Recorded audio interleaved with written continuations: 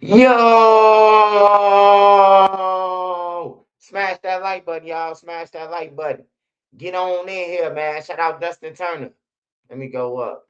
Shout out Shaq. Shout out Shaky Shack. Shaky Shack. Shout out Dustin Turner. Shout out Monty, man. Shout out Anthony Jones, Lawrence Nelson. Shout out KTP. Shout out Bone Yak. Shout out Go Go James, Monique Moore, Stream Element. Shout out to all my mods though. Street Code, Made Media, all of them, man. Shout out to Savage Black. Shout out to Bone Yak. Shout out to Tommy Sherman.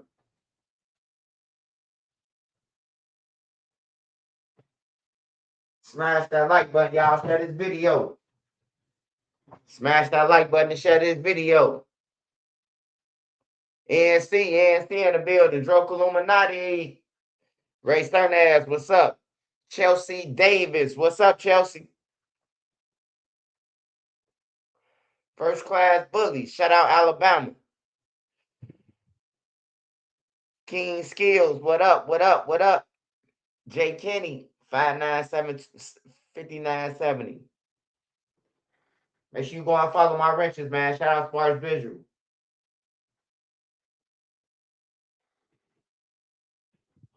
What you say? Do I still live in Chicago? Hey man, hey look, man. Chicago is pretty than a motherfucker, man. You hear me? It's pretty, bro. But I lived in Chicago all my life, man, through all the bad times, evils, and all that shit, man. You know what I'm talking about? Eventually you'll die in that motherfucker if you stay in that motherfucker. So to your answer, no, I don't live there, but I'll go there any motherfucking time I want to. You hear me? That'll be done, man. Hey man, the goal is to get out the hood. Remember that. It ain't made to stay in that motherfucker, man. I'm telling you. That's how most people die, bro. They be having money and stay around, and then they get killed right in their hood with all the money. And then it ain't like when you get killed, your homies who got the money, who got your money, who hustling for you, they ain't turning shit into your family. They ain't turning nothing into your family. You can have $1 million on the streets. Everybody gonna play crazy. No, he ain't give me no work this week. I was wondering what was going on. Nigga, they hit everybody with 3, 4 kilos. They ain't got shit for them. You hear me? Niggas. That's how I go, man. It's the streets, man. The rules only apply to the lower levels. The rules only apply to the lower levels, man. All the money go up and all the bullshit come down, man. That's how they run the streets, man. That's how the organization run the streets. All the money go up to them, and then it come back down to all the bullshit. All the go and kill this block. We in tour with dude now because they ain't pay they tab. But we'll never see the money. We just won for they tab. You hear me? They ain't pay dues this week. Go and air them out. Like we ain't got shit to do with that. You hear me? But that's just part of being in the game, man. That you gotta go and unfortunately do some shit. And then you ain't seeing no money, no lawyer, no none of that. But they rich up top because they getting all the money.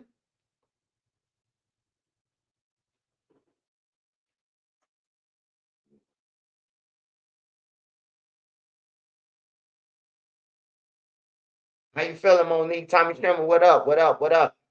All right, y'all. So they were sending me the video, man. It seems like Neon over there, but they do a lot of skits over there. Neon, he all about controversy, so his people could clip out. But it looked like Oblock was treating him over there. I ain't gonna lie. He had some toys on the back of the trucks, and then like the kids, they want them. They used to him passing out $30,000 and shit. You hear me?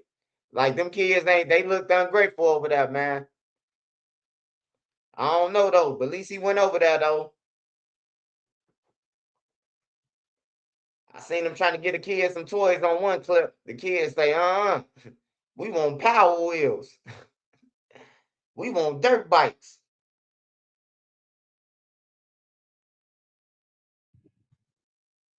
They said, Vlad, it's your turn, Vlad. They say you got to come to Old Block and Tuberville, goddamn, like Santa Claus. There comes a time to crash out on the ones getting money to get your respect.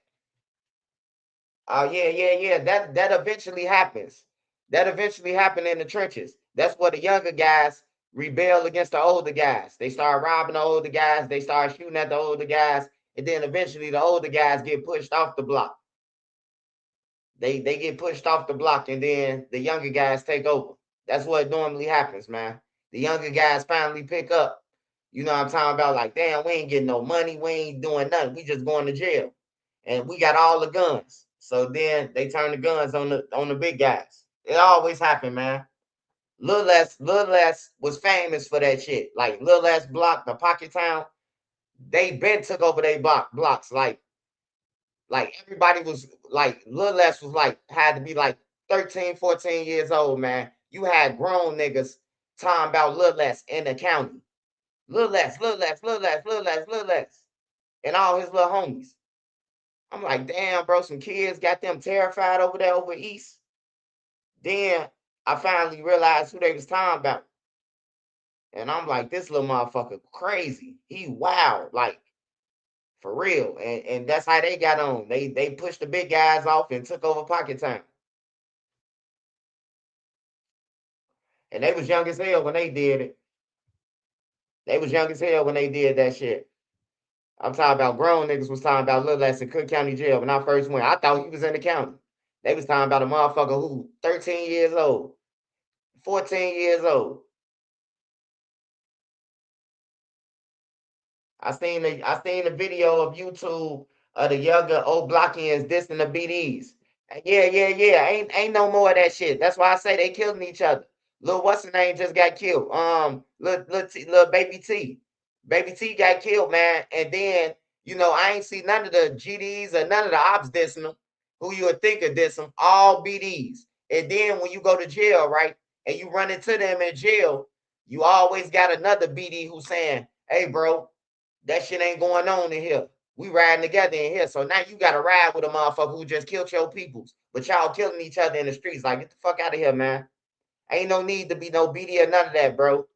If they taunt you online, goddamn it, you still saying BD, but they the ones who killed your family, and then y'all BD too. Like, bro, it just over with, man.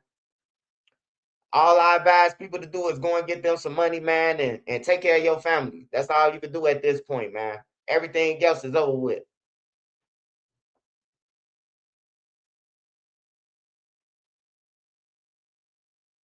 Who want to live in a building with roaches? I got to roll up one and play. Number future. I'm feeling good as hell. Hell no. Yeah, Neon, good people, man. He good people. I see him be I see even the people be taking advantage of him though. The rappers like they be beating him out and shit, but he good peoples though. He just be trying to do his content and shit. He got money though. He get a lot of money. But I seen 21 Savage beat him out. I seen Lil Baby beat him out. I seen a lot of people beat him out, man. 21 Savage has some fake cards, some marked cards, and beat him out.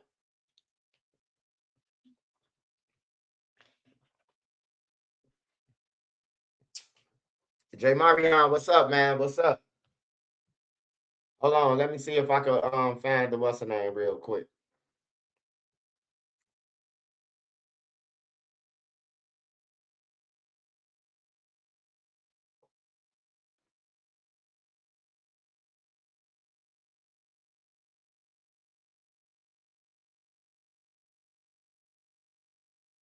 I'm from Liberia and love Chicago. Shout out to Liberia.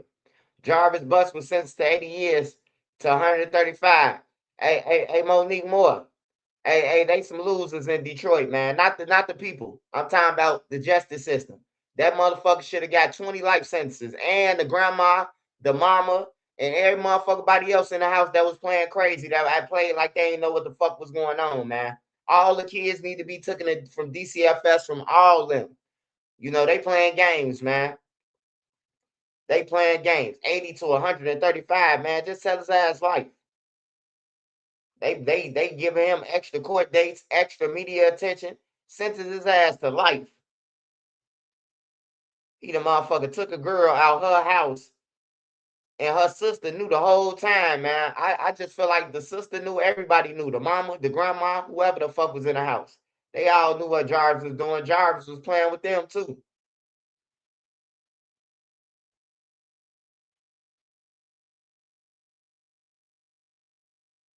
Yeah, I seen that though. Hold on, let me pull up this let me pull up this neon real quick. Yeah, Jarvis Butts. We followed that story when it first happened to her. We was playing that story every day, man. That shit was sad. She walking from school and just disappeared. And then this motherfucker got her in a mechanic garage with another grown motherfucker in there. And he ain't saying nothing to this nigga.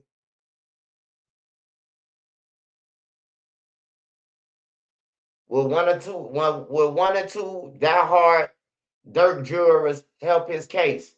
Hey, I ain't even gonna lie to you, man. Hey, as much as I want to tell you that, yeah, he could buy the jewelry and all that shit, man, he can't, bro. I'm just telling you, man. Hey, look, when you got people, man, who committed the crime, especially the shooters.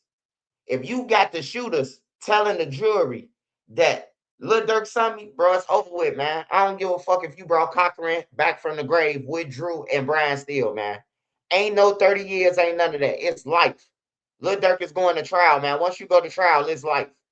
The 30 years was 5 months ago. If he wanted to cop out, you see what I'm saying? Ain't no motherfucker making no deals. It's straight life. You hear me? Drew said it. Drew said the state is like elementary. So he compared it what it was. He said the state is elementary and the feds is the NBA. So that let me know that them little cases that he was beating, he had a relationship with the people, with the state's attorney and all that shit. I'll pay for your kids' college, and then they overturn the charge and shit like that. You can't do that with the feds, man. They investigating they self. Like if they commit a crime, an agent, they own it. For real, bro. They own it. It ain't like the states, man. But good luck to him though, man. Good luck to him. He do got kids, man. So I ain't gonna be selfish like him. He do got kids still. So I don't wanna bash his hope for his kids. But I'm just saying, man, just being real, he ain't getting out. Hey, shout out Round Table Talk. Hey, hold on. Let me pull up this real quick. But I could tell you though, I could tell you this. I can tell you this though about Lil Durk. Even if he ain't gonna do it right now, when he go to jail, he could come back on a nasty appeal just because what Drew did. All off what Drew did, he could fight all his lawyers right now. He could pull a tech and then have to get a whole new woo wop. You hear me? But then his court date ain't gonna be to 2028 now. You hear me? He gonna still be in there. But he could fight all of them and like restart. It's like a restart. The lawyers got to get all the paperwork now. They got to look through the files and everything now, you know. But I don't know if he willing to sit and wait for that shit. I don't know if he willing to do an extra more 2 years in there. Cause it sound like he want to get out right now. So he got an appeal coming just off Drew.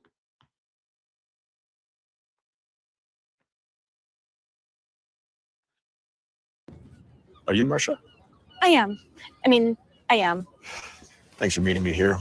Usually not an interweb dating guy. For sure. Barely ever use this Bullshit phone ain't tutor, about nothing. unless it's to bundle my Hey, insurance. Young Thug said he paid for Drew. I mean, for Brian Steele. So Lil Durk paid Drew some money though. He paid Drew some big money, bro. Like for real.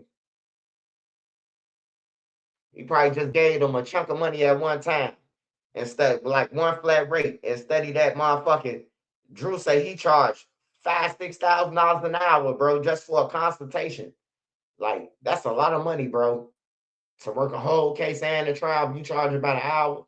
Lil Durk won't have no money when he come home. He won't have nothing when he come. If he did get out, shit, he ain't gonna have nothing. Hey, 50 Cent gave him some money too. 50 Cent son India $100,000. Shit, that's good, man. That you got people, that don't forget that you was around them, like his homies and a lot of more people. Cause Dirk had a crowd around him when he was out. He in jail, you don't see no motherfucker. But people be making an excuse. Oh man, they don't want to be hot. They don't want to go in the federal building because they under investigation. Man, they ass been under investigation. They still ain't give a fuck. If if if if a motherfucker told me that, man, Joe, we was in an Airbnb, me, Zoo, and all us, and the GBI ran in there for the shooting of Quando Rondo, I wouldn't have never jumped on no plane knowing that the GBI already suspect that we did it. That was dumb. That was dumb as hell. Y'all just shot at them. The GBI running y'all crib 4 months, 5 months later, and didn't lock nobody up. I wouldn't have went on no hit. I would have told Durk, like, nah, bro, they already on to us. You hear me? They already on us. They just ran our Airbnb. Asking us about the shooting of Quando Rondo. Now he get killed in California. Guess who the suspects? Even if we ain't did it, they finna investigate our ass again. You hear me? Because they already think we did it. They just waiting on a motherfucker to say we did this shit. They was just letting them boys go in Atlanta. Like, they was just letting them go like hotcakes, man. They was committing crimes, gun charges. They was just letting them go, man. And they was bragging like they was just beating shit. But really, they was just letting them go to and build the investigation. I know for a fact Zoo got locked up with like 9 guns in like 9 months. He got locked up with like 9 guns in 9 months, man. No bullshit. He got locked up with 2, but got beat that 3 more, then another one, another 2. He was just going through it with the guns, and he was beating that shit. Well, we thought he was beating it, but they probably was really letting them out. You want 9 and free they see so they could rap again. Man, hey, look, if you listen to them, just go ahead and send me $30,000. I'm gonna make you a whole motherfucking mixtape with me rapping. DJ Fair is gonna host it. Send me $50,000. You ain't got to listen to see they them. I could say boom, boom, boom, boom, boom, boom, boom, boom, boom, gang. Let's get it. I could say that. That's all the fuck C they and Rondo say. Boom, boom, boom, boom, boom. Let's get it, squad. That's all the fuck they say, bro. I don't know who would pay them motherfuckers for a feature. Them niggas garbage on everything, bro. Like they were just killers rapping, bro. For real.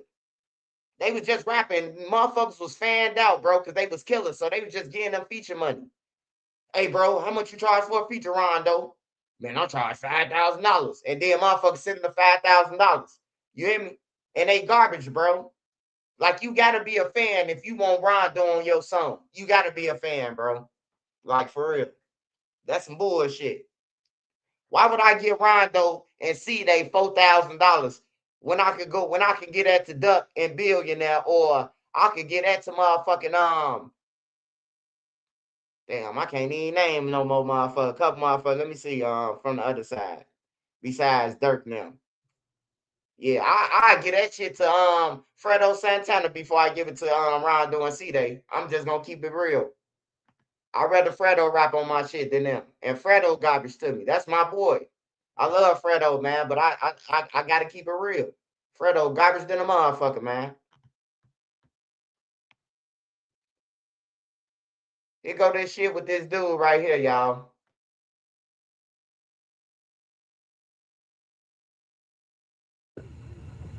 I could get you a little village. I just need to get you approval, bro. That's all. Approval? Oh, it's like that. Little village ain't no punk. That's the Lion King stronghold, bro. That's the cartel. I could call my guys that I got plugged and see if they'll get you in, but I need to make those calls first. If you don't, I mean, what else are you looking to do? I can get you into Pilsen, which is close by. What are you trying to see? Oblock? They're still not letting you in? Hold on, I'm getting connected to the deputy mayor, but I can't film the convo. Shit. Yeah, don't. She's making the calls, so don't. Okay, wait, but like, do you think I could like convince them, or is it cooked? Nah, she's making the calls. She's telling Oh my gosh, she's calling me. All right, I gotta mute my mic. Wait, all right, I'm gonna call you right back. All right. Wait, can you get the property manager on the phone? So the chat's the problem. They just say they. Hey, I'm glad you just peeped that shit, because I ain't even peep he had on the Oblock chain the whole time. I swear to God, I ain't even peep he had on the Oblock chain. Shout out to Box Juice. I ain't even peep that. He already in Oblock. What the fuck is he calling the deputy mayor for? He must have snuck in through the back of that thing. Let's see. Smash that like button, y'all. Despite the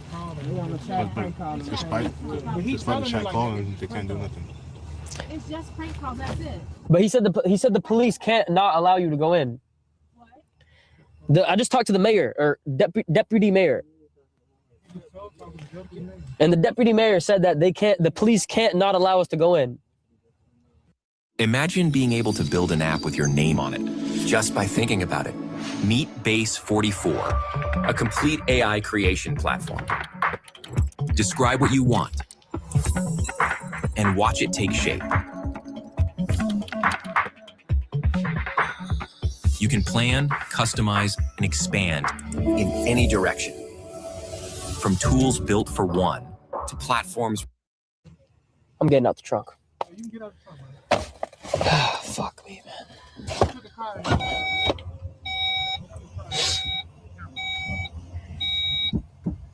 I got a headache back here. Fuck. My hair? I dyed it. Some old lady. You like it? Yeah, we're blacking it up. They can't do that though. This is crazy. Shit.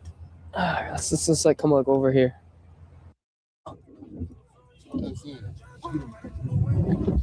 Oh my god, what the Oh, shit. Come on. Yes, sir. Step out of there. All right, okay, yes, sir. I'm gonna. Get out! Yes, sir. Out! Yes, sir. Yes, sir. Yes, sir. Wait, why am I getting arrested? Wait, why am I? You can show this.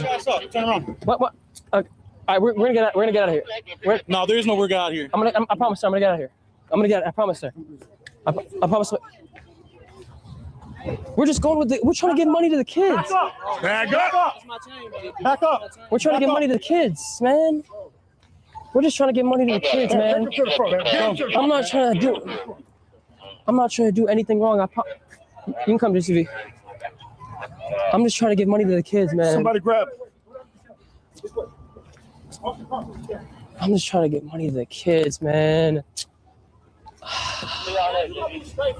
Bro, I'm just trying to get money to the kids, though. But it's just like, I got no bad intention. I just gave out a U-Haul to a bunch of... Brother, I come with no ill intention. I promise you that. I promise you that. I'm just trying to give back to the kids. We got a bunch of cash. The cash is on them. Step back from me, bro. Step back from me. We're not... Hey, you going to cuff too. You on our property at the end of the day. Okay, all right. You can get cuffed too. So step back. That's cool. Step I hear back. what you're saying. Well, do what it was. Give us a little respect. You're the right, No, you JCV. gonna bag up. That's what you gonna do. All right, cool. JCV, You ain't gonna talk you're to right. me crazy.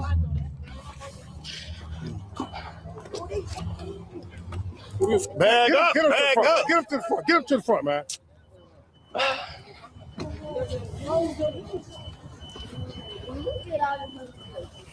Take him in the booth. Oh my God, bro. Yeah, go ahead, bro. No, you came in to the Project Hood bed. Take him in the booth. Take him in the booth. What you gonna do? Take him out here, man.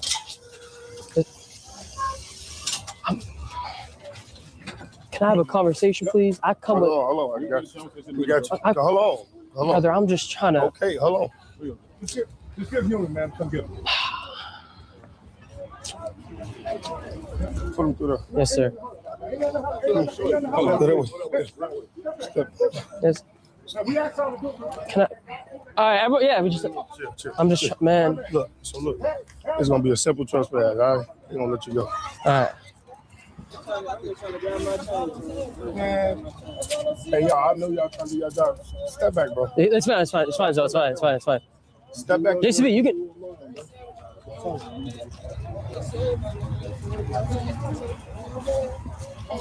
JCB, you're good. You're...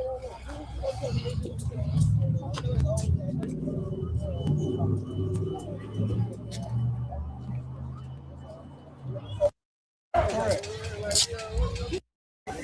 you going? That's illegal. They kept it. They took his. Hey man, what the fuck, man? This shit real? Man, I thought it was a skit at first. This too long to be a skit though. And even to say you can't keep the. I'm right here. We gotta get out of here.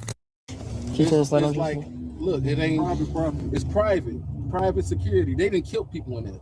The security. The security. Yes, a friend of mine, a neighborhood friend of mine, they killed him, and they on the domestic, they killed him.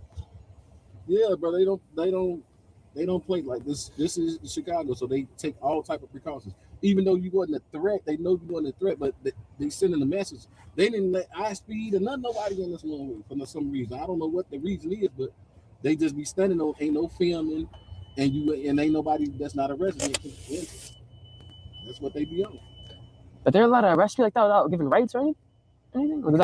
There's the city police didn't arrest you. The city police would arrest you. We'd have been having to go to the police station and all that. You'd have had to get, and you couldn't bond. Ain't no bonds no more. You'd have had to go to the county. For a minor offense. If the real police would have arrested me, you'd have had to go to court to get a bond. Ain't no bond in front of. So I would have been stuck in jail. Yeah, you'd have had to go to court tomorrow. In the morning, yeah. Yeah, let's get the fuck out of here. Let me sit in one of those.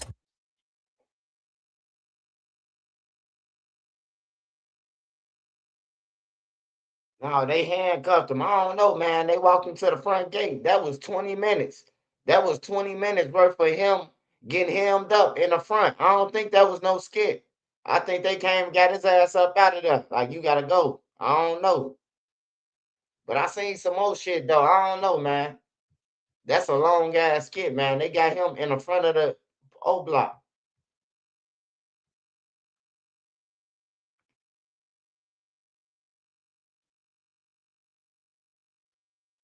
Oh yeah. He probably told them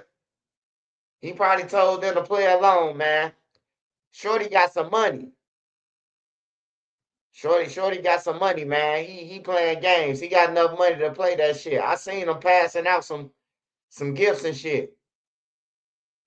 Hold on. That's the sound of an American oil company hard at work. Want to be a part of it? Listen up. Hello, my name is Adam Ferrari, and I'm the CEO of Phoenix Energy. All right, let's go. Yo. Alaikum salam, brother. I'm gonna pass you a mic. We are live. Chat. Special shout out to this man over here. Thank you for having me, brother. I appreciate you. Chat, we're gonna start off the stream with a bit of a give back. We have a U-Haul. Someone brought some gift cards too. So how do we go about rounding up everyone? We gonna just walk over there. When they see us walk, they gonna follow. All right, let's do it. Let's do it. So this is the number one school. Oblock. In Oblock. This is our school. Take a picture of her. Let's do it. You take a picture of her. Let's do it. You gotta hop in the middle.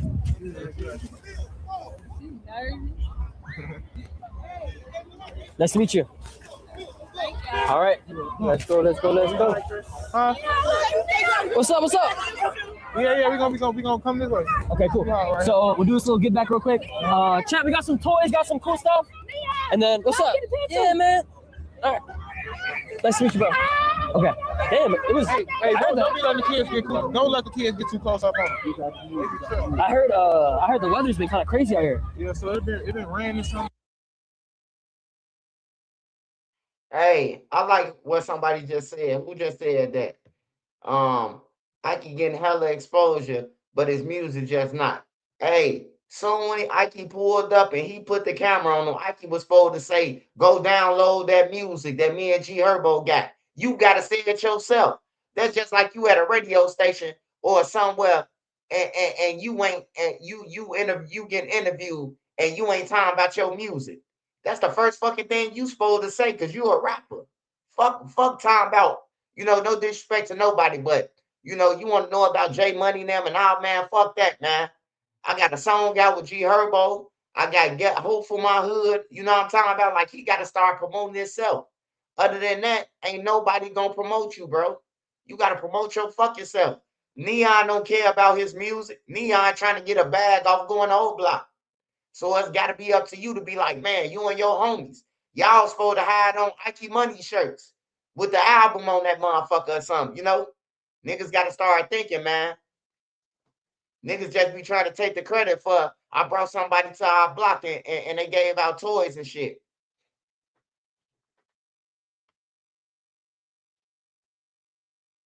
It's been like, it's like some, I don't know, up and down, back and forth type shit, you know? What is that? What is that gate for over there? It's like, it's a gated community. Okay, gated So, community. like, intruders kind of. Oh, for real? You can go to jail for trespassing sometimes. What's up, man? Okay. All right. How do we? We gonna go to Okay. I'm up.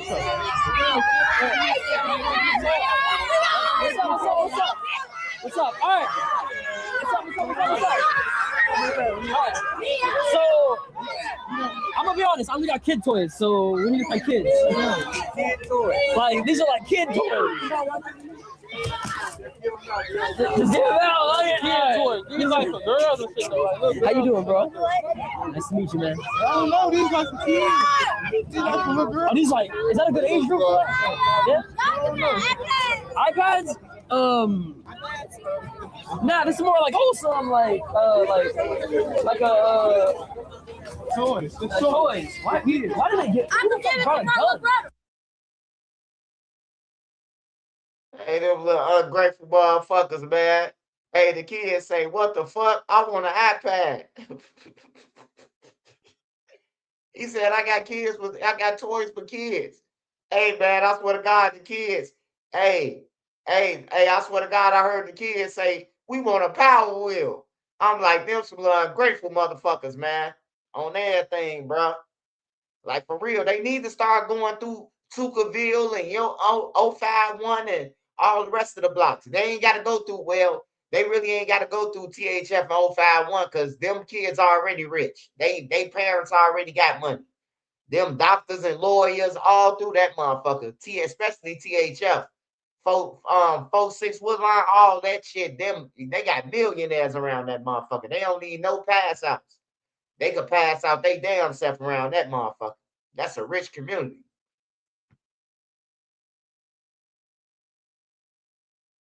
I'm giving to my little brother. Oh my Give God. it to my brother. If you want to get to You want that, bro? I guess we just passing as we go, kind of. You know? Okay. Here you go. You want this, brother? Yeah, gift cards too. Oh, I get a gift card. You want a gift card? You want a gift card? Okay. Okay, he has a gift card. Push back. Okay, all right. Y'all get two of y'all come out. Get two of you move up. Pay for this bag. Oh, you don't want this anymore? Somebody give You don't want this anymore. How you doing, bro? Much love. All right. Yo, what's up, man? All right. Hold on, give me a sec. What type of toys are This shit like in the back.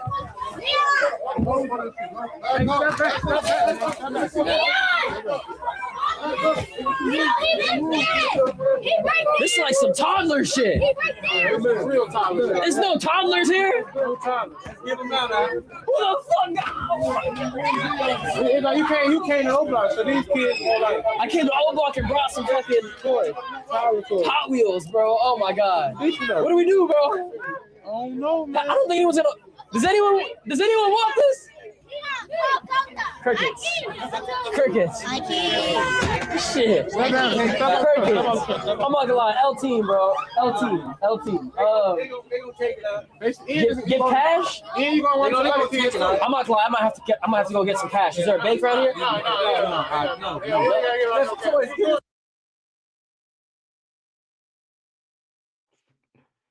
Hey, that's crazy as hell, man. That's crazy as hell. Hey, they need to go and find the little kids who the toys for them. Them motherfucking kids don't want. They ain't budging either, man. They ain't budging. Them kids say, hell no, we don't want them toys. Ungrateful, man.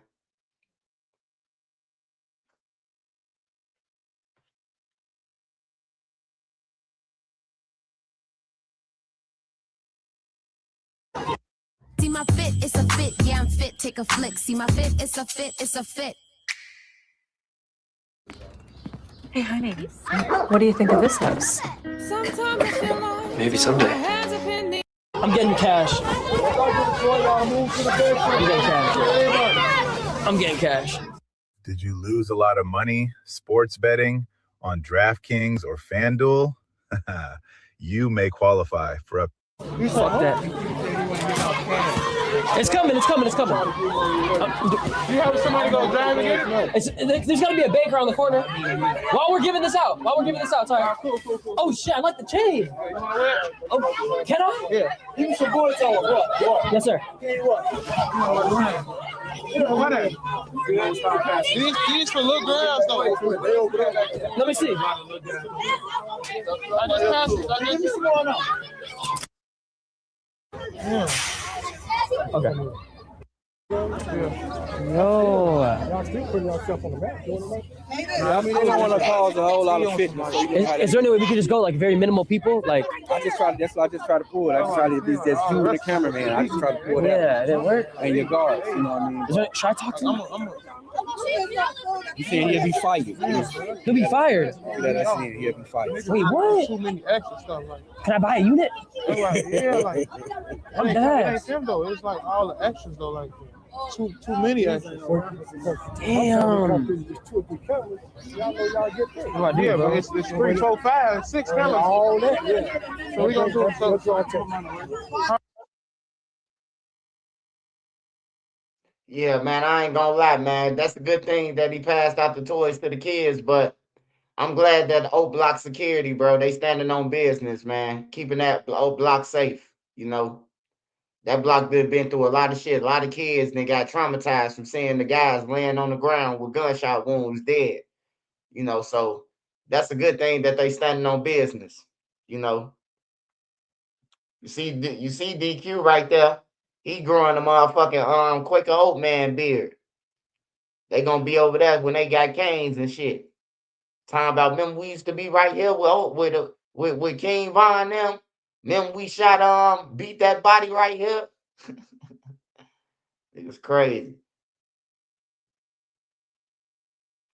Swipe all that's cool, but other races prey on our community. Hey man. Hey, I'm gonna tell you like this, Deontay. I'm gonna tell you just like this, man. What the fuck do our community do for our community? You hear me? Hey, look, we could complain all day what somebody else doing, but what the fuck are we doing? Niggas is stepping on each other. Niggas running each other down. The kids can't even play. Kids can't even come outside. Kids can't even come outside, bro. What the fuck are we doing? You know? Shit, this the most peaceful old block ever been. Ain't nobody getting shot. Well, since look, Ty Money and them and all them been locked up. I said we need to home our own. Yeah, but until then, man, it's gonna happen like that. It's gonna happen like that, man. Hey, look, if you don't do it, somebody else gonna do it. I've been told Oblock, I've been told E-Dog and all them. Hey, look, start doing paid tours. Start doing this, start doing that. They ain't doing it. So you got people like No Jumper and Neon and Speed and all them. They coming through that motherfucker to get the content. Whether they get kicked out or not, it's content. And they getting paid for it. So if you won't do it, somebody else will. And they gonna do it and get paid for it. Them boys supposed to be profiting off Oblock. They supposed to be profiting off of it. They supposed to be high record deals and every motherfucking thing. But when people like Neon come over there, they get fanned out. The rappers get fanned out because it's Neon. They look at him as bigger than them. Instead of saying, hey man, go and get Ike Money album. Hey, tell your people to go and get my album. I ain't hear Ike Money say that the whole 40 minutes we've been watching. I ain't heard him say nothing about no music. On anything. Ain't no white man gonna just say, oh yeah, Ike Money, woo, woo. You gotta say that shit on his platform. This Neon platform that they own. Man, go and download me and G Herbo right now. He just dropped. That's promotion, bro. Like for real, niggas ain't doing it, bro. And then they just blame the white man about the shit. Oh man, it's their fault we down. Nah, bro, you could have went on his channel and fucking said the going down low. You know how many people on Neon channel that's gonna watch him, how many clips they finna clip out that Ike Money would have been on saying going download my music. He could have sung or something. When he seen when he walked up to him, he could have walked up singing this song. That's promotion. Like we gotta start, we gotta learn how to, we gotta, just like they know how to manipulate us, what you say manipulation, we gotta learn how to manipulate their system. Oh, he think he finna come over here and get some views? We finna view up off his ass. That's how motherfuckers gotta look at it, bro. He ain't finna come over here and get no motherfucking millions and millions of views off us. You hear me? Like we gotta get some of this shit.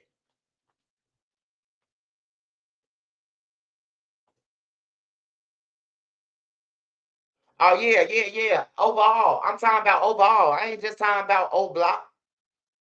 Yeah, it's a different promo game. Hey, I ain't just talking about Oblock. Cause I never see nobody go over there with Duck them from. I ain't never seen nobody go to No Limit. I ain't never seen nobody go to Pocket Town. I never seen nobody go nowhere else but to Oblock. You know, I ain't never seen it, bro. It's like that's just the mecca for Chicago. Oblock is what Chief Keef came from, Vaughn came from. That shit famous. Even though Lil Durk famous than them, Oblock still way more famous than what Durk them from. You don't see nobody riding past Durk Block talking about some this Durk, but the ops. Everybody ride past Oblock and go to that Maury. You know?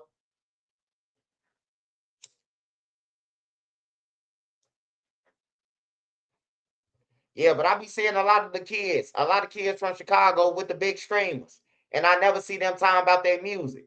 They always talking about hats and how many people they killed and who chain they took. Like I never see them talking about their music, bro. Q50 and all them. I don't never see none of them talking about their music, man. I'll be promoting my ass off if I get on Neon.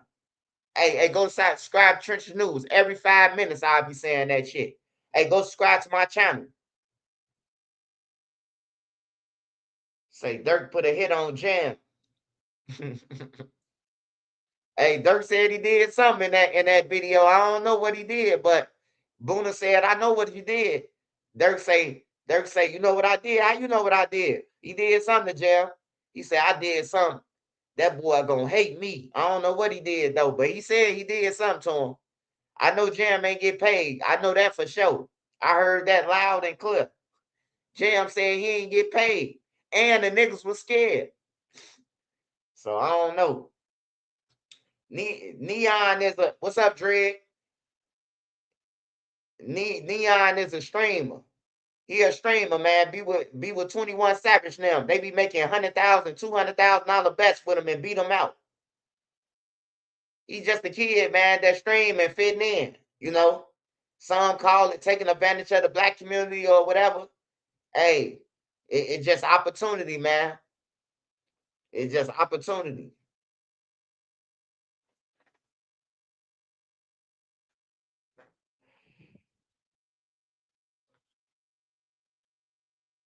Yeah, hey, they never passed out the toys, just shots. Yeah, they was passing out toy guns and shit, man. Them kids want iPads. Yeah, 21 did him like that too. 21 got Neon and he got Aiden. He got them with the cards, the fake cards, bro. They be beating all them out. They beat him and Aiden Ross out because they know they rich. So they just beat them out. But Aiden Ross, he'll call them out. Dude right here, he ain't gonna say nothing. He get beat. He ain't gonna say nothing. He get beat right in his face, and he ain't gonna say nothing until a stream over, to somebody else on the stream. Be like, I know 21 beat me out, but Aiden Ross gonna say it right there while he in his face that he beat him out. He be with 6ix9ine, so you know Aiden Ross, he gonna say whatever the fuck on his mind now. 6ix9ine got him like that. 6ix9ine got Aiden Ross going crazy. He saying whatever the fuck he want to. Yeah, that's the shit that was in Oblock though.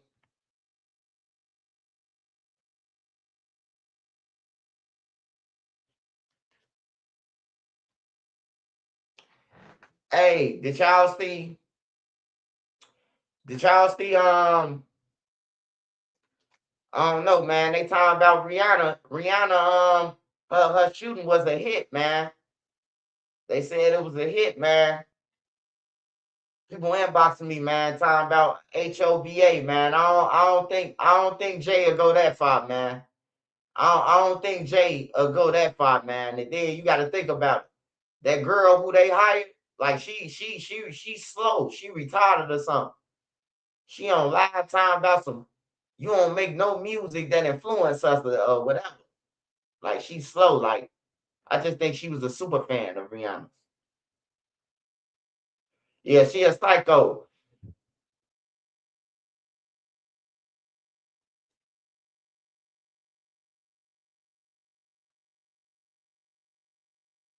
She definitely a psycho, man. That shit's scary though, man. You don't even know the motherfuckers who gonna kill you. Like that's scary.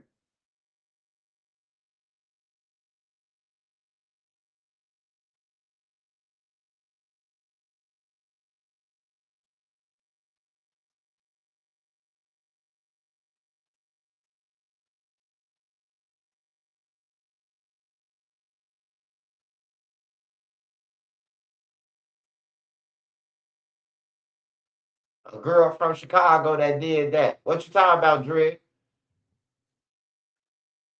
What you talking about, Dre?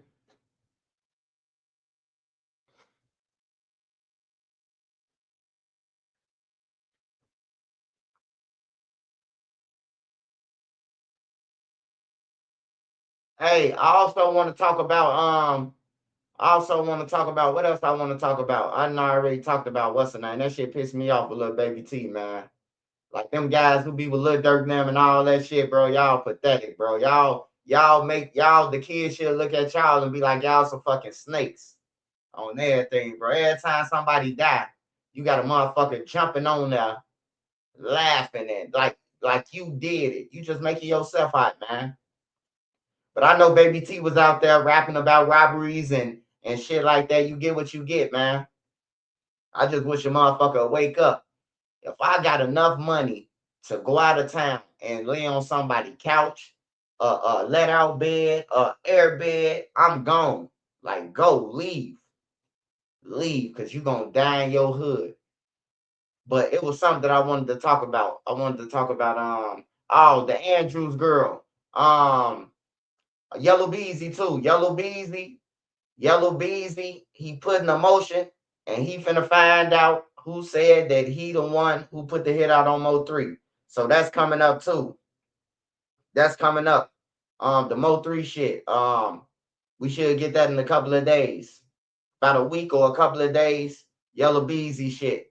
Alicia Andrews with Julio Folio. I say that she should have let that judge who was in front of her. I think she should have rolled with that one, man. Because I think the next judge that's gonna come along, it gonna spank her. I think she really should have went along with the judge who gave her some play. You know, I think she was just being too greedy. People was telling me to watch that shit, so I went back and go and watch it. And I just think she being greedy, bro. And she gonna get hit over her head. For real. Cause 20 years, that's still hitting over your head. 25 is a life sentence, man. 25 years is a life. That's considered a motherfucking life.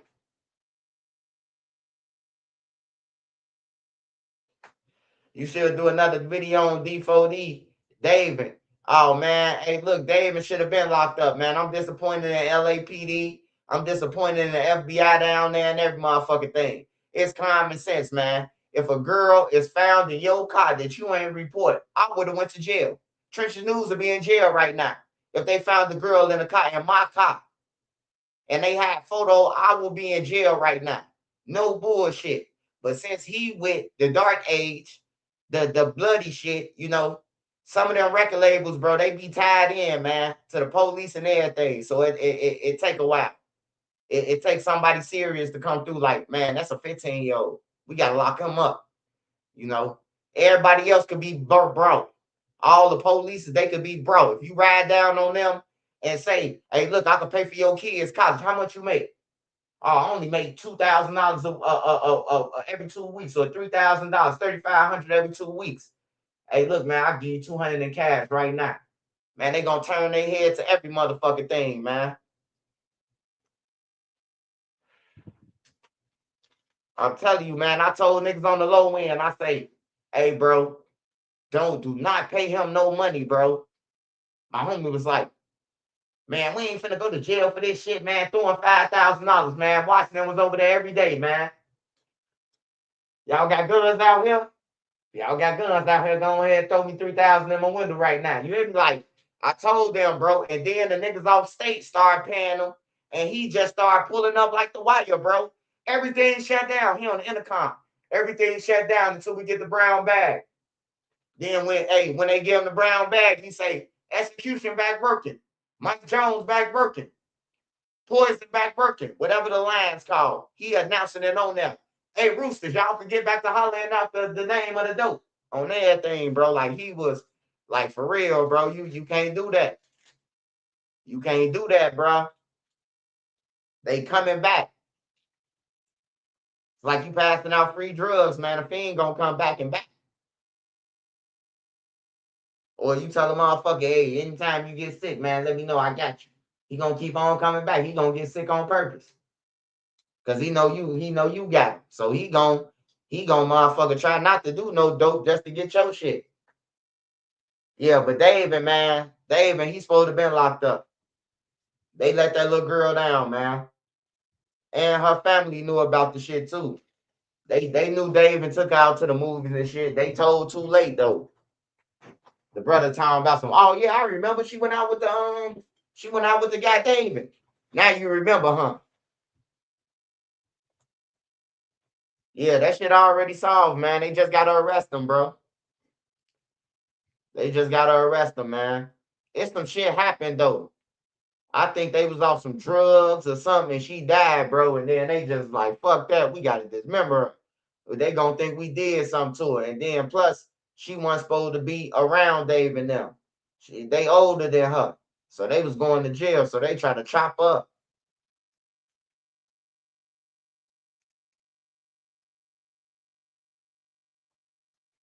Smash that like button, y'all.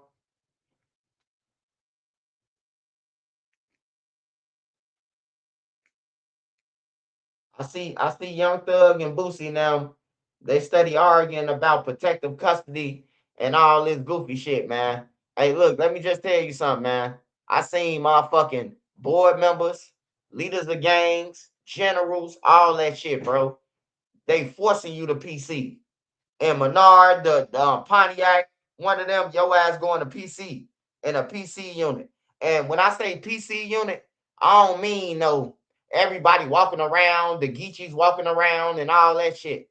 I'm talking about real PC because we take the food over to PC. The kitchen workers take the food over there and feed them. They don't come out with nobody. When they come outside, they go outside by themselves. When they come out they cell, it's one at a time. Ain't no 5 people, ain't none of that. That's real PC. What the shit Lil J and them was on in Cook County Jail, that wasn't PC. That ain't PC, bro. When everybody out they cell and motherfuckers kissing in the day room and choking each other up, that ain't PC, bro. That's club fed.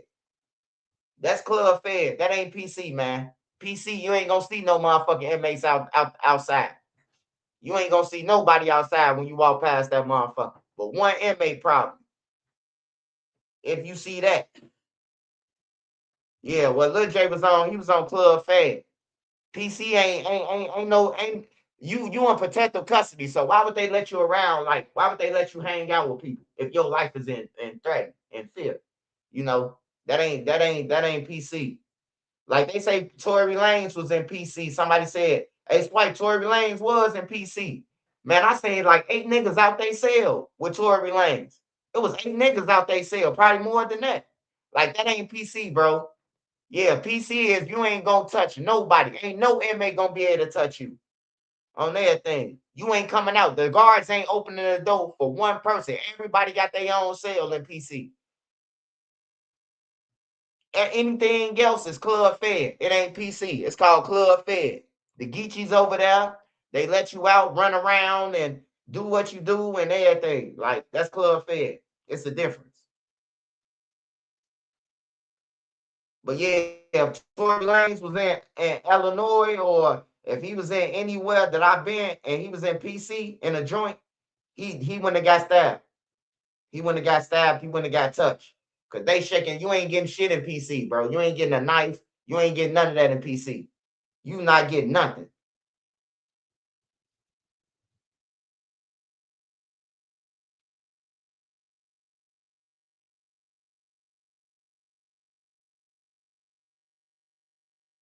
Hey, Booty over there, Time over there.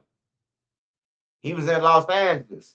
Yeah. That's what I'm saying. I don't know what they call PC, what they should call PC, because the kitchen workers feed PC. They don't come to chow or none of that. So I used to go over there and open up their chuck holes and put their trays through there with the guard. The guard walking around with me and somebody else from the kitchen. I think Zoo Brother probably fed the hole and PC and all them with me one time. But yeah, they don't touch nobody. You ain't gonna see no inmates.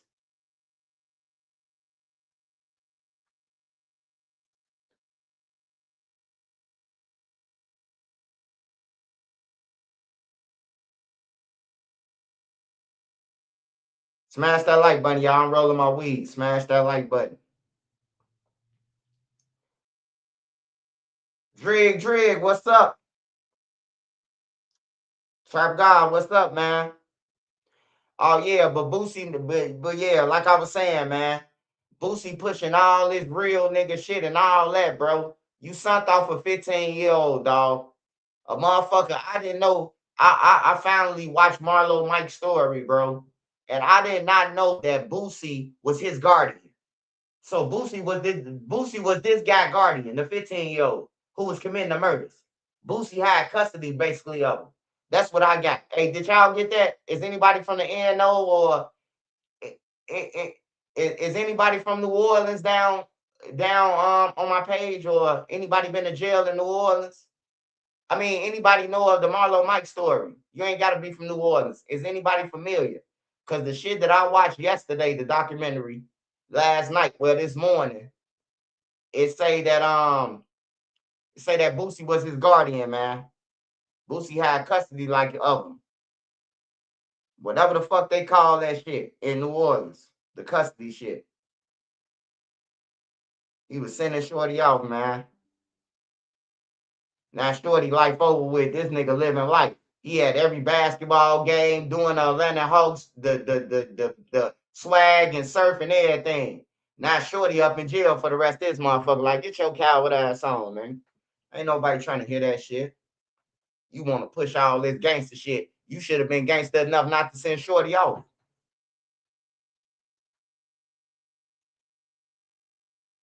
Then niggas be claiming like they done killed the motherfuckers. You ain't killed nobody. Shorty killed the motherfucker. You ain't killed nobody.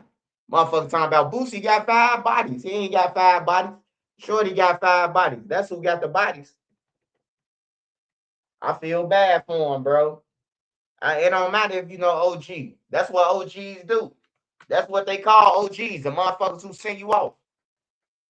That's exactly what OGs is. What you said, Boosie OG. Yeah, he is OG. He just like the rest of them motherfuckers. Send a nigga off. That boy was 15 years old, man. Somebody told me to watch it on here. I ain't even know about Marlo Mike. I just finally got a chance to sit down and watch it. And I'm like, damn, Boosie was his guardian? Like, that shit crazy, bro. Like, you're supposed to be responsible for a motherfucker if you his guardian or you got custody of him or whatever he had of him. He had some type of custody of him. Like, dude, Shorty was living with him. So he failed Shorty. So all that tough shit he be talking about, I don't be want to hear, man. Like, I don't be want to hear that shit, bro. Just like with Yummy. Just like with Yummy. The same motherfucker who sent Yummy them to kill a girl and shoot up the block. The same person who sent the 2 brothers to go and kill Yummy is the same motherfuckers who told on the brothers that killed Yummy. The same motherfuckers who sent the police. Soon the police rolled down on him. Oh man, it was the Hardaway brothers. They killed Yummy. You know what I'm talking about? You done son Yummy off to go and shoot the block up, and he hit the wrong motherfucker, and now y'all talking about he gotta die. You hear me? Like that's some. I don't like that shit, man. I ain't with that shit, bro. Like for real. What if Yummy would have been a lawyer? We don't know what he could have been. He could have turned his life around and been some. You know. It's like got cut short though. When a nigga do something that you won't do, it's easy for a motherfucker to say, "Hey, I ain't got to do nothing. I got a shorty that's gonna go and body something." And that's what niggas do all day in Chicago. I know at least in Chicago, they always say that. Man, them my shorties, they don't go. Look at my shorties, they don't go. Be 50-year-old niggas, 60-year-old niggas bragging about some kids. These my shorties, they tearing up anything. Like, go and sit your grown ass down, grandfather. You know, time for you to retire soon. You older than me and talking about some shorties. Man, I always try to tell, like, even little T-Roy and all them know, bro. I ain't never sent them off. I ain't never did none of that shit. You can ask E-Dog. How Trenches News ever sent y'all off and told y'all to go and shoot somebody or none of that. He'll be like, hell no. Swiper tried to talk to us out of this shit. Like when they went to go and shoot and they shot a motherfucker and somebody got shot over there. I told them, I'm like, bro, y'all finna go and shoot over what this girl said? Man, we tired of them niggas. On everything, bro. They was listening to the girl, bro. I'm trying to talk to the niggas while they running up and down the stairs through the hallway. Bro, y'all finna listen to this bitch? She fuck with them. They ain't care, bro. We tired of them niggas. They went over there. I'm like, bro, like, that's crazy. You know, because I ain't into listen to no female when it come to war. That, like, you just stay away from me. I don't want your input or none of that shit. I want to I want to go off my motherfucking mindset, and if I'm going to go, you know, because a female light your ass up with endurance. You going to let them niggas talk to you? You a bitch. Or you ain't say that to them niggas. Now you got to go and kill everybody in the crowd, bro. And then turn around and be like, I told you, bitch. And now y'all on the run after that. You hear me? Like, I don't even like no female up in the beds, man. Like, for real. Hell yeah, man. I love the little kids, bro. I love the little kids, man, because it's like, when you find out, bro, like, man, motherfuckers ain't really loved us. The streets don't love us. Like, you got to go to jail and shit. You got to go through all the bullshit. You got to go to jail for the stupidest shit and sit in there and see that don't nobody send you nothing. And then you start to catch on to it. You be like, damn, bro, I've been to jail 10 times for the block. They ain't sent me nothing. And then you will wake up one day. You're going to wake up and be like, man, fuck that. You either going to get off the block or you going to start robbing the block. This is my shit. That's how it's going to go. But I'm just here because I know that, bro, if we ain't got no youth, who the fuck gonna take care of me when I become, like, who the fuck gonna be the doctors? Who the fuck gonna be the veterinarians and shit like that? I be thinking about that. I think about that, bro. I sit back, bro, and got pictures, bro, that I look at all the blocks that lost all they homies. They in all pictures together. JoJo and them too, every block. You see 600, you see one picture, one big picture, and everybody gone, bro. The rest of them locked up for the rest of their life. It's probably 2 niggas that's in that picture that's still alive. On everything, bro. That shit be hurt. That shit be hurtful, bro. When you see 30 niggas in the picture, man, it's only 2 alive. Like, you be like, damn.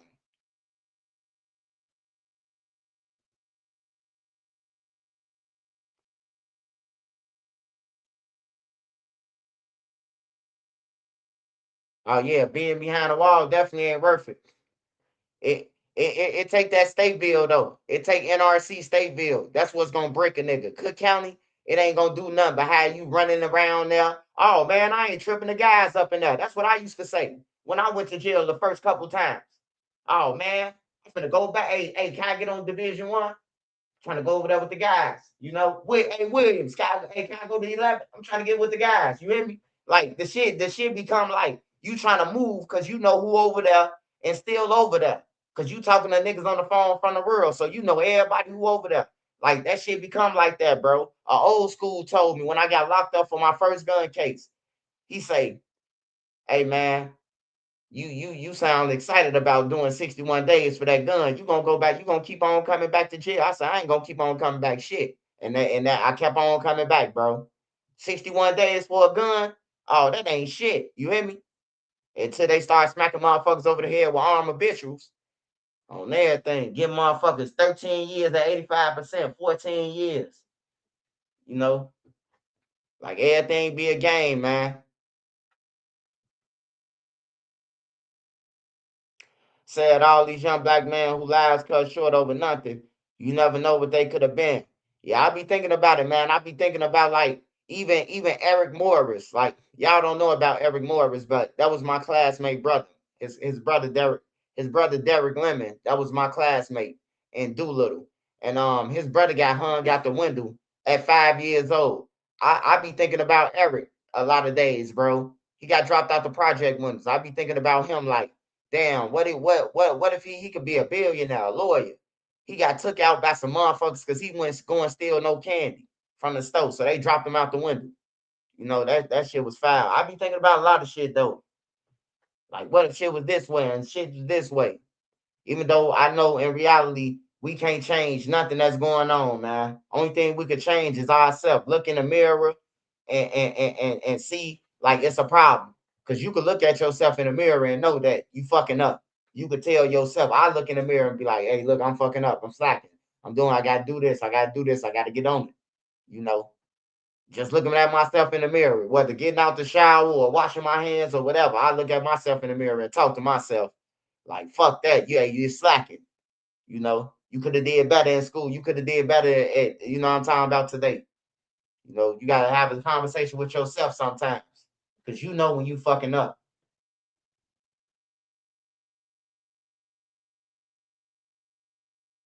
Yeah, old school people, man. It's always the old school that tell you, bro. I remember I was in a cell with this old BD, and he kept on just saying, like, we in Stateville, NRC. You know, the guards don't come on the deck. The people beating on the doors, kicking on the doors all day. The guards ain't coming in there, you know. So he got an A number.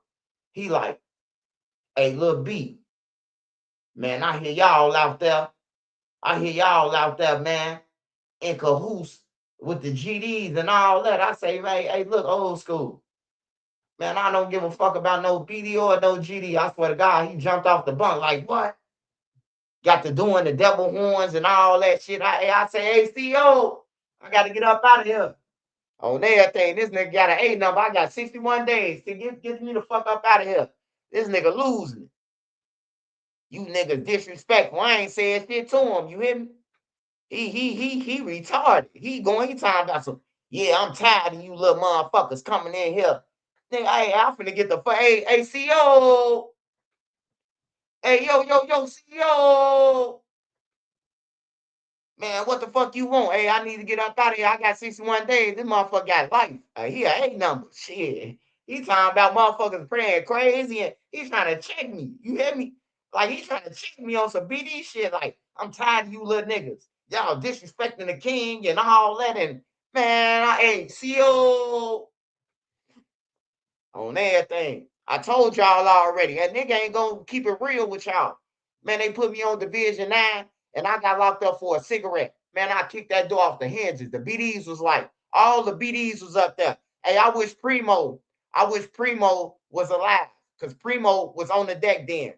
When I was on that deck, Primo was up there. Primo was in one with me too, Division 1. When I was in one in 06, me and Rico was cellies. 07, Rico from the pocket. That was my cellie. But I got locked up for a cigarette and they took me on 9. And I'm like, what I'm going to 9 for? He said, this your classification. I say, hell no, I'm up here for a cigarette. He said, man, just go in the cell.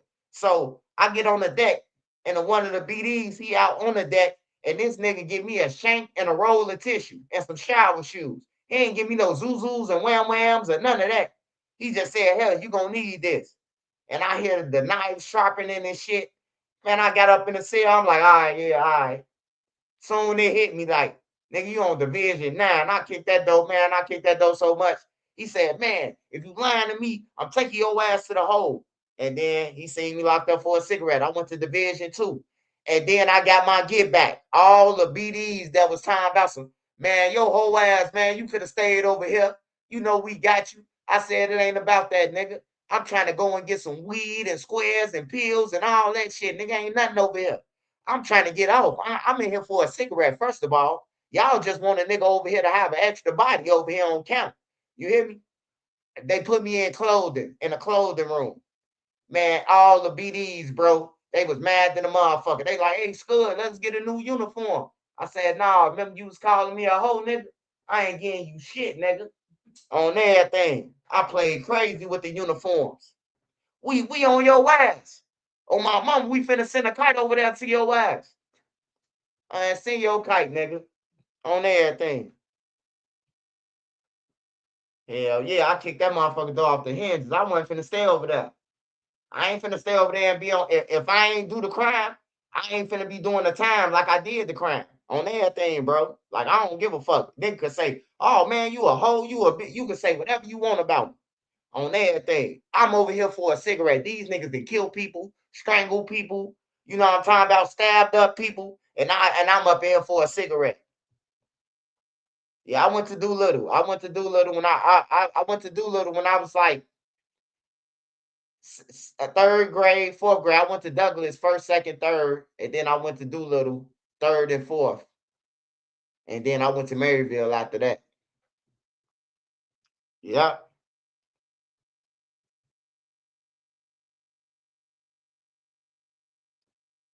Oh yeah, they call me all type of hoes to be these. Hey man, we finna call the block, man. Your ass bogus. You left. Hell yeah, you call whoever you call King David, nigga. Tell him that I motherfucking got off the deck. On some real shit. Niggas just be want you to stay up there in trouble, bro. Like I ain't finna stay on no Division 9, nigga. Y'all sharpening knives and shit. And first thing you give me is a knife. Like, nah, bro. You could have came to me with some zuzus, a fish steak, some chips, some tortillas. And then I would have thought about staying. Like, oh yeah, the guys got me right. I might stay for a night. You hear me? But they ain't give me that. They gave me a knife, bro. Like, fuck no. You gave me something to let me know that we in danger.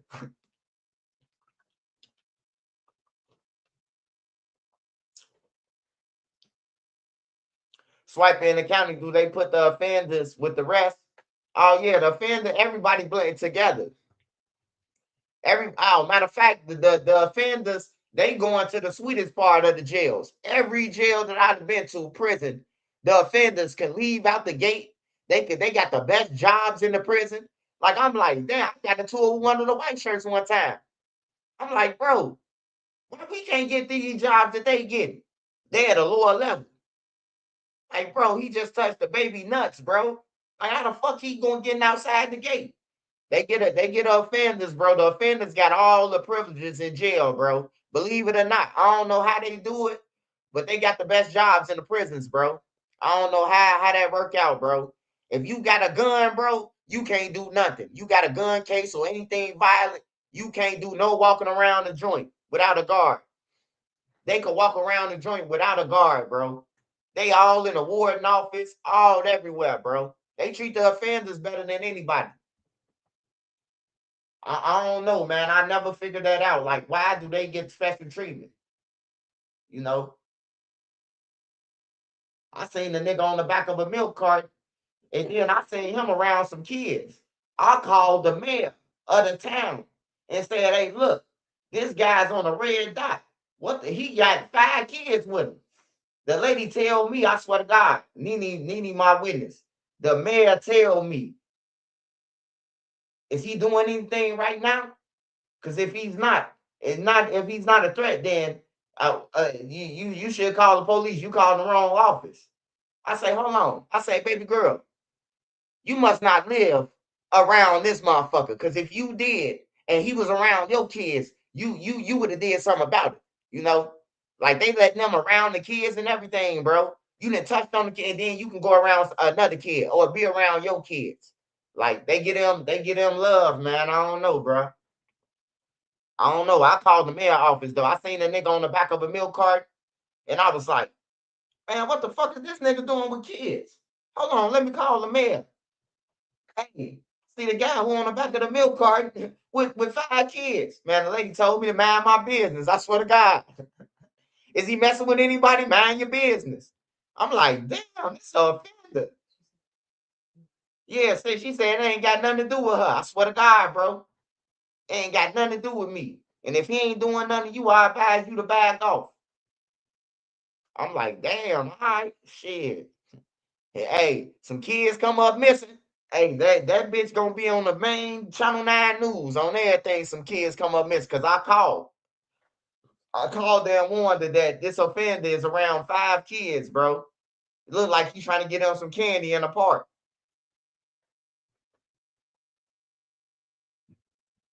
When I did my time in Texas, every offender I seen made parole, but a motherfucker with a simple case gets denied. Hey, bro, I was in court one day. No bullshit. I was in court one day, bro. And this old man, bro, he had 300 counts of child. Y'all know already. You hear me? Bro, they trying to give me 7 years. Man, I flip. The PD walked up in there to me like, are you ready to take the time? I say, hell no, I ain't taking shit. They just gave this motherfucker 3 years unsupervised probation on everything, bro. Like, hell no, I ain't taking shit. They was like, we got to kick you out the courtroom. Hey, bro, I be going out, bro. Y'all might think I'm playing, bro, but I snap in the courtroom, bro. The judge would be like, hey, look, you listen. You hear me? You listen. It's time for you to listen. On there, I done listened to the bullshit enough. I be going crazy, bro. I ain't trying to hear that shit. Especially when my life on the line. You got a public defender right there telling you to No, you shush, motherfucker. On everything. This is my motherfucking life. You eating lunch with them and shit. Both of y'all smell like Subway onions. Like hell no. This is a conflict of interest. I see the public defender that they assigned to me. He kicking it with the bitch who talking about giving me 7 years in the hallway. Talking about I'll call you later, baby. Like, nah. We ain't finna do this. Hey, he was just hollering at this bitch. The judge asked me, I swear, Nene right here. The judge asked me, have they ever talked to you? I said, I don't know her, him, or him. This is the first time I'm seeing any one of them. Man, I swear to God, I'll flip. The judge cut the court off. He cut the court off. He made me take a psyche valve. He thought I was, hey, he said this motherfucker crazy. He made me take a psyche valve thinking that, like, I'm seeing aliens, like, because I said, I don't know him, her, or her. I never seen them. I just seen this PD today. He come up to me talking about, you want to take 7 years? I ain't never seen this motherfucker. 7 years? On everything. Show me my discovery. Show me the witness that's telling on me. Show me. This motherfucker talking about, oh, I can't show you your discovery. Man, I told the judge, hey, look, I don't know him. I seen him out there telling the state's attorney that he'll call her later, baby. Man, the judge say, what the fuck? Yeah. I get like that. I get like that everywhere on everything. Not just on YouTube or none of that in real fucking time. You ain't finna fuck me over. I've been fucked over enough to know that I gotta say something.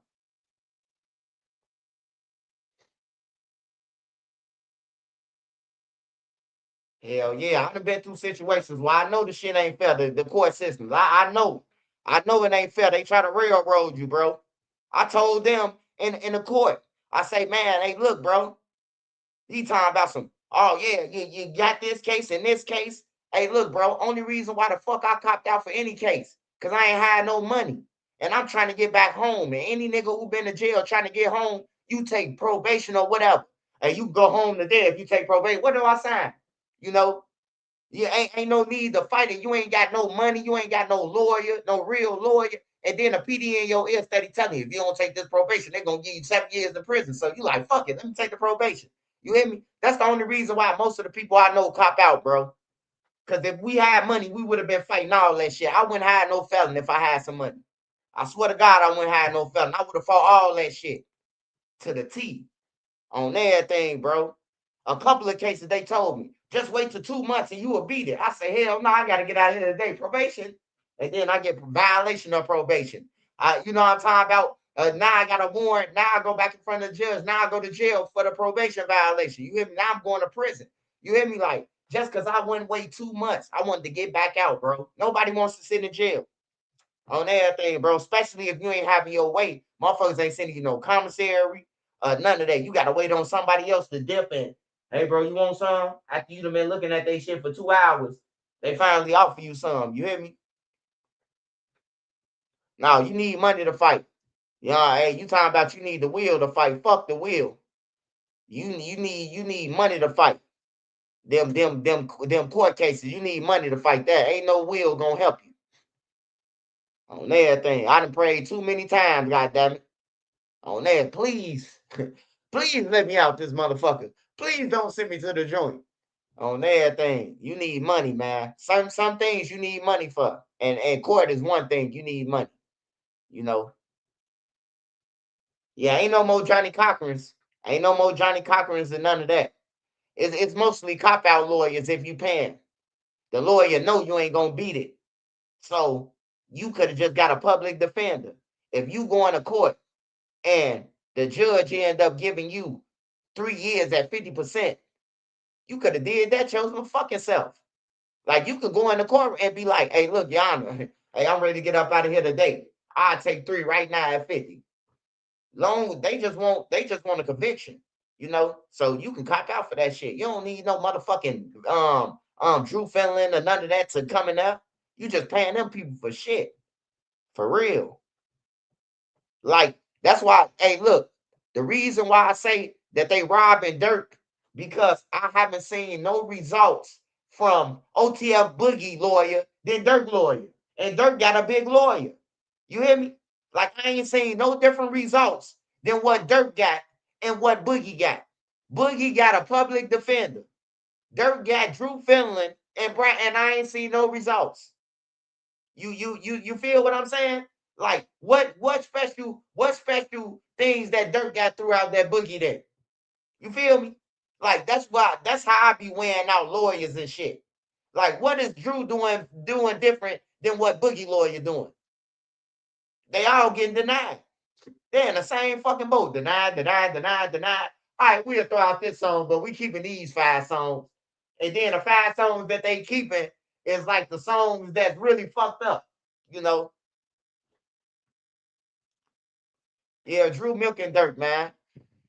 If I was Lil Durk, I'm gonna make one more request because I know they gonna listen to me. I know Big Durk now, they listening to me, man. One of the BDs told me, man, they listening to you, Swipe, man. You might not know, but they listening to you, man. Hey, look, hey, Big Durk, I just need y'all to fire Drew Finland if you listen to me.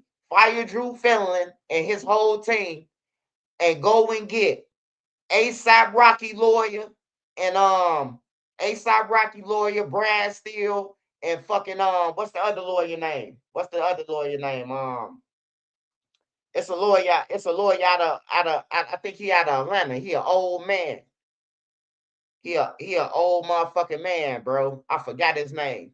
But he the one who be beating the feds, the old man. I forgot his name. I just was watching his shit the other day when he was younger. He was beating cases after cases. But yeah, that's what they're gonna need. They're gonna need motherfucking God and them people. He gonna need God and some good motherfuckers, man. I ain't never seen nobody with nine people saying you did it come from under it. I never seen it, man. Now I seen Govain. I seen Govain and the dude saying that Govain paid him. I seen that, but that's the state case. Dude was a crackhead. Dude was saying I was in the crib, I was at the crib. No, not that day. He sounded like a crack addict. That's why Govain got off. Hernandez. That's why he got off. I seen that. But this ain't the case. Dirk got 9 motherfuckers, bro, that was there. Like all his homies, everybody who Dirk gave some money to, besides fucking Brown Eyes and Didi. Well, really, Didi, Brown Eyes, and Boogie. Them Dirk only friends right now. Them Dirk only friends right now. Them is only friends, man. Them the only guys that's riding the wave to life in prison with him. Everybody else flipped. You know, Lil Ted Ben said it. Lil Ted said it in the police cop. I tell you about a body this October. Lil Pat and them just got killed, man. Hey, fresh on the frying pan. You hear me? Lil Ted say, I know about a body. I can tell you who else died that year. Cash, Stephon Mack. So when Lil Ted say he knew about a body, I knew it was over with for Lil Durk on everything. Cause all they gonna do is go, oh, you know about a body. We gotta see what's your name for your credibility. Oh, he be with Lil Durk. You know what I'm talking about? Soon they see that. You be with Lil Durk, you was in Atlanta, you was in Florida with him. Oh, you Didi brother. Oh man, we can make you a deal. Listen, we can make this gun charge disappear. We can make that motherfucker like you never even went to the police station. You hear me? On everything, bro. That man said he know about a body. He ain't say I know where no guns at. He ain't say I know I know where they got a lot of drugs at. He said I know about a body. When I seen that shit come across my screen, because I was on live when that video first dropped. When Chirac had dropped it, he had something to me. He like, hey Swipe, who is this? And I'm like, man, that's Didi brother. That's Lil Ted. And then he like, damn, that motherfucker video went up. But yeah, Lil Ted, once he said he know about that body, I say, damn, Quando and them just died a month and 3 weeks ago. I mean, Lil Cab just died. Cash died before that. Stephon Mack died before that. And then Ken in the paperwork, Ken telling the nigga, hey, I'm gonna get you 90 for it. So that let me know Lil Ted knew about that shit. All you got to do is put it together. Lil Ted knew about that. If Ken and Jam is calling these guys, AJ and them, telling them that Dirk gave up 50,000. Well, Ken did, because Ken the one who took the money. He took the money. Dirk gave Ken the money. Well, I don't know if Dirk gave the money. You know what I'm talking about. I'm gonna let Dirk get a chance. I'm gonna let Dirk get hung by himself. But Ken got the money at $1 million worth of game, and he beat AJ out. Now I don't know how the hell AJ see $50,000 stack, and you still let a motherfucker give you a little stack. But that caught up to him, right? They didn't pay AJ in full, right? Which made AJ vent to people, which made AJ get on the phone and said, man, they still owe me. Now you talking about a murder for hire on the phone. Now you in your cell talking about Lil Durk and them beat you out. They still owe you 50,000, 70,000. Then he said 90. They really owe me 100. You hear me? Like for real, bro. Ain't no way in the hell y'all kill somebody, and I know you kill somebody. You can't show up to $1 million worth of game. You can't be on this camera or nothing. You hear me? And I got $1 million on here with a chain and all this shit. Like, you can't be on here, bro. I don't know what Dirk was going through, or because I know his homies didn't give a fuck. To bring the nigga who killed somebody for y'all, to bring him to a video, a podcast. Like, I don't know what the fuck was wrong with Dirk homies, man. I say they lost it, bro. And then, like, we watched $1 million worth of game. We watched that episode. We seen Wallow crying, telling Dirk, fuck to get back. A person killed his brother. He was crying. Lil Durk and them ain't give a fuck about that. You could look at all their faces. They ain't give a fuck about, like, they ain't give a fuck about nothing, bro. They ain't give a fuck about what Wallow was talking about. Wallow was telling them, hey, I swear to God, look, this one thing I'm gonna say about Wallow. Everybody who Wallow told and cried to, they will end up fighting for their life. I seen him tell Young Thug that. Young Thug and his homies was laughing. I seen him tell Lil Durk that. They was laughing. I seen him tell everybody that shit. Tell them the same story. Hey, man, fuck the get back, man. When you get some money, man, you got to do right with it. No niggas was listening to him, bro. Everybody ended up fighting for their life, though. Everybody ended up in trial, bro. Yeah. I just seen a video of Lil Durk. Him and India was together around this time. And Lil Durk was little than a motherfucker. I ain't know Lil Durk, like, I ain't know he had, like, he was that little. Like, he was littler than what he was in the trenches. I'm like, damn, bro, he must have been going through something for real, man. Cause he was dark, bro. Durk was getting real dark. It started to fuck me up. I started to see him. Hey, Durk, what you want for your birthday? I already got what I want for my birthday. All them niggas dead. I said, what the fuck? Like, Durk he just didn't get no fuck no more. He ain't get no fuck at one point, like, for a whole, like, year and a half. He just didn't get no fuck. He blacked out, bro. He just blacked out, especially after D-Thang got killed. He blacked out. Von was one thing, but losing D-Thang, like, D-Thang was like the money, the person who do all the shit for Durk. Now Durk got to trust another nigga and bring in another manager and all this type shit, which make it hard for him. It seemed like nobody cared when Ken passed. I know what that means. Oh yeah, you ain't see nobody talking about rest in peace Ken, man.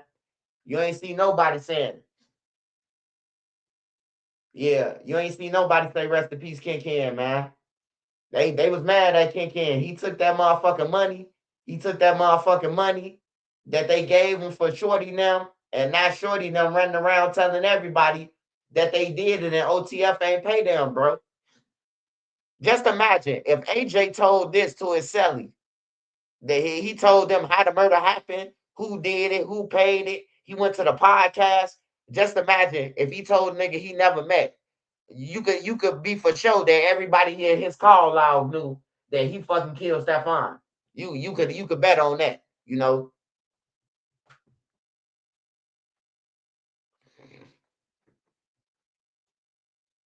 I asked Nene this question, man. I gotta ask all y'all.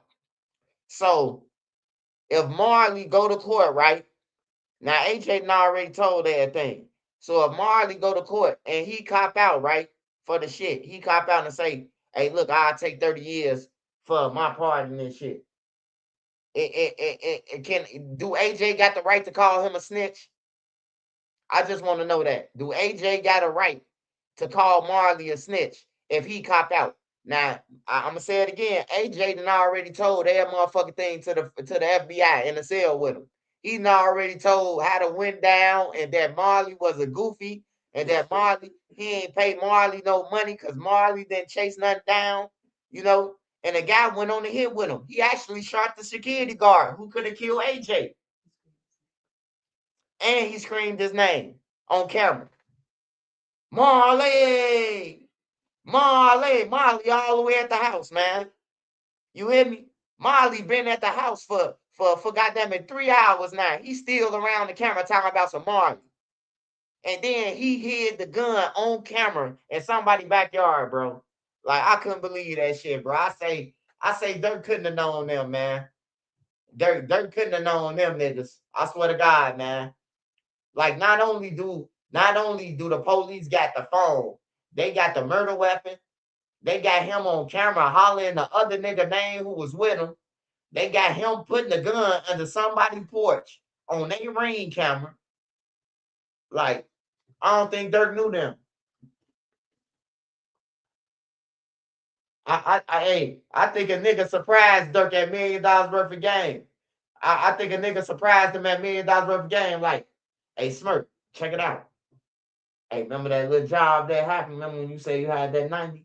The shorty them who did it. I think that was Durk's first time meeting AJ. I don't think Durk know AJ. I swear to God, I don't think he know him. For real. Because if Durk knew that he left that car on his phone and shit, they wouldn't have got no money. You hear me? Like, for real. That's the first thing a nigga would have asked you on here. What y'all do with the car?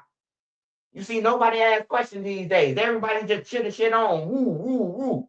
But it was a simple question that Durk and them could have asked. Hey, what y'all do with the car today? Oh, man, the car got stuck in the lot. Oh, man, don't get them shit. Stop talking to them on everything. Matter of fact, get rid of them. Get rid of them. But take them to the Chicago River, man, and put some weights on their ankles. You hear me? Like, for real.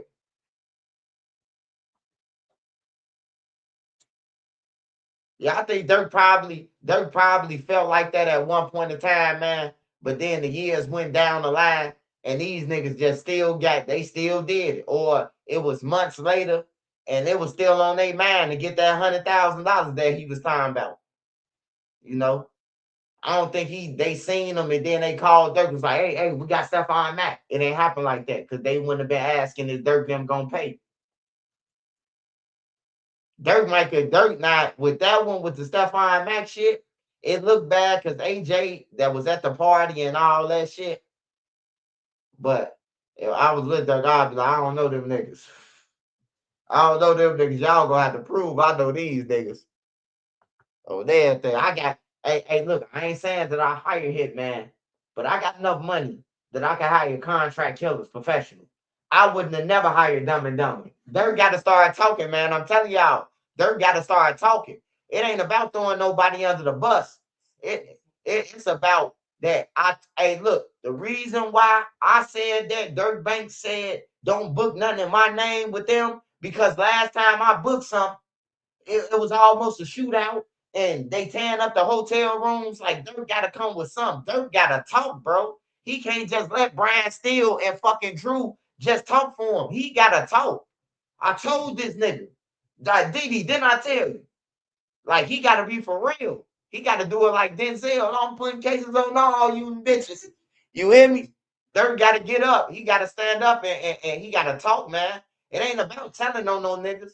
Because if I told you not to book nothing in my name, you still did it, nigga, you ain't fuck with me. You ain't give a fuck about what I was saying, you know? But then I ain't give a fuck about you to tell you to book some shit and in your name, you know? Like, that's some fuck shit. Hey, don't book nothing in my name.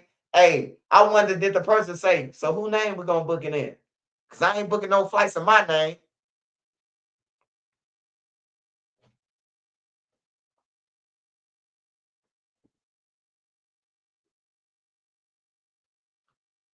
Yeah, but Dirk got to say something, man. I ain't gonna lie. I know it's a lot of gangsters on my channel, and it's a lot of gangsters out there, real gang members and thugs, you know, who killed everybody. And man, Dirk ain't taking no stand. He better. He better. I ain't saying get up there and point nobody out. You ain't got to get on the stand and point nobody out. You getting on the stand to defend yourself. You getting on the stand to defend your fucking self, bro. Like, for real. You ain't. I wouldn't let no lawyers talk for me, and I know I'm going to jail for the rest of my life. Hey, look, Drew, you did your best. Hey, look, I need to get up there and talk. My name Dirk Banks. And all my friends just happen to be felons. All my friends just happen to be troublemakers, because that's where we came from. He gotta say something, bro. Like, for real. He gotta say something, bro. I ain't gonna lie, bro. Not saying nothing and sitting there like John Gotti. His ass gonna be in the he gonna be in the cell next to Al Chapo, man.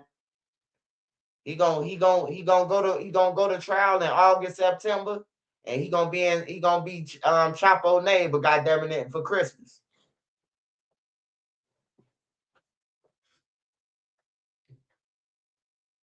When the pressures get unbearable, a motherfucker always gonna tell on you. Unless they now, you know why the telling is though? The telling is because you was paying for friends. You was paying. It's different when people was doing it out of love. Like if somebody guarding your life out of love, I don't need no money. I'm gonna protect you and me. That's out of love. But when a nigga doing it cause, oh, you got that 350? You got that 350? He don't get no fuck about you. He hustling you at about 350, and it's about your life. You hear me? Like, for real. It's like the bodyguard with Whitney Houston, man. The dude was like he was a real person, bro. Like, he was a real dude. He was dedicated to Whitney, bro. Like, he was dedicated, like, to protect her and make sure nothing happened. You know, they weren't with Dirk for that. They was with Dirk for money, man. How many chains they can get? How many holes they can hit after the concert from being with Lil Durk? You know, shit like that. They be worried about the wrong shit, man. I swear to God, if I was with Lil Durk and his entourage, man, I would have learned how to cut hair. I would have learned how to do all that shit. Cook. Hey, look, Dirk. Hey, you ain't got to even hire nobody cook for y'all. I'm gonna bring the grills, the hot pots. I can cook up in here, whip up all the meals. I'm gonna be the cooker, the barber, the babysitter. I'm gonna get paid all around the board. You hear me? Them niggas ain't trying to get paid. They just peasants. They was sitting around Dirk until he crashed out or until he kicked them out. They was just sitting around waiting. I would have been hustling. I would have came up to Lil Durk. Hey, Lil Durk, man, I'm ready to open up a restaurant. Or I got a spot for a barbershop. You want to go in on with me? Or you bad and I'll run it. I ain't hear nobody. I ain't see nobody who did that. I ain't see nobody who did that was with him. They was around like peasants, man. Waiting on their birthday to come because they know Durk gonna give them $100,000 for their birthday. Like it's one nigga that I used to see that I told him, I say, nigga, you only flash the bankroll on your birthday. You can go through all his lives on his birthday. He got that long ass stack of money. But if it ain't his birthday, it's back to reality. Oop, there goes gravity. Oop, there goes gravity. Oop, there goes gravity. Back to the spaghetti and don't lose yourself in the music. I told him. I say, Scud, man. Hey, your bankroll be low as fuck unless Durk hit you. He said, hey, on call, you better quit playing on me. Oh, everything. On call, I don't even play like that. I say, bro, only on your birthday, man. You got that long ass. I miss Zoo. I swear to God, I miss Zoo. Zoo, hey, look, Zoo had me turned on everything, bro. Zoo, I miss the fuck out of Zoo, bro. I miss just getting into it with him. He coming through my inbox on call. I seen you say, "Baby Zoo, hook it up." You gonna have to pay me for that. I swear to God, the man told me I gotta pay him for saying, "Baby Zoo, hook it up." He told me that. He said, man, you got to give me some money, man. You making money off my name. Bezoo, hook it up. And on everything, bro, I miss Zoo. He a real gangster, bro. He a real gangster.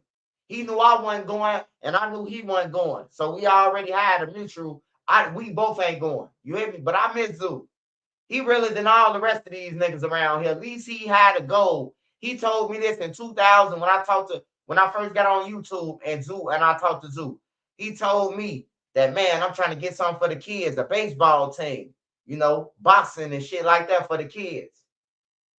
But he also asked me, like, man, why you on YouTube, bro? Like, bro, you like that, bro? You don't. I'm like, bro, it's money. This where the money at, bro. Everybody ain't got no Lil Durk. Everybody ain't got no money to pass out $100,000 or $10,000 to them. Just cause they push the nigga get 100,000. I ain't never had nobody like that. The niggas who was around with money, the goal was to use us so they could keep getting all the money, get all the hoes, and try to fuck our hoes. You know what I'm talking about?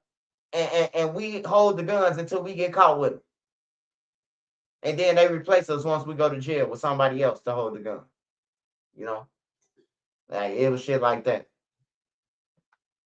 Yeah, man, I be thinking Zoo gone too. I be like, man, I can't believe Zoo gone, bro. I can't believe he gone, man. But I know if you hang around long enough, you gonna get taken out of Chicago. Cause don't nobody run Chicago, man. I'm telling you, 3 nerds could wake up tomorrow and have some switches and say, we finna go through, we finna ride around every neighborhood and chop that motherfucker down, all our ops. And then next thing you know, all the parties and all the girls over there on they block now. Now they block hot. They block famous now. They done killing everybody. It just switch up. It switch up from neighborhoods to neighborhoods. Like why like Fatso them neighborhood and all that shit.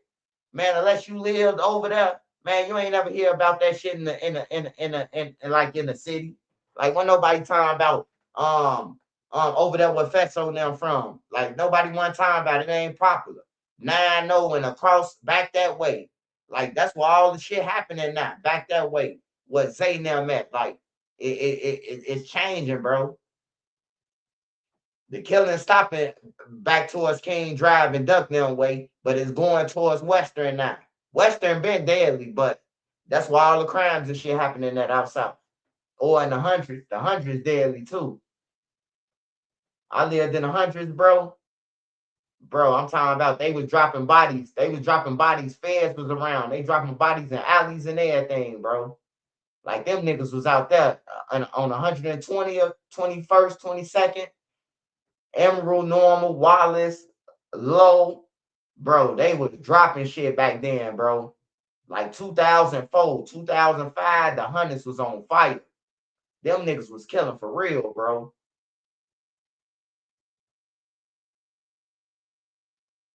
Cause Festo blew up and brought more attention to his area. Yeah, nobody here. Like everybody know everybody know aware of the projects over there and they GDs and shit like that. I ain't saying it like that, but now they shit just on fire now. I be on the scanner and they shit on fire. Fast on them shit on fire. Gunshots every 5 minutes. Somebody getting shot around that motherfucker. Like it's just hot than a motherfucker over there. Now I ain't never seen it like that. I ain't never seen that shit hot like that, bro. A lot of areas though, I ain't never seen hot like that. Like No Limit, that motherfucker been hot. That bitch been on fire. From the day I went, it was over there. It been on fire around that bitch. It's still on fire.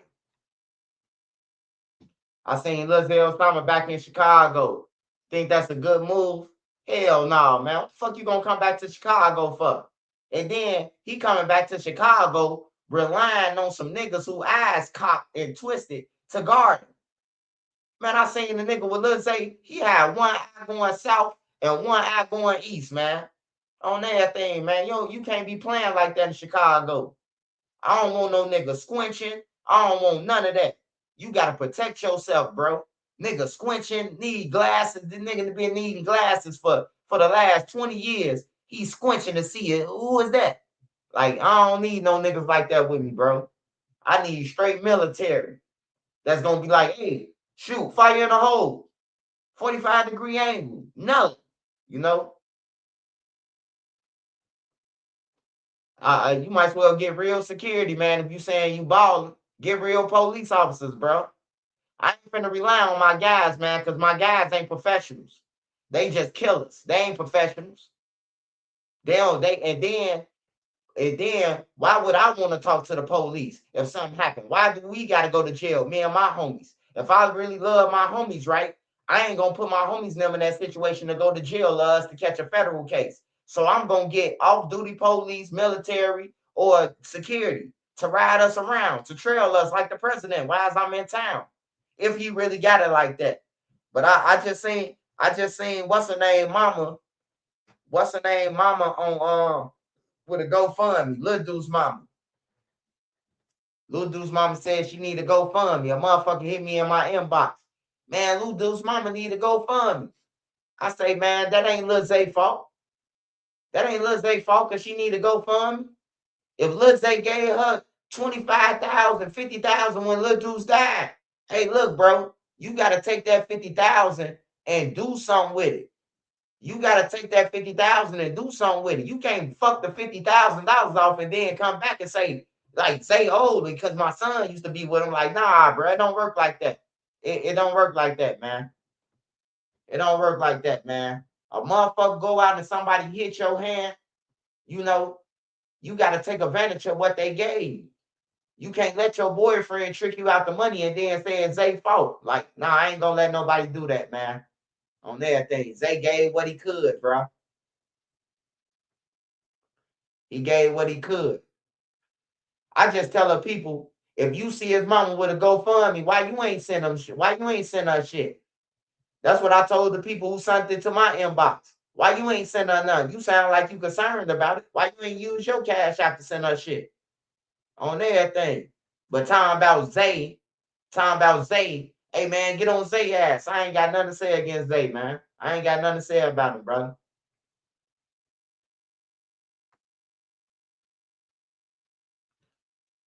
Yeah, but people gotta start doing something with the money, man. You can't jag no thousands and let your boyfriend finesse you and smoking weed and whatever you doing, drinking. The money gonna eventually go away. You could blow 50K in 30 days. If you just spending every fucking day, you could blow that shit. That shit ain't nothing.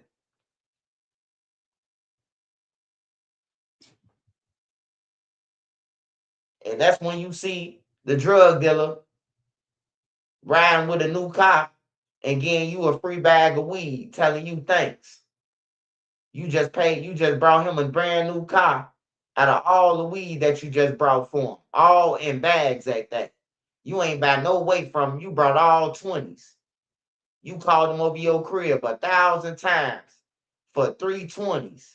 No deal or none of that. Giving them tips and shit. He done brought a car now. He done brought a house. I seen it, man. I seen niggas come up and then give them a free bag. Hey, I appreciate you, bro.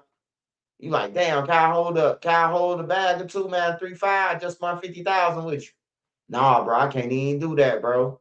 I got to re-up. I see motherfuckers be doing it on the meth and the crack and everything. Motherfucker spend a whole tax check with a motherfucker, 8,500. In 24 hours, a nigga be like, I can't give you no bag, TT. I'm fucked up. I be looking like, damn, bro, give her 3 bags. She just spent 8,500 with you in 24 hours. Spent the whole check. Nigga say, I ain't getting her no bag, bro. This ain't how the game works, swipe. I'm like, yeah, that's why I be robbing drug dealers, bro. Oh, that thing, bro. You won't even get a lady a fucking dime bag. She just spent 8,500 with you. He say, this ain't how it goes, swipe. I give her something for free. She gonna keep coming back. I'm like, blood, she just spent 8,500 though. Her whole tax check gone. Like, you ain't gonna give her no play or none of that. He say, I don't do that. I ain't in the field of giving back on this shit.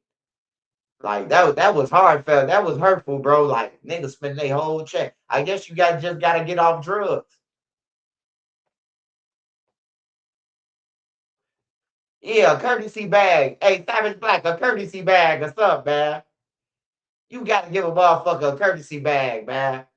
Motherfucker spent 200 with you, man. You gotta throw them 3 bags or something, 2 bags. Come on, man.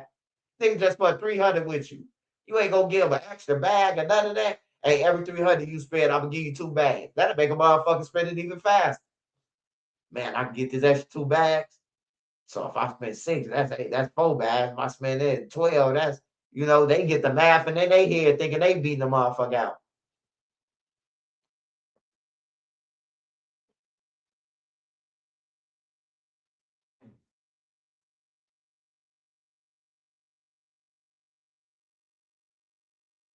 Hey, y'all, I want to say condolences to the mass shooting. I didn't talk about the mass shooting. I'm pissed off that I didn't start off 8,500. You getting 87. Hey, yeah. Hey, look, I can respect that, Dustin, but I can't respect like you just took a whole motherfucker check. Now I see that she got kids talking about some mama, we hungry. And you can't even throw her $200 out of that shit or $300, bro. Like drug dealers lame, bro. Like I respect the nigga. However you got to get your money besides killing people. Like I respect you, bro. Like I ain't got nothing wrong with it. If you gotta hustle, I'd rather you hustle than kill. Somebody gonna die somehow, some way. But if you selling that fentanyl shit, your ass need to go to jail on everything. You selling that fentanyl and you know you got fentanyl, you need to go to jail, man. That shit killing people, bro. Like for real. At least tell a nigga that you put fentanyl on the weed or you got fentanyl in your pills. Cause you know if you serving motherfuckers all day, you know who fell out by now. Tell a motherfucker, man. Hey, look, there's some fatty up in here, bro. At least give a motherfucker a chance to die or not to die. You know?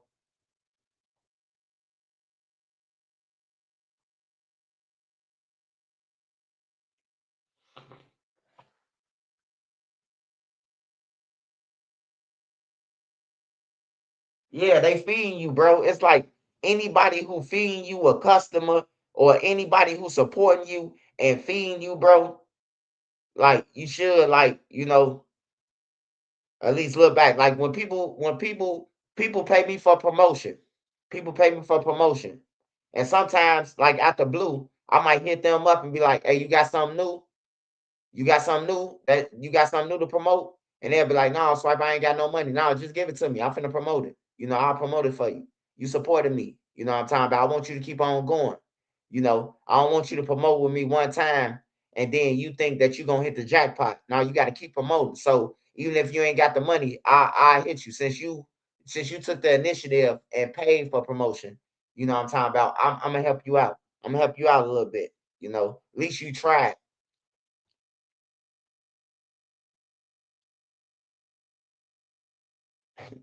You round up. That's the preferred customer. Man, nigga spend 800, 8,500 with you on some shoes or anything, a business, man. You better throw that nigga an extra pair of mics or something. Like if you don't, bro, I hope your ass get robbed, man. I ain't gonna lie to you, bro. Niggas spent $8,500 in food. You better throw them a pan of chicken, fish, and everything else thing up in that motherfucker. I hate them people like that, bro. Like I wanted to order Thanksgiving from this restaurant one time. I think it was it wasn't more. I think it was I think it wasn't Moons. It was another one on 71st. So I called them and was like, I need like 3 pans of dressing, shit like this, shit like that. And man, the lady was like, oh yeah, that'll be $5,700, 50, I think she's like 56. It was gonna be like $5,700. And I'm like, damn, for 3 pans of dressing, a pan of macaroni and cheese, 2 pans of a pan of greens, and fried chicken and shit. I'm like, shit, me and Nene might as well get in the kitchen and do that shit for 5,700. And I gotta go and get the shit. Like, hell no.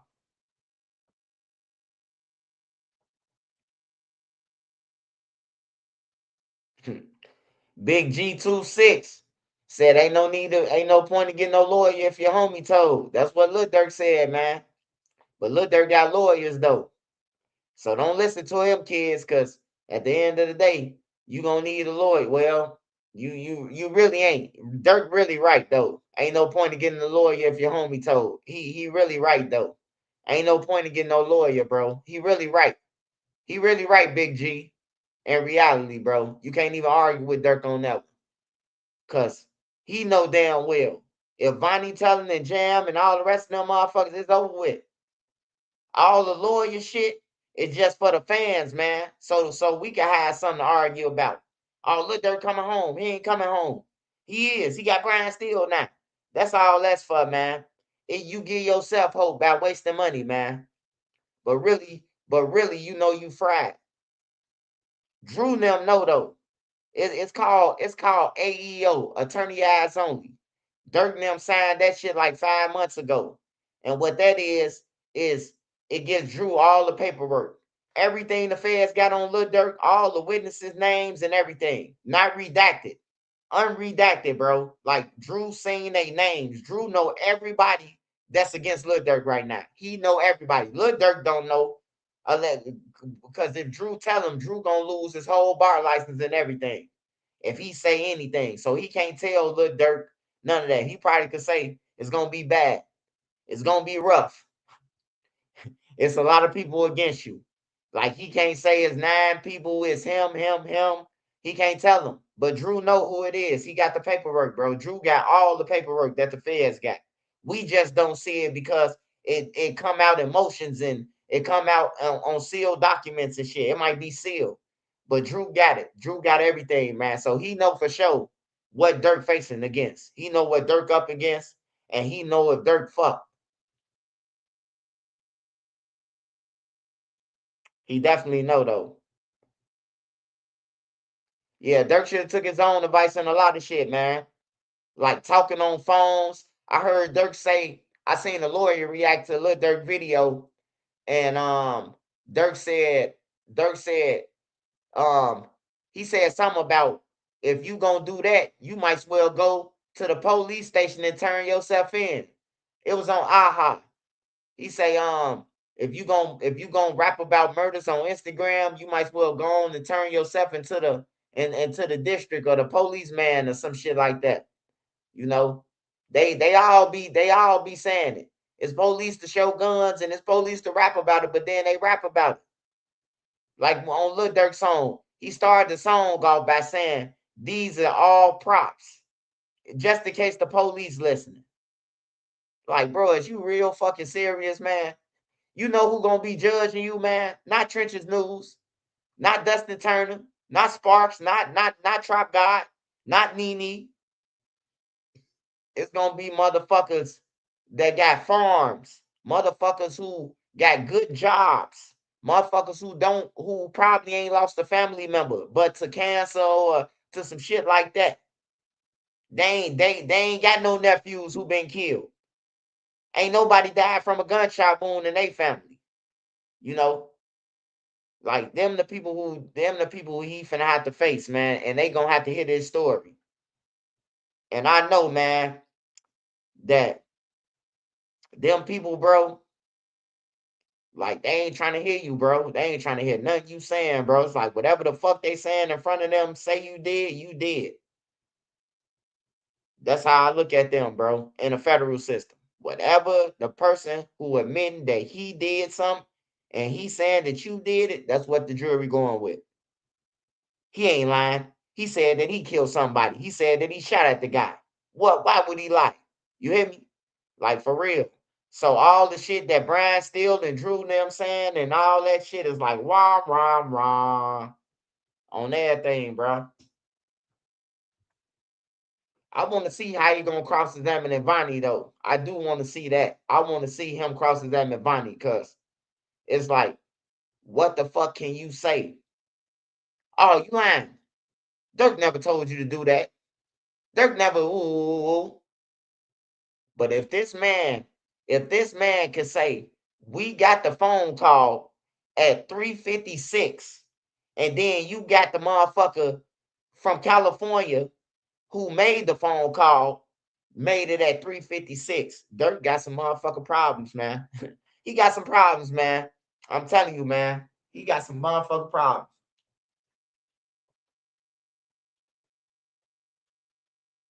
Vonnie could tell them who called them with the location.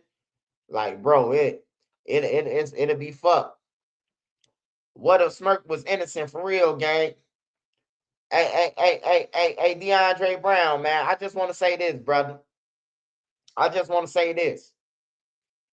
How crazy we gonna play? How crazy we gonna act stupid, man? All right, look. Even if he was innocent, right? Even if he ain't know about the hit and all that, right? Why would you hang around them knowing that they did the shit?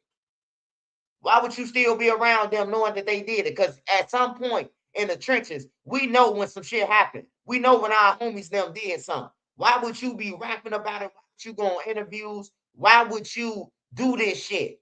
Why would you further the shit? Why would you answer questions about Lil Pab them on DJ Academics and you know your homies them did it? Like people don't be thinking about all the shit with the shit. Like, you could say he innocent all day, but why would you go on Academics and even talk about anything? A real nigga would have been like, man, I don't know nothing about what you talking about. I don't know Quando Rondo now. I ain't got no problems with them. Like, hey, look, I seen Lil Durk say to his homies now, man, y'all broke as hell. Y'all going on podcasts and shit. Y'all ass broke. Why the fuck would he go on the podcast, even though we know he ain't broke? He was clout chasing.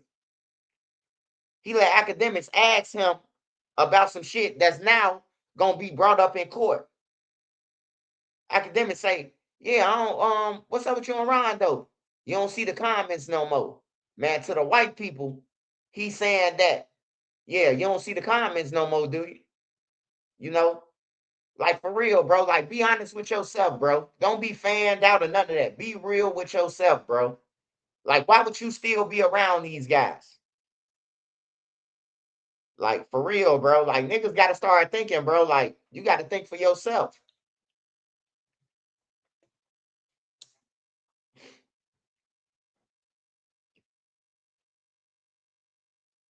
Vonnie rolled on the plane with the nigga.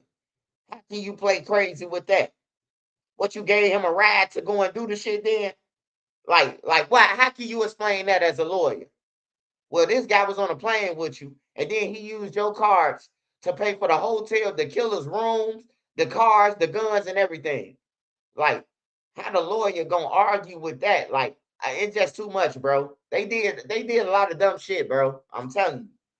Like, Dirk and them did too much, bro. And then after he got killed, they did too much. You even had Oblock talking about spin for Davon and all that shit, shoeboxing them. You hear me? They even made a fucking video.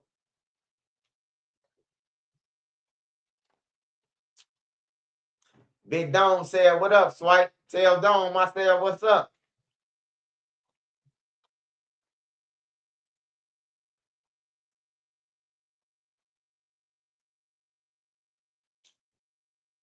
Yeah, Lil Reese and Shoebox Baby, they rapping about the shit.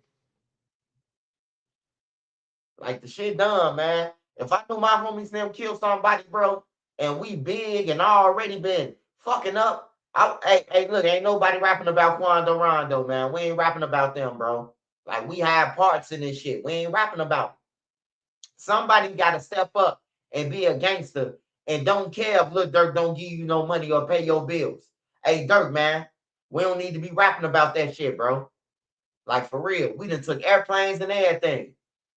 But no, they thought it was cool to keep on rapping about it, dissing them. Then you got Quando Rondo. You got him saying that the Crips backdoored him in the interview. He said that he dropped his flag, and you don't think the feds watching all that shit? Like they watching all that shit, bro. They watching it. They watching all that, the back and forth, the buying out the shows, and Shoebox and Lil Reese wasn't capping, I guess. Yeah, they wasn't capping at all. See, that's what I'm saying, Drake. You see what I'm saying? Why is Shoebox now rapping about Quando Rondo and them getting killed? Why would Ike Mana go to the gas station while Dirk and them in jail? Like, come on, man. Dirk and them locked up for this shit. Hold on. Y'all think I'm playing, bro. This the shit I'm talking about. This the shit I'm talking about if Dirk and them innocent. You hear me? Like, for real. Look at this shit. Now, Ike Money could have said, and I fuck with Ike Money music. I hope he make it and everything. But Ike Money at gas station. Hold on. At gas station. Is that? Oh, hold on. Same gas station that the guy got killed at. Same pump and every motherfucking thing. And Dirk and them in jail for the shit right now. Do you think that's a good idea? Like, do you think that was hold on.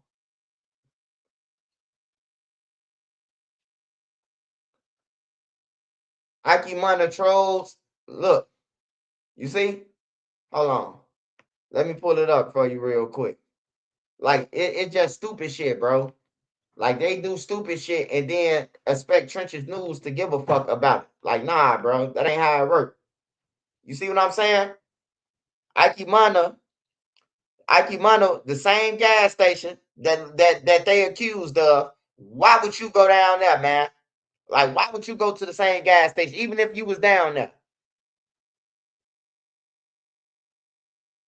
Like, it's dumb, bro. It's dumb. They locked up already. They already saying that they ain't do it. They ain't had no parts of it. And then you come throwing up the gang sign saying we did it again. Like, it's crazy, bro. Hey, that's why I say don't be mad at Trenches News, man. You got to be mad at a lot of these guys, bro, because they do dumb shit. They do the dumb shit. I just report about it. I'm just a reporter, bro. You got CNN, you got Channel 7, you got WGN, you got Fox 32, you got ABC, NBC 5, you got Trenches News. You hear me? They give you they shit, what they give you, and I give you what I give you. You shot us on TV.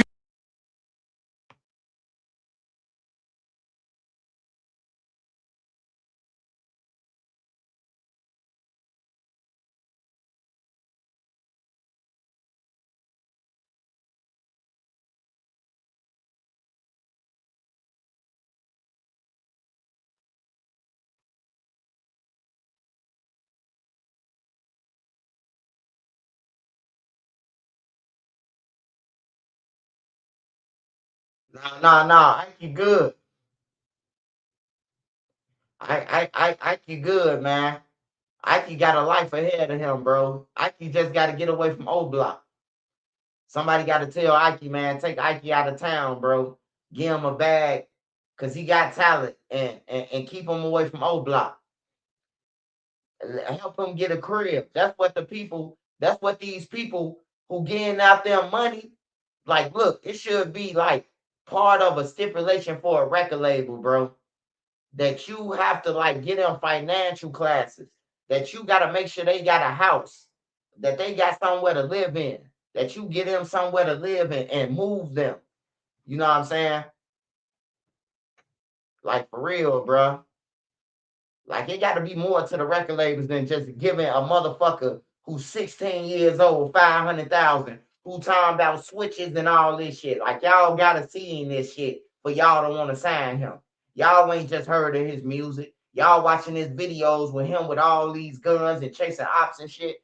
I feel like the record label needs to get Rico too. So if Lil Durk going down for a Rico, I think that his record label need to go down too for a Rico because they gave him the cash to do it. So if they trying to say that Lil Durk paid for a murder for hire, Alamo need to go to jail, and the rest of them motherfuckers who gave Lil Durk that money need to be in there with him. If they saying Lil Durk paid for it, because he paid for it with their money then.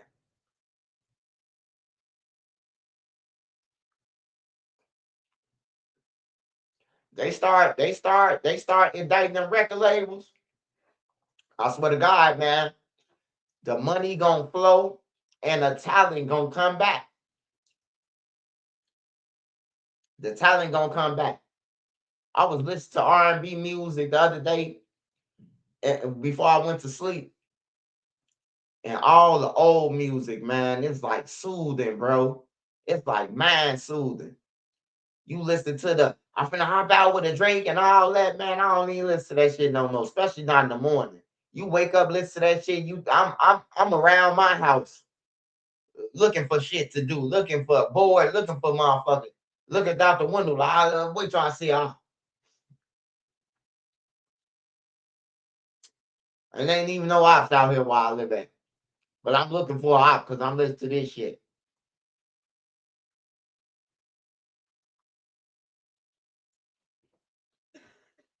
Part of some deal should be you can't go back to the trenches for 2 years after you sign. I agree with that, Drake. I agree with that, Drake. For real. If you go back to your neighborhood and get arrested or anything or be there, violence, anything happen, you lose your contract, you forfeit.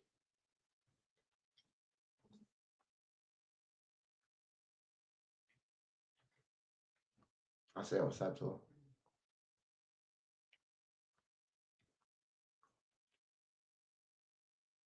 Labels will never get charged. A bill was supposed to have been passed years ago to start record labels from funding gangs, but it got shot down by the Democrats.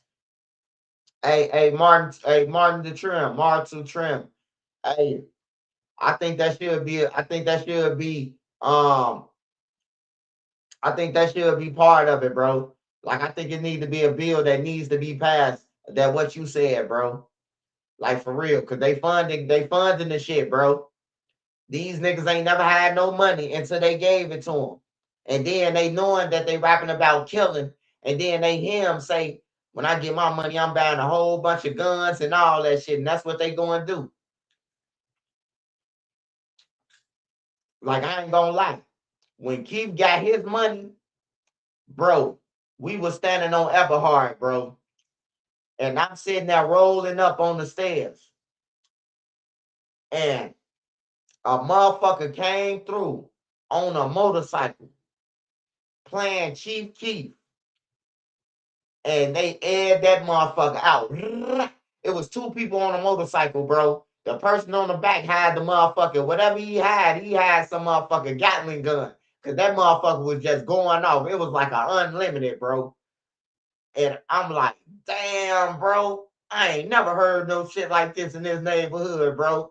They gotta got up with somebody who they got some military shit or something. You hear me? And then a motherfucker who drive down King Drive, they come up Everhard. They from over there. They like, damn, bro, what happened? We like, man, a motherfucking motorcycle just aired it out. Man, we just seen that motherfucker going Oblock. I'm like, oh, yeah. Yeah, you little motherfuckers on everything. They came through and aired that bitch, though. They came through like some hitmen on a motorcycle. It was 2 people on a motorcycle bike, and they aired out Everhard, bro. And I said, and this one to keep them around the time that they was talking about the $6 million deal and all that shit. And I said, yeah, man, they getting the wrong people the money, man. They getting it to the wrong people. I know motherfuckers in Chicago with pure talent, could sing and rap. It's like they don't want that shit, bro. They want the nigga who finna die next month or finna die soon, you know. Tay Savage, he just happened to stay alive. He was smarter than what Ghazi and them thought. Ghazi and them thought they was gonna get Tay the $500,000 and then he was gonna die tomorrow. Like, nah, he's still alive, motherfucker. And y'all would never get none of y'all money back. Cause Tay ain't selling no records. Ain't nobody listen to Tay Savage that much, but what he could sell that $500,000 back. They just donate money. I mean, I'm probably sure he's stuck in a contract for the rest of his life, but who gives a fuck? You just gave me $500,000 and I don't even know how to rap. You hear me? Like, for real. That was a win-win for Tay Savage. But I know for sure that they thought Tay Savage was going to get killed when they gave him that money. Like, I'm looking like, you know, I ain't no hater, but it's like, bro, what song do he got to be sitting in a record label? Like, for real, what song do he got? I ain't no hater. I just called it out like it is, bro. You gotta be signing me for a death certificate. You gotta be signing me hoping that I die. That's what you gotta do. You gotta be signing me, bro. Hey, can anybody on here name a Tay Savage song? He got $500,000 from Empire. Can anybody name a song from Tay Savage on here? I ain't say Trey Savage. I ain't talking about who people keep. I don't even know none of his songs. I know who Trey Savage is, though, but do anybody know a song from Tay Savage?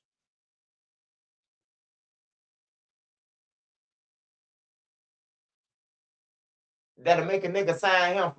See, that's what I'm saying. Hey, look, $500,000 he got from a record label. Like, why? What did you give it to him for? It can only be to push violence but Tay was smarter than that. Tay ain't push no violence. He ain't push the killing. You hear me? So Tay got a free bag. He ain't got no songs to worth 500,000. So they was trying to sign him. They're hoping he died. They seen all the sex shit and he beat bodies and they see Belasian Dow talking about you killed my mama.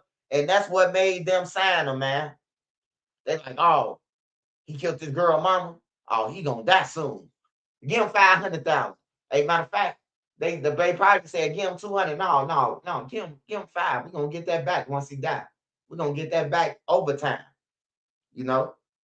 And that's what they did. They ain't get their money back though, because Tay's still alive, man. Because Tay's smarter than the average motherfucker. I said that before anybody knew who Tay Savage was on the internet. He way advanced than them, bro. Like he advanced than a lot of them. Like Zoo advanced. Zoo was out in the streets when I was in the streets on the low end. Like Zoo was younger though, but he was out there. None of them other motherfuckers from THF was out there. None of them who got names. Zoo was out there though. Zoo was out there going against the hobos on everything. I don't know the rest of them niggas over there. Like they was kids. The G babies and like all of them had to be kids, bro. But I know Zoo was out there. Like I see Zoo in the cops. But I don't know the rest. I don't like the rest of them was kids and shit. Zoo older than them too though. Zoo they big brother. He like they big brother to them.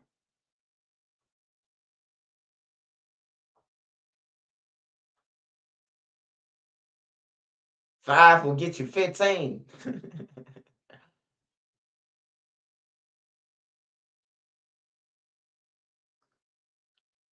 Yeah, but if they start charging these record labels, man, it'll be a better world, man. At least the record labels will put rules in effect that make the gang members go the straight way. You know, like for real, man. Because we just stepping on each other. I hate this shit, bro. I know a lot of people be like, "Oh, Trenches, dude, you part of it." Hey, how the fuck I'm part of it? I'm advocating for niggas to go to jail and every motherfucking thing. Like I advocate for all that. You kill somebody, you backdoor your homie, you need to go to jail. If you kill an innocent motherfucker, I'm going to help you get in jail on everything. Just like the whole internet helped motherfucker Fave get in jail. Everybody realized that he killed J-Dog for no reason. He needs to go to jail on everything. Ain't nothing to think about. We need to be as a community to come to a conclusion like, oh, fuck him. Fuck him, man. He ain't did nothing. But him, oh, he just chased down dude and his brother for no reason because they got their ass whooped. Oh, he need to be in jail. If I get into a fight with him or an argument, he gonna kill me off the bat. If he killed J-Dog, he ain't give a fuck about none of us. He gotta go to jail on everything. And I'm going to keep on saying it. Fuck Fabian, whatever the fuck his name is. Fuck him. I told J-Dog he was going to die. I swear to God, I told J-Dog he going to die. I say, J-Dog, get up out of there. They going to backdoor you. And J-Dog watched my video and reacted to it on his Instagram. Him and his homies there was in a trap. He was like, no, you tweaking, Scud. But that's what he said on that video. He said, you tweaking, Scud. They ain't going to do shit to me. He was dead the next day. I swear to God, he was dead the next day. I made a video and say, J-Dog, get up out of there. Hey, when I seen them post a video of them slamming him, an old video that like they've been hiding their phone for 20 years, I say, yeah, they gonna kill him. I know when the trenches, when you hit a nerve.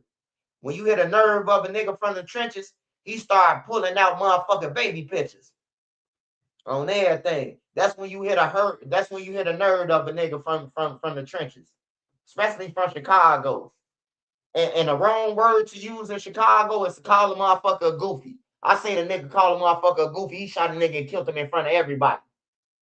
I'm like, bro, he called you a goofy, bro. You just killed him. And then stood over. I ain't playing with nobody.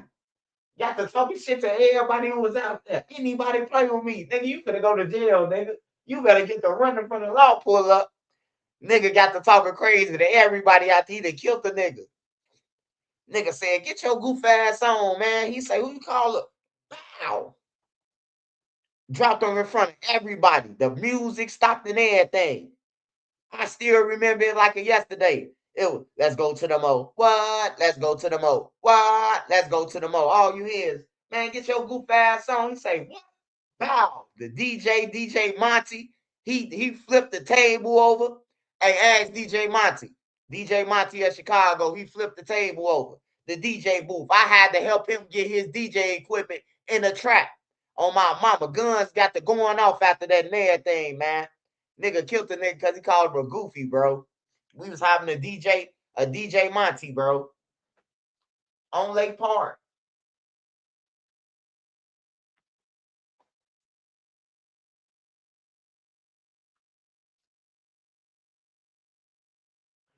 J-Dog was about to die. They mentioned he just got out doing 10 years. Yeah, J-Dog, see, if they would have listened to J-Dog, all J-Dog was saying was, let's make No Limit great again. He wasn't saying, let's kill nobody. He was saying, like, man, we too down the community, man. Let's fix it back up. You know, let's make amends with our ops, man, so we can come outside and the kids can come outside. He wasn't saying nothing bad, bro. He was just telling Herb now that if you study rapping about KTS now and shit, we outside still.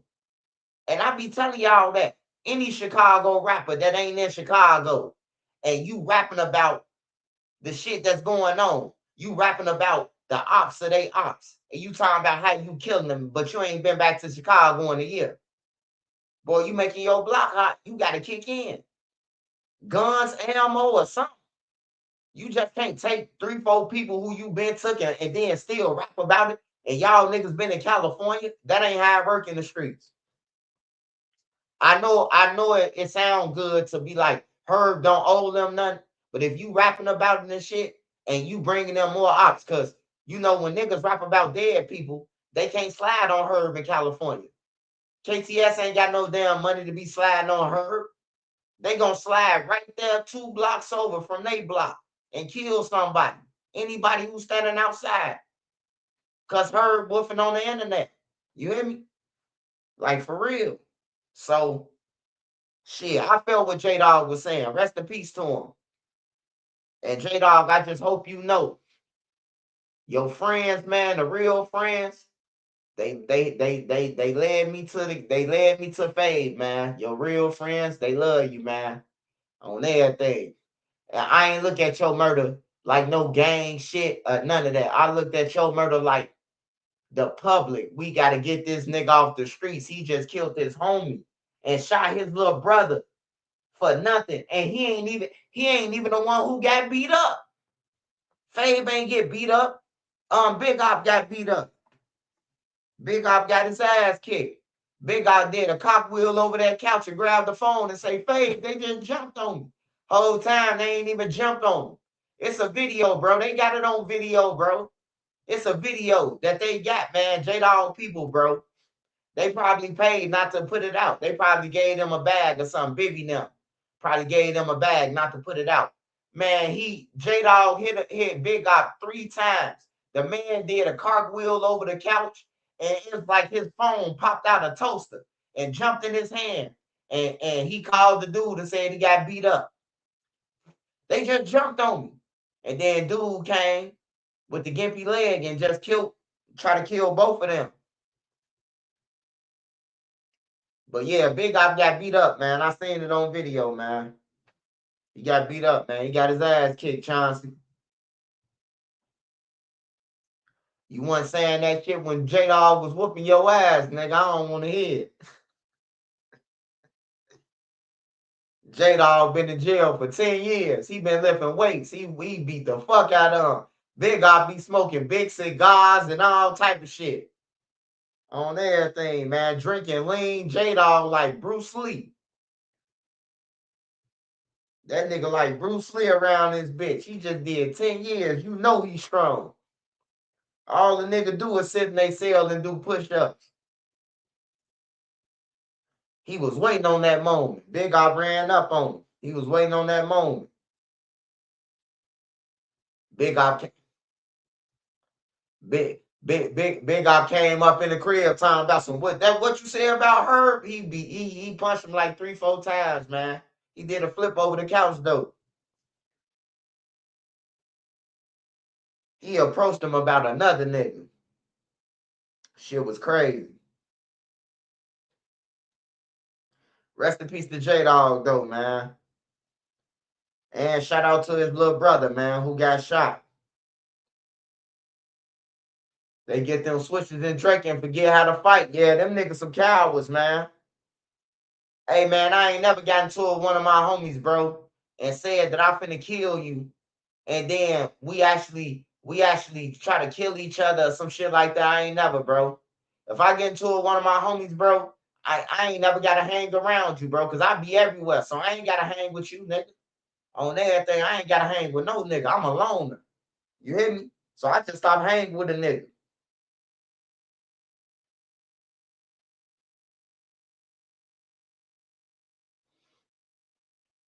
I ain't got to kill you, bro. I ain't going to kill nobody I grew up with unless you play with me, unless you trying to harm me. Now I gotta put the belt to you. I ain't killing nobody I know.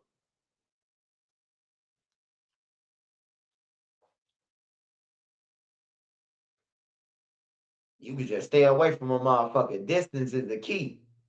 If you don't fuck with people, just stay away from them. The streets across itself. You stop hanging with a motherfucker for 4 months, he'll end up going to hang with somebody else, a different crew or something. Just stay away from him for a little bit. He'll go off, drift off to somebody else.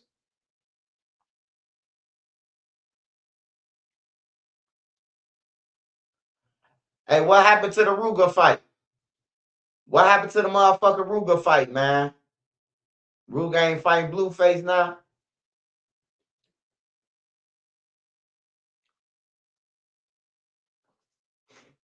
Yeah, I ain't gonna lie. That wasn't gonna be no good looks for Ruger anyway. Because if Ruger lose, a nigga ain't just gonna say at least he fought. They gonna be like, man, Ruger career over. He be talking all that shit and he got beat up. You hear me? Like, it's a bad thing, man.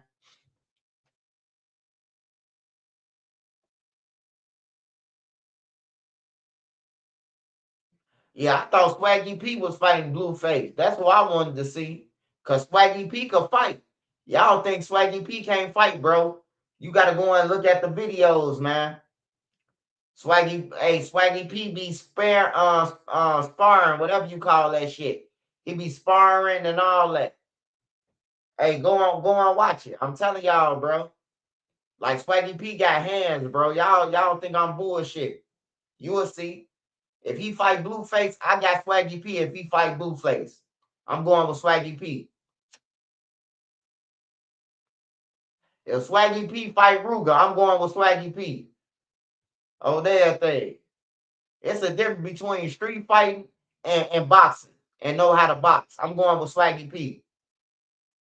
Yeah, I'm going with Swaggy P against Blueface. If they put it on DraftKings today, I'm going with Swaggy P on my mama. Final answer.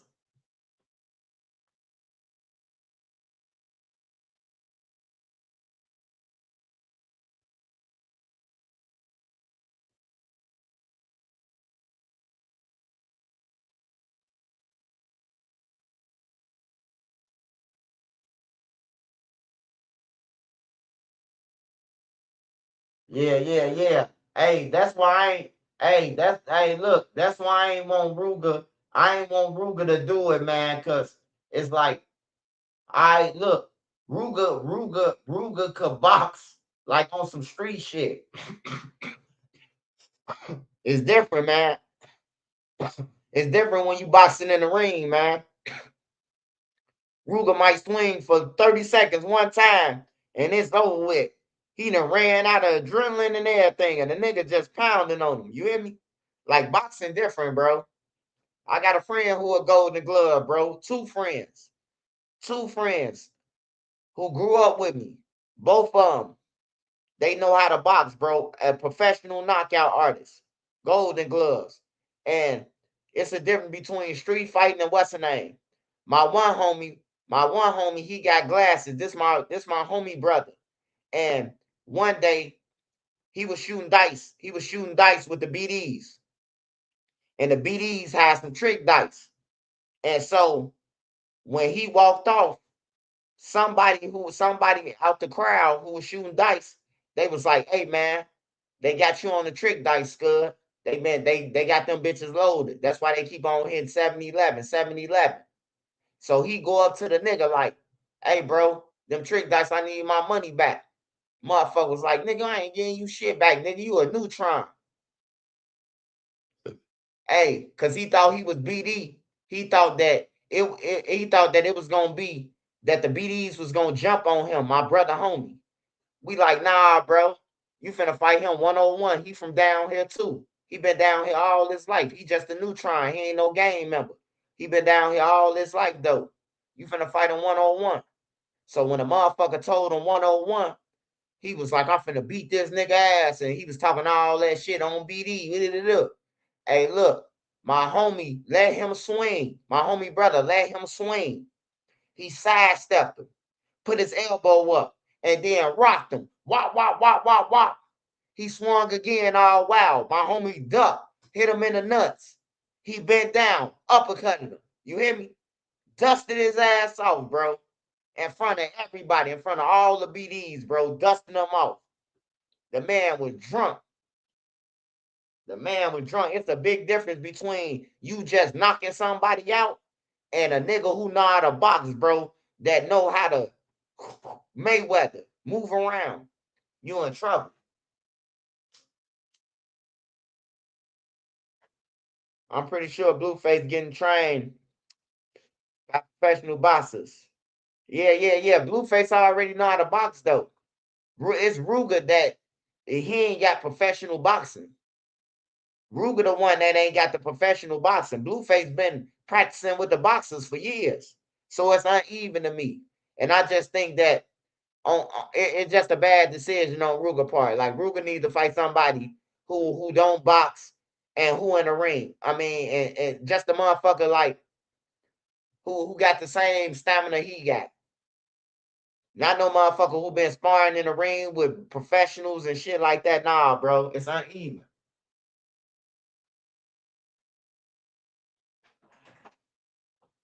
Oh, baby.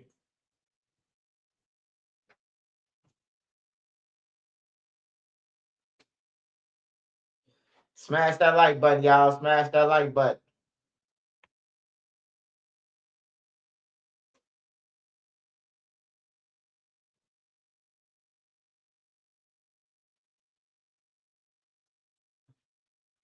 Ruger finna fight K-Mac the Great. Hold on, I gotta see who K-Mac the Great is.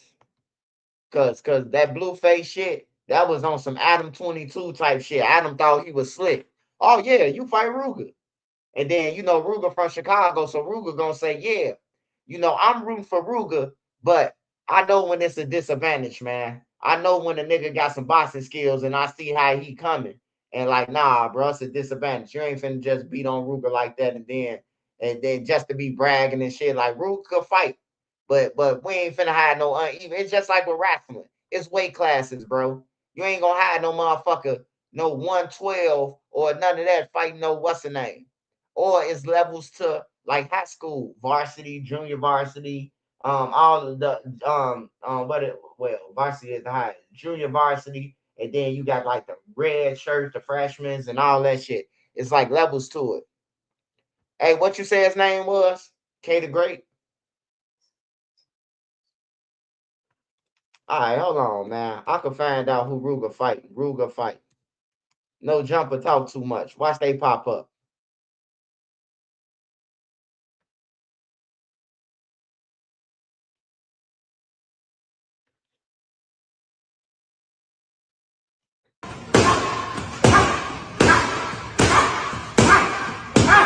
Yeah, Ruger. That's just one punch though, Ruger. You gotta throw both of them, Ruger. That's just one, man. Niggas gonna sidestep that.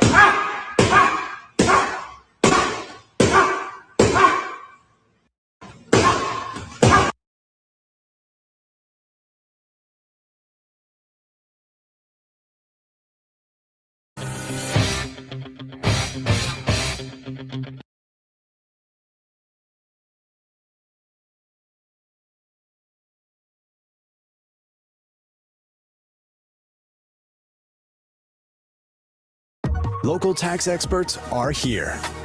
Now you can meet with a TurboTax expert in your community. They can do your taxes for you and get you every dollar you deserve. Local tax experts are here. Hand off your taxes with confidence. Like for real. I can sidestep a one puncher, bro. Like my best friends them golden gloves, bro. Like for real. Both of two people I know, but my best friend who I grew up with, like always been with me through school and high school, went to the same high school I went to. He a golden glove. Like he knocking niggas out, bro. He mixed. He white and black. His daddy black, his mama white. And he beating shit. Hold on. They said Ruger, they said something about Ruger. He got ejected. Ruger rejected from fighting. When we go to Miami, is it true that Ruger might not be Blueface's opponent anymore? Man, listen, okay. And I don't understand why, because he seems like he's in fine health. I'm going to tell you what's being told to me. Okay. I've been cheering for Ruger. Yeah. When I got the alert they were pulling him, I called over there and told them, hey, call in. Apply the pressure. We're going to apply the pressure on our side. So allegedly, they're saying, did they make you turn in training tape to the commission? See, this is why I think it's bullshit. I don't know if they're lying. I don't know if this their personal thing, because it's exhibition. What they're trying to tell me is the commission said after looking at Ruger's tape, they don't think he qualifies. What? Really? Wow. Which, Adam, I'm doing the math. You didn't have to turn in the tape. No. This is an exhibition. I had to do eye exam, heart exam, overall health exam, but that was it. It was like one day of medical. That was it. Right? He did all that. So they're saying, yo, Wack, the commission, which I'm like, bro, ain't no commission saying that because they didn't ask Adam to turn in fight tapes. And at this time, Ruger hadn't even turned in the tape. Really? All he did was sent in him like taking instructions from a trainer. That was it, right? Okay. I think what it is you screwed everything up. You think they changed the rules because my fight was so bad? Not the commission. I think the brand promotion. risk. Yeah. I think brand risk got a lot of heat because the main event was 38 seconds. 72, but yeah. Right? I think when they personally, them, saw Ruger's tape, whatever it was, they said, Blueface, this gonna be another one. We don't want another 60-second fight. Yo, that is insane if that's true, because then that's like Ruga losing the fight without even doing the fight. It's like the commission not approving him.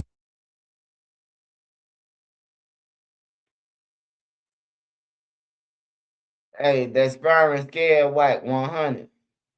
Probably stopped the fight. That's exactly what happened. Hey, I need y'all to get in the comments, man. What happened? Shout out to Explosives. What up, Explosives? Shout out to the whole California, man. Shout out to all of Texas.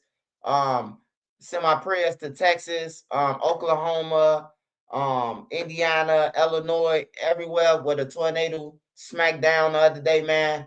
Hey, make sure if y'all got any extra, man, make sure y'all can contribute to them people, man, because people lost their lives and lost every motherfucking thing. That thing came through. That motherfucker came through and crushed the buildings. I'm telling you, bro. When Nene say we gotta say cover, I was scared that a motherfucker. I'm the man. You hear me? I'm the man, and listen to my woman saying take cover. I'm like, what the fuck? I ain't used to this shit. Me and Nene on the road coming through Arkansas. A motherfucking tornado on. We look through the rear view. Motherfucking tornado like in the rear view. I'm like, what the fuck? You hear me? No alarms going off. You know, no alarms going off or none of that. That motherfucker just came out of nowhere. We driving. Like, yeah, that shit be scary, man. Blueface can't just jab Ruger and it'll be over. Let me find out. Ruger shook.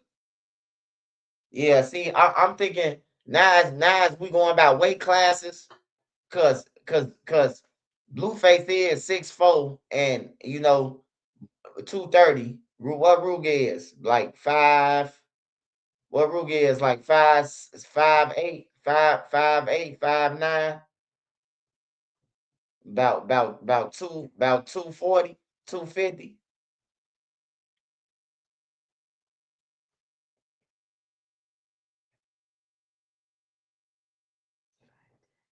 Oh, 5'10". Shout out to Trenches from St. Louis. Shout out to the whole St. Louis, man. St. Louis got some good Chinese food too, man. Oh, there things. St. Louis got the Chinese food too. They got the Chinese food. Shout out to St. Louis too. I love St. Louis, man. Especially the downtown. The downtown part. By the stadium, right by the stadium. But I can see the arch from my room. I love that. I love that room. I always get that room when I go there. It's like a suite. Hotel suite. Height don't matter if they the same weight class. Blueface said he 210 after he sparred Keyshawn Davis. Hey, yeah, see, weight does matter though. Weight does matter. Let me finish this to this shit, and then I'll finish talking. To be like they're basically saying, hey, nobody else has seen you fight, but you suck at fighting so bad we're not even gonna let you fight. That's insane. Which I don't think that's true in Ruger's defense. Do you think Ruger's making it up, or you think that they? No, Ruger want to fight. Yeah, that's what I'm saying. When I called him, he was pissed off. Yeah, right. I think the promotion company is telling WAC, the commission to shut me up for fighting for the Ruger fight. Well, if the commission ain't nothing I can do. But I know better. I'm not stupid. I think they're catching heat because they don't want another main event that's over that fast. Yeah. So they throw at me the big fat dude. Who? He was there when you was fighting.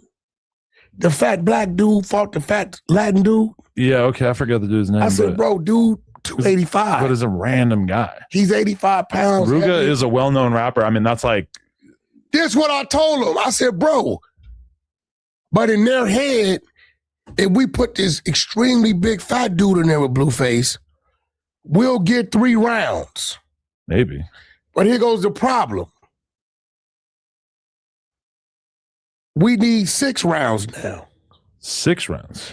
We got to balance out this extra 85 pounds he got on Blueface. I mean, yeah, but the 85 pounds of fat is kind of a liability. No, like that's gonna be so much. You telling me Ruger weigh 85 more pounds than Blueface? Damn, Ruger, a little fat motherfucker. Ruger did got big though. He eating. He has got big though. He got big as hell, bro. Since Ruger, since that shit, we got drums, we got sticks. Since that shit, Ruger got fat than a motherfucker. He got fat. Damn, man.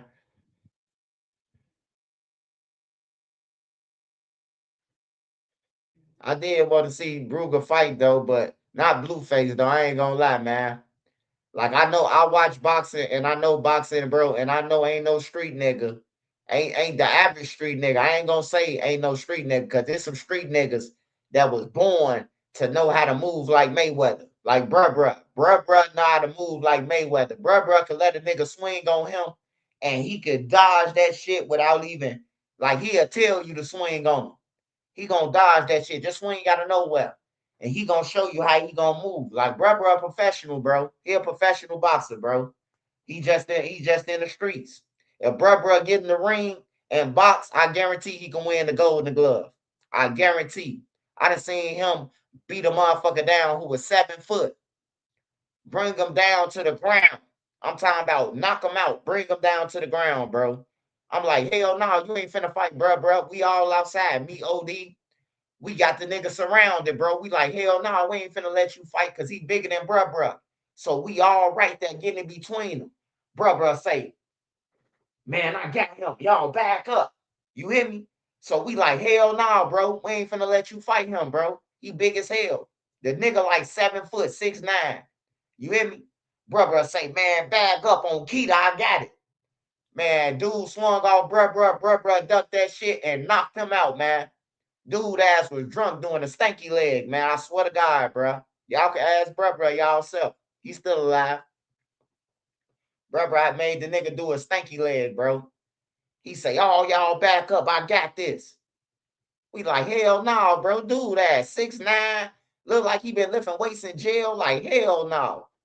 Man, that nigga swung on bruh with all this might try to knock bruh out. He dodged that shit. Dude came down. As he coming down, bruh hooking. Bow. Collided with him, knocked him out. Then, you know, T-Roy and them come going in his pockets. They hit his pockets. Why is he drunk? Why is he sleep? Dude on the ground snoring. T-Roy and them in his pockets. Take the nigga pelly off his back and everything. Like bruh the type that to just start a fight with you for no reason. Just to see if he can knock you out, bro. He don't give a fuck how big you is. That's one thing about bruh. It don't matter the size, bro. Shorty got real heart. Like he gonna fight a motherfucker who big, way bigger than him. He gonna say, I got it. If nobody else act like they ain't got it, hey, bro, who finna fight dude? Match up with dude. Everybody looking crazy. Bro, like, fuck it, I got it. On everything. He a professional, bro. I wish he would have used his skills to box, bro. You know, he in his 30s now. I don't know if it's too late in boxing, but yeah, it's kind of too late. But I wish when he was 18 and 19 that they could have got him in boxing, bro. He would have won a lot of ring trophies and all that shit. I seen him bring a nigga down with my own eyes right there. Not what no nigga told me or he played crazy or they hearing about it. I'm right there telling bro, we ain't finna let this nigga beat you or jump on you. We ain't finna let this nigga fight you because he big. That nigga say, I got it. On Keita. Told us all to bag up. Me, Boss Top, all us was out there, bro. Me, Boss Top, OD, Trey 5, Dayon, Platoon, Duke, all us was out there, bro. He told all us to back up, bro. I came out the building and ran into it. I ran into the nigga like, man, you gonna stop playing with me, telling bruh he gonna stop playing with him. Because bruh choked his girl up and put his girl to sleep. So he told bruh, you gonna stop playing with me, man. I don't give a fuck what you is. So him and bruh, he got close to bruh in his face, and we all just around him like, man, you ain't finna touch him, bro. You ain't even from over here. And I come out the building and participate in that shit with them. I try to grab bruh though. I was trying to calm the whole situation like, nah, bruh. Like, nah, fuck him, bruh. But the nigga kept on reaching over our heads because he tall. So he reaching over our heads, damn near putting his finger in bruh face. Bruh said, I got him. He started looking like retarded, like he finna start crying or something. You know, looking like a little cartoon character, one of them Yu-Gi-Oh characters or some shit. And then he just powered up on Buddy. He powered up on Buddy. On everything. Nah. It's different, man. Butter catch a nigga off guard. He putting you to sleep. Like, it's different with bruh. I'm talking about face to face. Like, all the knockouts I seen with Butter, a nigga was sideways or a nigga was talking and Butter took off on him. Bruh, he can get up in your face and push you. You ain't gonna do nothing and push you. You hear me? Like, it's a big difference, bro. It's a big difference than bruh and Butter on the hand shit, on everything. I know boxing, bro. I give niggas they credit. Like, if Butter catch you with your mouth open, he gonna knock you out. That's anybody, though. That's anybody I know. If they catch you with your mouth open or if they catch you off guard with the first punch, anybody can knock somebody out, you know? But it's different with bruh, because he'll engage with you. Like, he'll be in your face calling you bitch, you ain't gonna do nothing. You ain't gonna do nothing, bitch. He retarded, bro. Like, he retarded. He wants you to engage so he can have a reason to knock you out. You hear me? So if the guy say, man, why you do that? Why you do that, bruh? Man, he kept on talking about my mama and my daddy. He ain't saying shit about your mama or your daddy, nigga. You started that shit, bro. I used to call bruh out doing that bullshit, bro. Like, bro, your ass just put the lady to sleep, bro. Like, what the fuck wrong with you? Bruh say, shit, I was trying to see when she gonna wake back up. I'm talking about he running around Parkway, bro, putting people against the wall and then choke them. And then let them fall, bro, and black out, bro. Like, he was doing that game, bro, the blackout game. And he was just running behind motherfuckers, choking them up and putting them to sleep. He did it to women, man. He ain't give a fuck who he was putting to sleep, bro. He'll come out the building like, man, I just put 2 people to sleep on the stairs. Go in the hallway, 2 motherfuckers out. They out unconscious, bro. He done choked them, blacked them out, bro. He putting them to sleep. Like, bruh different, bro. He different than everybody who I talk about, bro, when it come to that. Like, Shorty don't give a fuck. Like, if Zoo Nim was alive and Durk Nim was out, he the type of nigga that'll Google Durk address and go and knock on the door and say, what the fuck you been rapping about me, Donnie Brasco? Like, he going to your doorstep. He will go to THF where Lil Law them met and knock on their trap door. This bruh, bitch. Come down. Y'all was time y'all was whooping one y'all. They upstairs ain't even answering the door. They scared. They know. Shorty coming, bro. Bruh, a different breed. He like one of the niggas like, he retarded, bro. Like, you can't get into a shootout with him or nothing. He gonna be shooting for the next year. You might just want to shoot at him just to tell him to get back. He coming. You hear me? Bruh, that bold, bruh. He that bold when I tell you, bruh. I talk about 1 million people, bruh. Bruh is one of the people that don't give a fuck. I'm telling you. And Trey 5. Trey 5 is quiet, but Trey 5 is Vaughn and all them is peons to Trey 5. I'm telling you, bro. Like, for real. Like, Vaughn them is good kids compared to Trey 5. You know, Trey 5 quiet, though. He quiet than a motherfucker. He don't say nothing. He ain't gonna say nothing. Your ass just gonna be, hey, damn, bro. Motherfucker got hit up 35 times last night. Man, I ain't even hear about it. You hear me? Whole time you did it, motherfucker. You did like this, like shit, D. Like, I'm telling you, man. Like, some niggas way deadly. Yeah. Bruh trying to put Durk. Trying to put Durk to sleep. Durk shook up out that shit, though. Durk ain't go to sleep. He shook up out that shit. Bruh did it in the hallway, 6358. On everything. All the niggas who was with Durk and all them videos, like most of them niggas was in the hallway when bruh did the shit. Most of them niggas was in the hallway. Yeah, but Trey 5 the most dangerous, man, out of Oblock ever. On everything, bro. Like, he quiet, but man, he move mountains. And niggas like, and he low. Like, for real, bro. Like, I'm glad they gone from over there, bro. Like, I'm glad that he split his ways. He had to go through the McAdoo them shit. McAdoo them bogus though. Everybody talk about Trey 5 bogus on that shit, and I don't care because I was at the duck trial. I don't care about that. You know, I ain't gonna let no other nigga muddy no other nigga name. Hey, look, if you call me and you just killed 2 girls, and you call me and tell me to come pick you up, you ain't tell me about the girls. Same shit with Blue. That's what they did to Trey 5. They called Trey 5 out of town. He in Normal, Illinois, or Lincoln. He was in Lincoln, Illinois, because that's the police that smacked his crib with a white girl, with his white girl. And they called him. Hey, bro, pick us up, bro.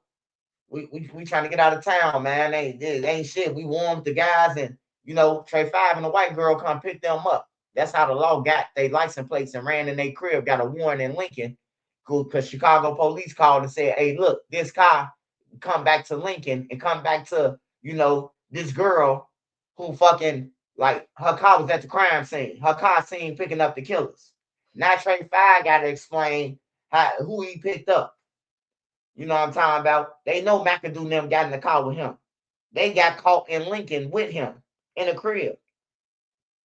You know, but ain't no nigga gonna take their weight and be like, hey man, we told them not. Hey, look, you ain't even got to tell on us because we shouldn't even called you to do the shit. You know, instead of a nigga being a man, they want to run around. Oh man, he told on us. He ain't telling on y'all, nigga. He kept it real. He kept it real on y'all ass. Y'all didn't want to go and get him and his girl at the police station because y'all want to play like they had something to do with it. You know how long a drive from Lincoln, Illinois to 55th and what's the name? To be driving down there and a nigga to kill somebody and then tell you at that 2 females, a white female at that. So you know the police finna really investigate the white female because her family finna come down to the police station. They finna protest outside. They finna make noise. You hear me?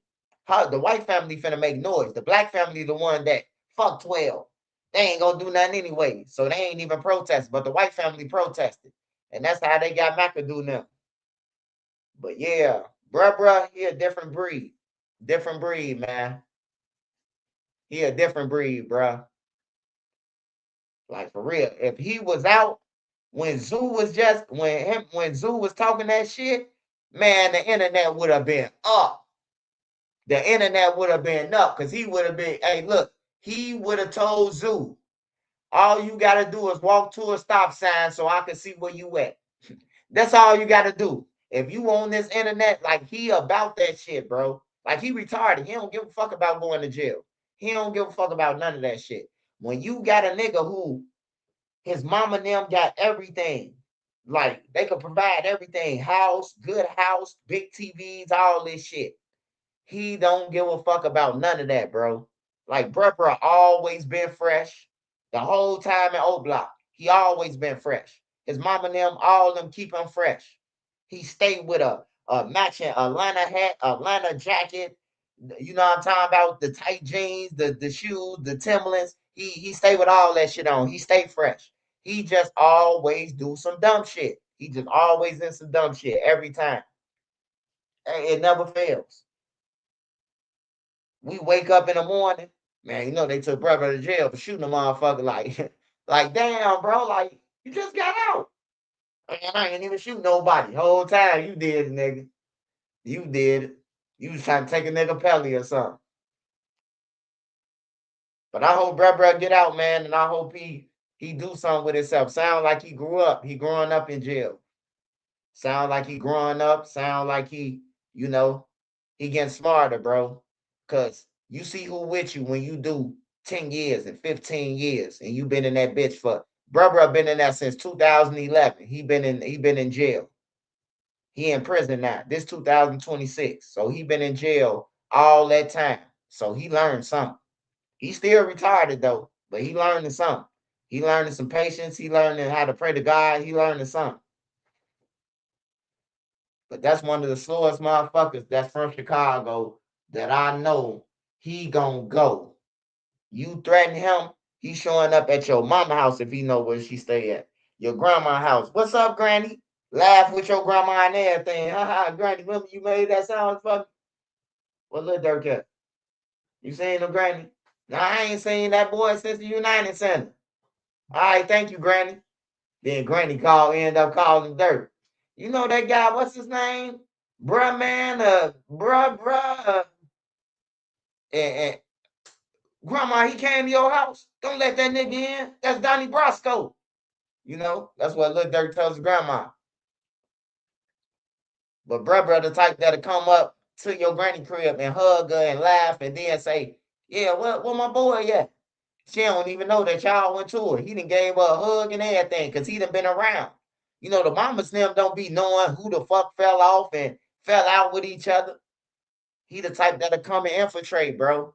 Hug your granny, your sister. Where your brother at? Your sister fuck around on the back. He come to kill you. They done gave you up. They all know each other, man. You ain't gonna never see Reese say nothing about him. You ain't gonna never see Reese saying nothing about him. You ain't gonna never see a lot of people speak on bruh. You ain't gonna never see him, bro. He loyal to like Lil Reese them his boys, bro. So he loyal to them. Like if you in tour with them, you in tour with him. Them his boys, whatever. Whoever he's supposed to toll on or whatever they trying to say, zoo them, you know. Because if you really look at it, I'm gonna keep it real.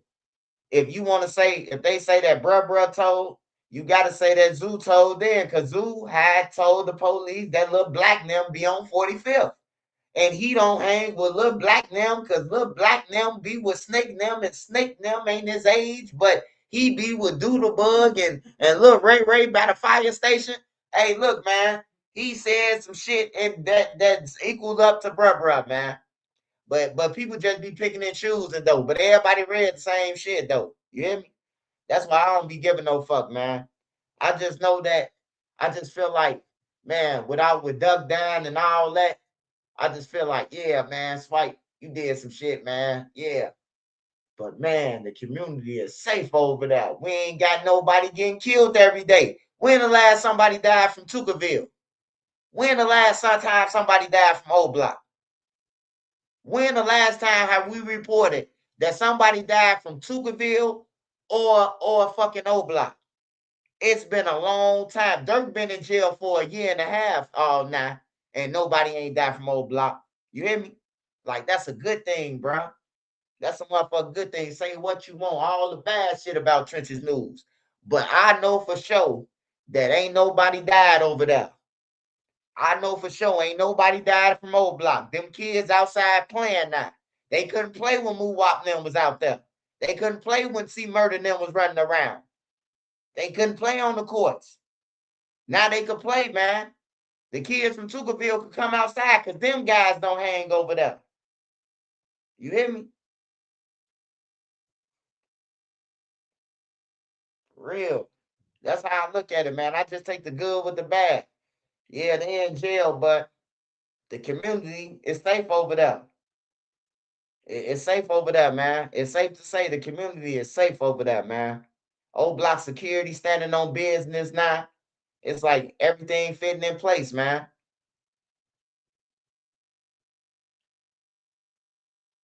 Before that, though, them shorties was over there shooting each other. What's the little motherfucker light skinned guy name? The not Money Mound. He in jail too. That little motherfucker. He killed the motherfucker because he got his ass whooped. What's the other guy name? The little kid, man. Remember the NBA player came over there? I ain't got to check in. I'm with the shorty, Ty Money. Remember he was shooting motherfuckers. He remember all them people got shot at one time. He got shot in the chest and all that shit. Like they was victimizing the hood, bro. Like for real, man. You can't victimize the hood no more. Cause I'ma stand up and talk, bro. You can't do that shit no more, bro. Like people want to live, bro. Yeah, I've been in the streets. Yeah, I've been in the trenches. But I moved around when people was coming out their house. We didn't stand in front of people's cribs because we knew that they gonna call the police. They gonna do this, so we respected. We cleaned up the block. We made sure that if we was out there and it was a party or something, everybody pitched in to clean all that trash up and everything. You ain't have to wait on no janitor. You ain't have to wait on no street sanitation to pick the shit up. We was doing it. So a motherfucker be like, yeah, y'all be over here doing this, but y'all clean up. We come through, we ain't got no problems with y'all.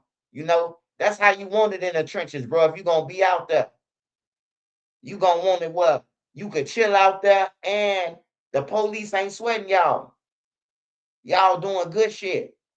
Y'all doing barbecues, passing out hot dogs and hamburgers to the blocks. You know what I'm talking about? You know, it's time to get back to that type shit, bro. That's how I want to end my life, man. I want to end my life how my life first started, but I ain't have it. My mom and them ain't have it. But now I got a chance to have it now. So I wanted to go back to that, like family reunions and everything, bro. You know, but you can't even trust your cousins now. My cousin say, I know you got a sack. I heard DJ you said how much you worth. I looked it up. I say, yeah, bro, I never come back around your ass on everything. Never again. I switched my number and everything. Nigga say, I seen DJ you say you getting it. Told DJ you ass stop, don't say that shit, man.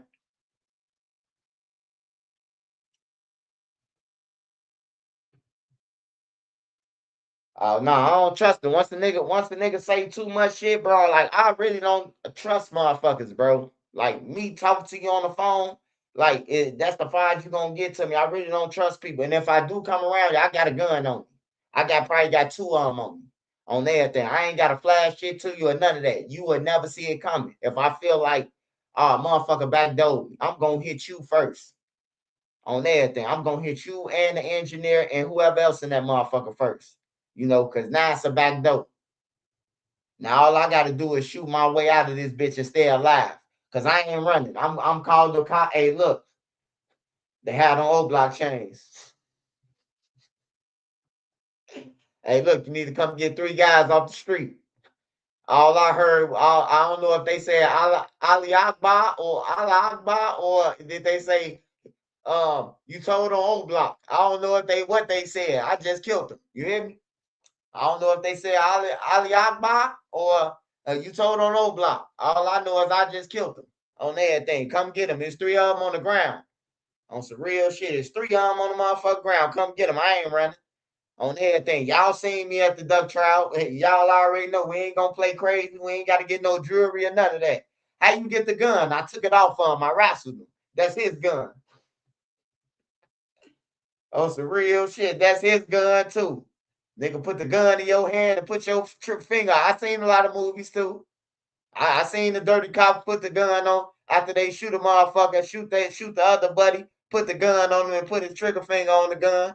I know how to do it before the cops come. On everything. I ain't going for none of that shit. I just stay in my lane, man. Try not to do too much. Just try to help people, man. You know, help people as much as I can, and that's it, man. Live life. Because we all on the time clock, man. And while you here, enjoy it. Don't spend your time hating nobody. Don't spend your time hating on nobody. It's too short for that, bro. On everything. The average life expectancy, what is like 60 years, 70 years? If you live past that, you just a lucky motherfucker. You hear me? Just do the age math, what you is right now. You will see what I'm talking about. And then you see how time just flying back. Durk and them been in jail for 1.5 years, almost 2 years now. That was fast than a motherfucker. You hear me? Like for real. I be looking at shit like that too. I be looking at shit like that, like, damn, bro, Durk and them was in jail that fast. Moowop and them been in jail for 4 years, 5 years now. Like, I be looking at all that shit, bro, like, damn. It's been 5 years. It's been 6 years since they killed Duck. It's been 5 years since Moowop and them been in jail, in the feds. They've been in jail for 5 years. They've been convicted for 2. Shit, about this going on 3, goddamn it, shit. If they keep on letting it go on, they gonna be the first motherfuckers who got convicted and didn't get sent out that motherfucker. Yeah, time flying, bro. Time fly like this, man. That's why I say less arguments and more money, man. Less arguments and more money, because you need that money to do shit. You need that money to, you know, you need that money to take care of your family, pay bills, put up, rainy days, activities, trips, school supplies, whatever you need it for, man. Your business to flip, whatever you need it for, you need it. So, just try to just try to get to the money, man. Working, honest job, whatever, however you get it. Build you a business, make you some clothes, make you a clothing brand name. Do something with your time though. Do something with your time, man. Cause I be looking at my homies that's gone, be like, damn, he been gone for 20 years now. Like shit. My brother got killed in 2020. It's 2026. He got killed 6 years ago. That shit went so fast, bro. Like, damn, my brother been dead for 6 years. It's going on 7.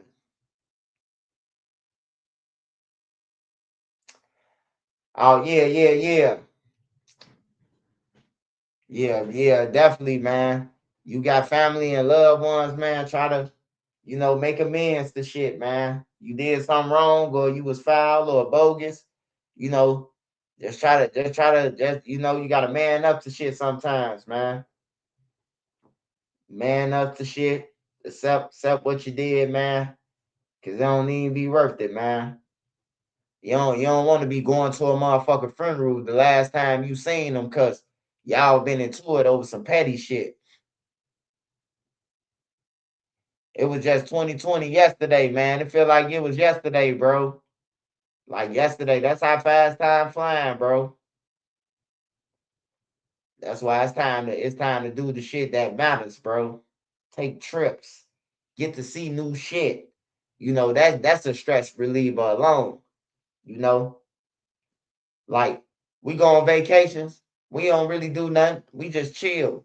We go on vacation. We just chill, but it's a relief, man. It's like when we get back home, it's like we missed home, but we've been chilling, bro. Like we got to see some other shit real quick, you know. And then when we go on vacation, the days go back so fucking quick. Like, damn, bro. 7 days up that fast. Like, as I start seeing this shit and I sit back and pay attention, bro, I just take like more serious, like not serious, but I just take, I know I gotta do more shit, to achieve where I'm trying to get at real fast so I could just chill. Cause I don't want to be working. I'm gonna still be on YouTube when I'm 50. I'm gonna still be on YouTube when I'm 55. Cause I'm gonna still be talking to some of y'all. Probably some people probably be gone or whatever. But I'm gonna still be talking to y'all. I don't give a fuck how much money I get or how successful I get. I'm not giving up my YouTube. I'm not giving up my YouTube page. None of that shit on everything. This motherfucker gonna rock out. My son gonna have it.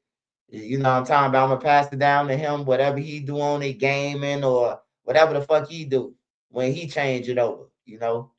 I can't expect him to say, yo, this church news and report about crimes and shit. I can't expect him to do that, because he ain't grow up in that shit. So, I can't force him to do that, but I'm gonna be on my channel too. So he could game and do what he do for the future, and I'm still gonna be on my channel. Well, he got a Nene channel because that probably be in 100Ks by the time shit he want to get on YouTube if he want to be a YouTuber. You know, I be telling him game and whatever. I be encouraging him to do whatever he want to do. Shit, going to college ain't for everybody. Playing basketball that was my dream. It probably ain't his dream. You probably want to do something else, man. I don't want to force nobody because it's your dream. Like a lot of people, they be having their kids play baseball and shit like that because they thought that they could have made it. And they kids whole time, they kids want to do something else. So just let them do what they want, man. Only thing you can do is help them and correct them and try to make sure he's successful at that shit. That's your brand, so I understand. I feel the same way about my brand. Never gonna be for sale.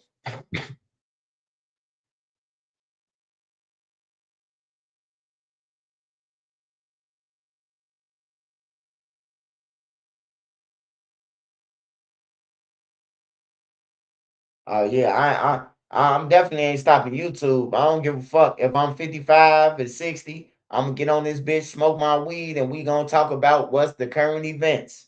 You hear me? Nobody will remember Oblock no more. Nobody will be talking about Lil Durk and them. Like they'll be in the past, man, in the next 20 years, bruh.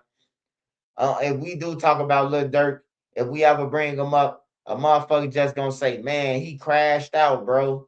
He had everything in the world, man. You know, probably Drake, his song with Drake and shit. That shit gonna forever play. Gonna be in rotation on the radios or whatever. It's gonna be a lot of new music though, but I can still see Drake and them in 20 years. I can still see Drake being played. I can still see Drake and Lil Durk song being played in 20 years.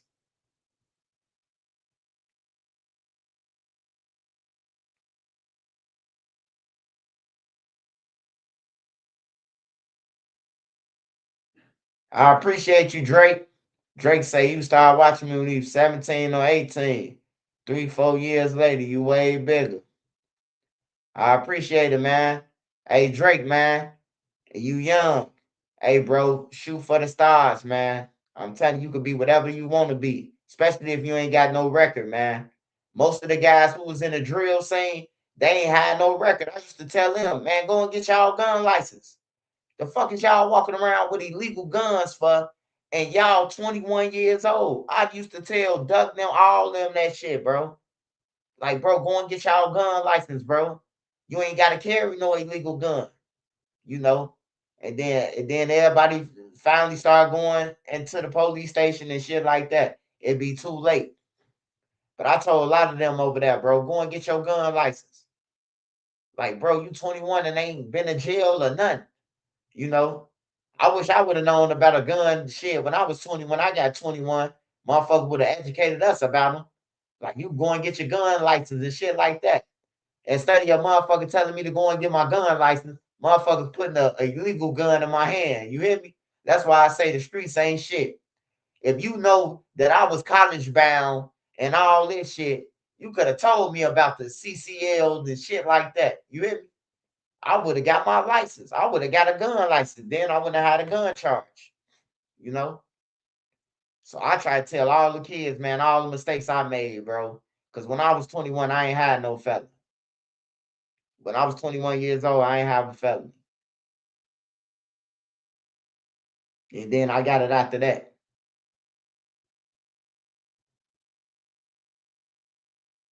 Well, when I was 20, I ain't have a felony. I was a felon by 21. When I was 20, I ain't have a felony. Yup.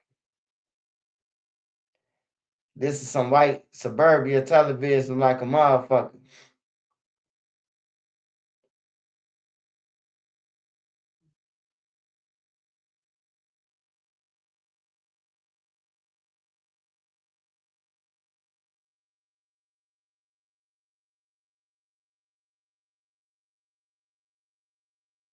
About some white suburbia. You better get your bitch ass on, nigga. Fuck off my page, nigga. Ain't shit white suburbia, nigga. You want to hear about niggas killing that all the time. What's the solution?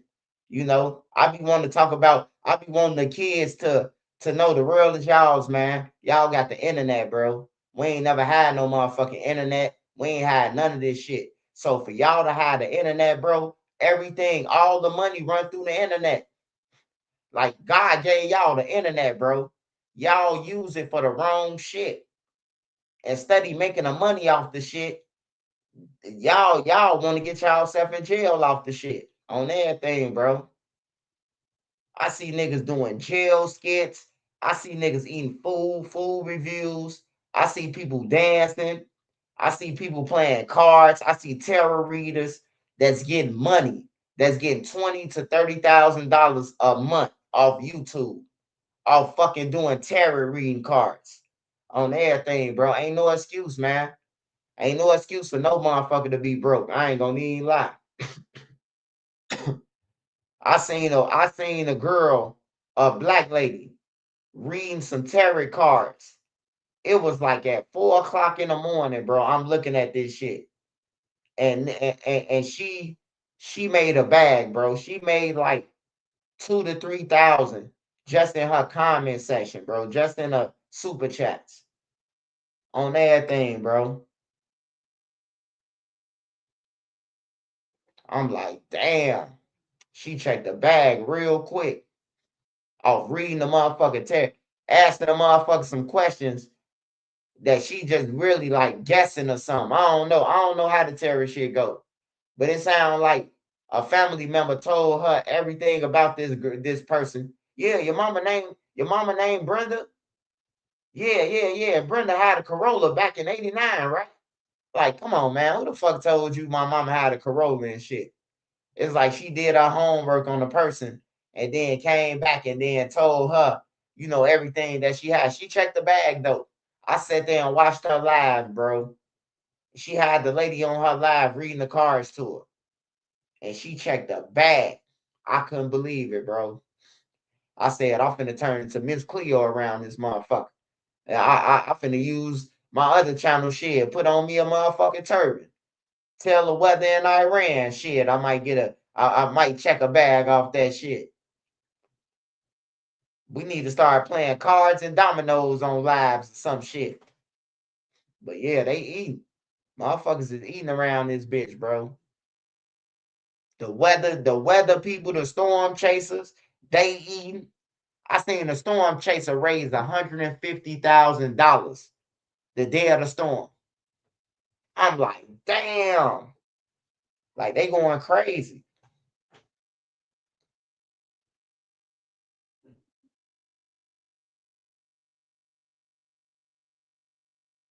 Hell yeah, I'm finna turn into Miss Cleo, goddammit. After I seen that motherfucking lady make $3,000, goddammit, on the live in 30 minutes. I'm like, shit. I gotta turn to Miss Cleo on my other channel. Hello, the Terrorism. Cartridges News. Hey, yeah, man. This little Ray from jail, man. Hey, I wanted you to tell me your future. Hey, little Ray, I can see you paroling out in May 5th. I can see you paroling out. And I can see you going back on a parole violation May 11th. You got caught with a gun and some meth and 3X pills when a parole officer came to do a check. Out. Next caller. Hell yeah, I'm gonna get all the jail calls. All the motherfuckers in jail, man. Send me y'all commissary money. I'm gonna tell y'all if y'all coming home or not. I'm gonna tell y'all what they gonna do at court for you and everything ahead of time.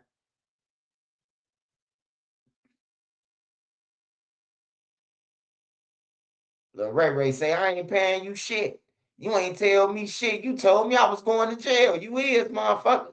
I told you getting out May 5th and you going May 11th back to jail for a gun. Shit. Hell no. Hey, but yeah, for real though. Basically what I'm trying to say is, man, you could do anything, bro. Like you could do anything. Like I said, if you know how to sew, if you know how to break down weapons just to show people how to carry weapons, if you know how to fucking work computers, take computers apart, cars, doing oil changes, fixing the engine. If you got a car that, you know what I'm talking about, like, hey, do it. Everything is like, do it, bro. Do it. If you good at some drywall or fixing holes in walls, do it. Show the world how to do it. This how you fix holes in the wall. Show them. You gonna get paid, and motherfuckers gonna watch you, and people gonna call you for more drywall jobs. Thank you for using Global Tech. Oh yeah, Global Tail Link. That used to be the shit. Shout out Big Ghost. I mean BTA Ghost. Smash that like button for me, y'all. Smash that like button for me. Hell yeah, I accept all GTL payment processes. I accept all the motherfuckers. Call me from jail, man. I'm gonna have somebody put my number on the wall in every prison. Every time somebody go to jail, I'm be like, I need, if you going to prison, somebody on the deck, I need you to take this card with them so they could tape it to the phone, by the phone. For real. Niggas call me. Hello, this is Trisha News, your psychic reading, your tarot reading. How may I help you? Yeah, man, I was trying to come back on the appeal, man.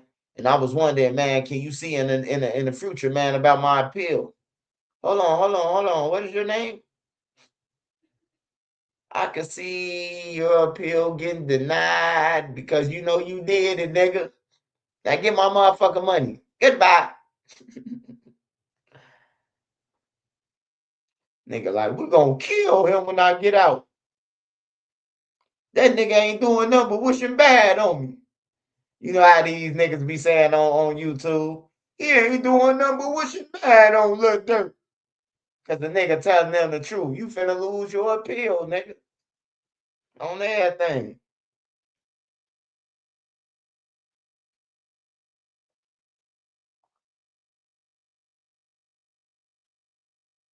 Yeah, but the sky's the limit, man, for everybody, man. Don't let nobody tell you can't do nothing. Don't let no man tell you can't do nothing. You can do whatever the fuck you want to do as a woman. You can do whatever you want to do. Break any barriers. You can run just as fast as me, jump over a gate faster than me. Don't let nobody tell nobody, woman or male. Don't let nobody tell you can't do it. And you stay away from people. If you telling them an idea, man, fuck that. Don't even tell me your idea. But if you is telling somebody your idea and they saying, man, that's impossible. You can't do that. Stay away from them people. It's 2026, man. On everything. We finna be living in the Jetson years in about 10 more years. We might be living like Elroy now. Stay away from them people. They ain't got no dreams, no goals, no hopes. They goals is just to bash people. They goals is just to tell you ain't gonna make it or it's impossible. You know, like you don't need nobody. You need motherfuckers around you that's gonna say, yeah, you can do it. You know, I always ask Nene ideas. Should I do this? My homies now, my real friends. Not my fake gang member friends or something that I had or none of that. And the gang member friends that I do got, I grew up in a group home or the sandbox with them. And they love me. And I love them. And they gonna make sure I'm straight no matter what, you know. But yeah, you can do whatever you want to. You can do whatever you want to, and if a person really supports you, they gonna make sure that the word get out of what you doing. But don't let nobody ever tell you that you can't do nothing, man. I don't give a fuck if you a man or a woman. You can do whatever the fuck you want, and tell your kids they could be whatever they want. Besides drill rappers, on everything, drill rappers don't make no money and they die. Now I ain't got no gang ties, bruh. I ain't got no gang ties, bro. The gang members that I talk to, them been my friends, man. Them been my friends since the group home and shit like that. The other gang members, they just called and give me the information, man, about Lil Ray now, man. Whatever happened in Chicago, it's just like the news channel, man. I'm a big channel. If something going on with Lil Durk and he got a homie that was down there, they gonna call me. Hey, Trenches News. Hey, bro, you be on point with the Lil Durk shit. This what happened. You know what I'm talking about? This what happened with Zoo Nim. This why Zoo Nim came back to Chicago. You hear me? Like I got connections like that, bro. They don't give a fuck about no duck trial, bro. They see me get some money. They see me trying to get some money legit. I ain't robbing nobody. I ain't doing none of that shit, bro. I'm trying to get it legit. I'm trying to take care of my family legit. You know what I'm talking about? So I don't gang bang. I'm everything killer. You know, gangs don't pay. Gangs never paid, bro. Like for real, never paid.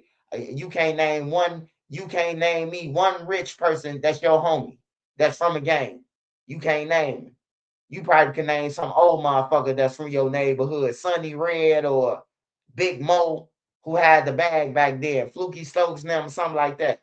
I don't know no nigga who my age or under, who a millionaire from the streets, who gang bang. All the killers that I know from the streets, they was broke before they died. And when they was here, when they was killing people, they was broke. I don't know no rich killers. All the killers that I know that was killing people, they dead. And when they was here, they was broke. They was broke like a motherfucker. Like I'm talking about broke to the point where we go in the store, they gotta ask the goofy, what you call a goofy, what you call a motherfucker who got on good clothes and shit like that. Hey, bro, you'll buy me a bag of Crunch Girls and the juice? This a killer. This the one who killing everybody in the trenches. You know, they broke. They ask you, hey, Swipe, man, you'll buy me a hamburger from McDonald's? Like, shit, I'll buy you 10. You just killed 5 motherfuckers yesterday. Shit, you hear me? Like, fuck, you want 10 of them? What you want, 3, 5 Big Macs and 2? You hear me? Like, what the fuck? Like, for real, you would think, like, they all broke, bro. So, is Von considered a rich killer? Von was killing people broke, man. Von wasn't rich when he was doing that shit to people.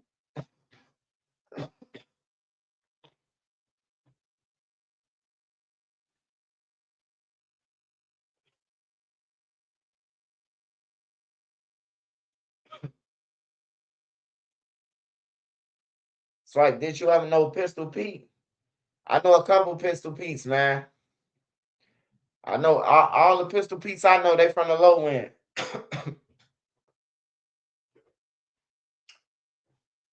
And like 2 of them dead. Yeah, they broke with a name, man. All the killers that I know, bro. Everybody who was killing people, sliding for the block, the ones that was making the block hot, and the ones that was making the block get a name for respect, all of them dead. And they died broke. And when they died, they family couldn't get nothing from the gang members.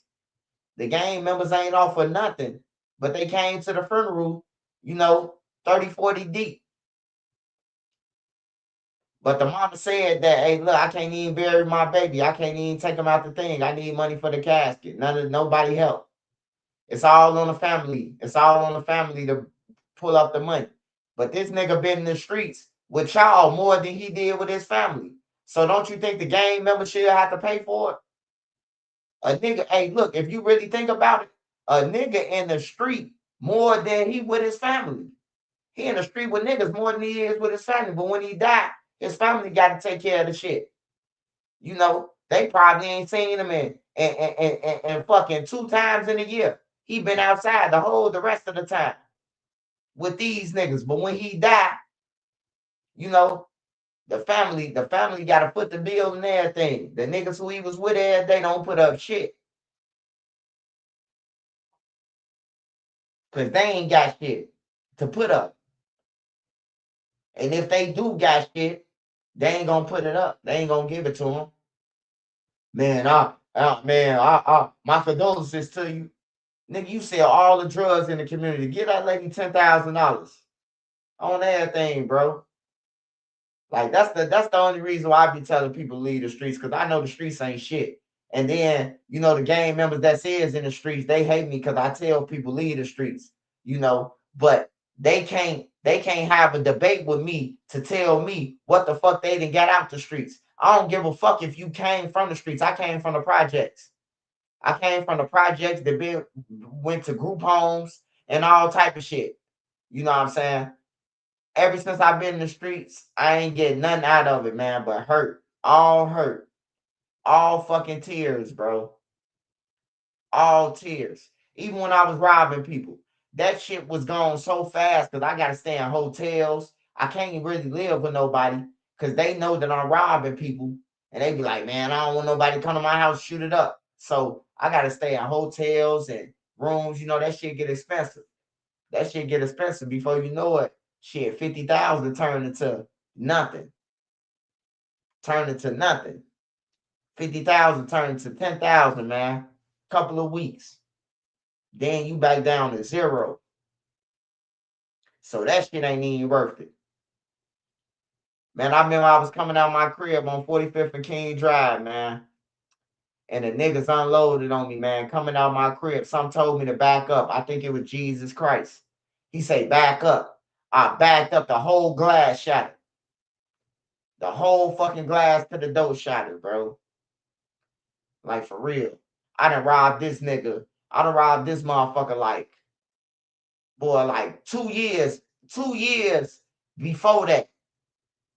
2 years, bro. The nigga been following me on the low end and everything, shooting at me for the last 2 years, bro. That's one nigga that I was happy for when they said that, man, old boy had a car accident, man. He fucked up, man, sucking through a straw. I ain't gonna lie, bro. I was relieved. I say this motherfucker, he popping up like motherfucker the Jack in the Box. You hear me? 2 years later, man. The nigga tried to catch me over east. The nigga tried to catch me on the low end. The nigga tried to catch me everywhere. Everywhere I come out of, the nigga like a Jack in the Box. But then I knew how he was getting where I live at. He was fucking my homie's sister, and they was telling him, no, he live over here. He live over here. You hear me? My homie was going places with me, and I was wondering how the fuck he knew where I was going the whole time. You know, just like with Watts. He find out where I'm at. He giving people my location.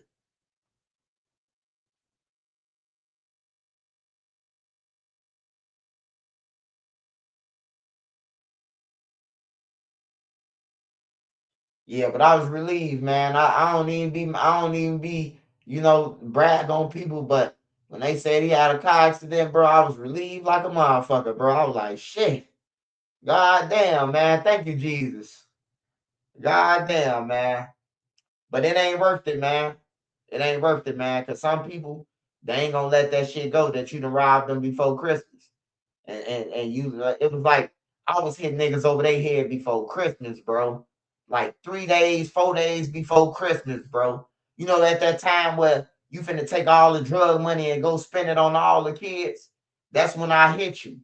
I'm hitting you on that week and a half before Christmas. I'm catching you with the whole pot on everything, bro. And I be feeling bad, bro. Cause when I got my page, when my page almost got took before Christmas, hey, look, that was all the karma for all the people that I robbed before Christmas. I almost lost this page before Christmas on everything, bro. I almost lost my page before Christmas, bro. A lot of y'all been on my page, so y'all know when I couldn't go live, I had to start another page. Nene gave me her page. You know what I'm talking about? I had to get subscribers over there because I almost lost this page. And I just think that it was karma for what the fuck I was doing in the streets, bro. Taking people's shit, even though they was gang members and shit, I was taking them down before Christmas. And it's like a thing where, God, as long as you doing it for the kids, or as long as you doing it for your family, like it's like to me, God to turn a blind eye to you. It's wrong, but it's like you gotta feed your family, And I almost lost my page, bro. I woke up and they said I had 53 strikes. I had 7 days. And my wife fought every strike. She stayed up from 2 in the morning to 5 in the morning, 6 in the morning, bro. She stayed up and we smoked blunt for blunt until she got my page, bro. And then they kept on striking my page, these guys. They was some bombs. Some fucking bombs, bro, who I helped. That's why I ain't got my intro no more. If y'all was here with me when I had Heart of the Trenches, that's why. I paid the motherfucker for the Heart of the Trenches and everything. And then I kicked him off my page because he lost my content that he recorded, my Cairo content. I had content from Cairo. And talking to Cairo brother on the phone, Noodles. So he lost that and he told me, hey, I lost the content, but you could pay me and then I'll film it over. I say, what the fuck? Nigga, do you hear yourself? He said, I gotta pay him again to film it over, but he'll film it. And he lost my shit. Boy, I kicked that nigga off my page. I ain't never fucking with you again. And then he struck my page. But, I'm a genius. When it comes to like record labels and shit, I got it down pat. When it comes to management, A&Rs and all that shit, that's my field, music. So what I did was I went to United Masters and got his shit knocked off the map. The whole Heart of the Trenches. I got that song knocked off the map. That's why you don't hear it no more. Bitch, I'm from Chirac. I'm from the Heart of the Trenches. I got it destroyed, and my wife got my page back once we got that song destroyed because that's what was striking my page. I had 53 strikes from a song that I paid for. Content that I paid for. I paid him good money to make the song for me. I paid for the studio, and I paid him for to put the video in there for me, to put my logo and all that. And the nigga try to snake me, man. And I still came out on top, man. God still blessed me, bro. Like, that's why I say, just stay prayed up, bro. They tried me, though. They tried to get my shit took, and I almost lost my page, bro. I couldn't go live for like 2 months. 2 months I couldn't go live. It was Christmas, man. And I was like, damn, I finna lose my page for Christmas. I finna mask up on everything. These boys finna go upstairs. That's all I was thinking. But, my wife, she made me think different. Like, God got a plan for you. This for you, and it all worked out. I still got Trenches News, and I still got everything and more. And, we just blessed, man. And I'm blessed to have all y'all, bro. Like all y'all, all my wrenches, all my mods, man, all my mods. I even got mods that y'all ain't never seen before. Like, they good people, though.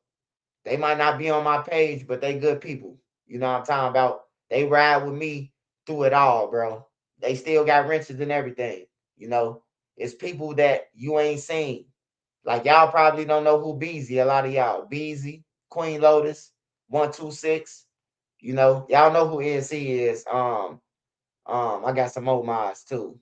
Made Media Magazine. Y'all know who he is, but then y'all probably don't. You never see him on here. Made Media don't never go on my lives.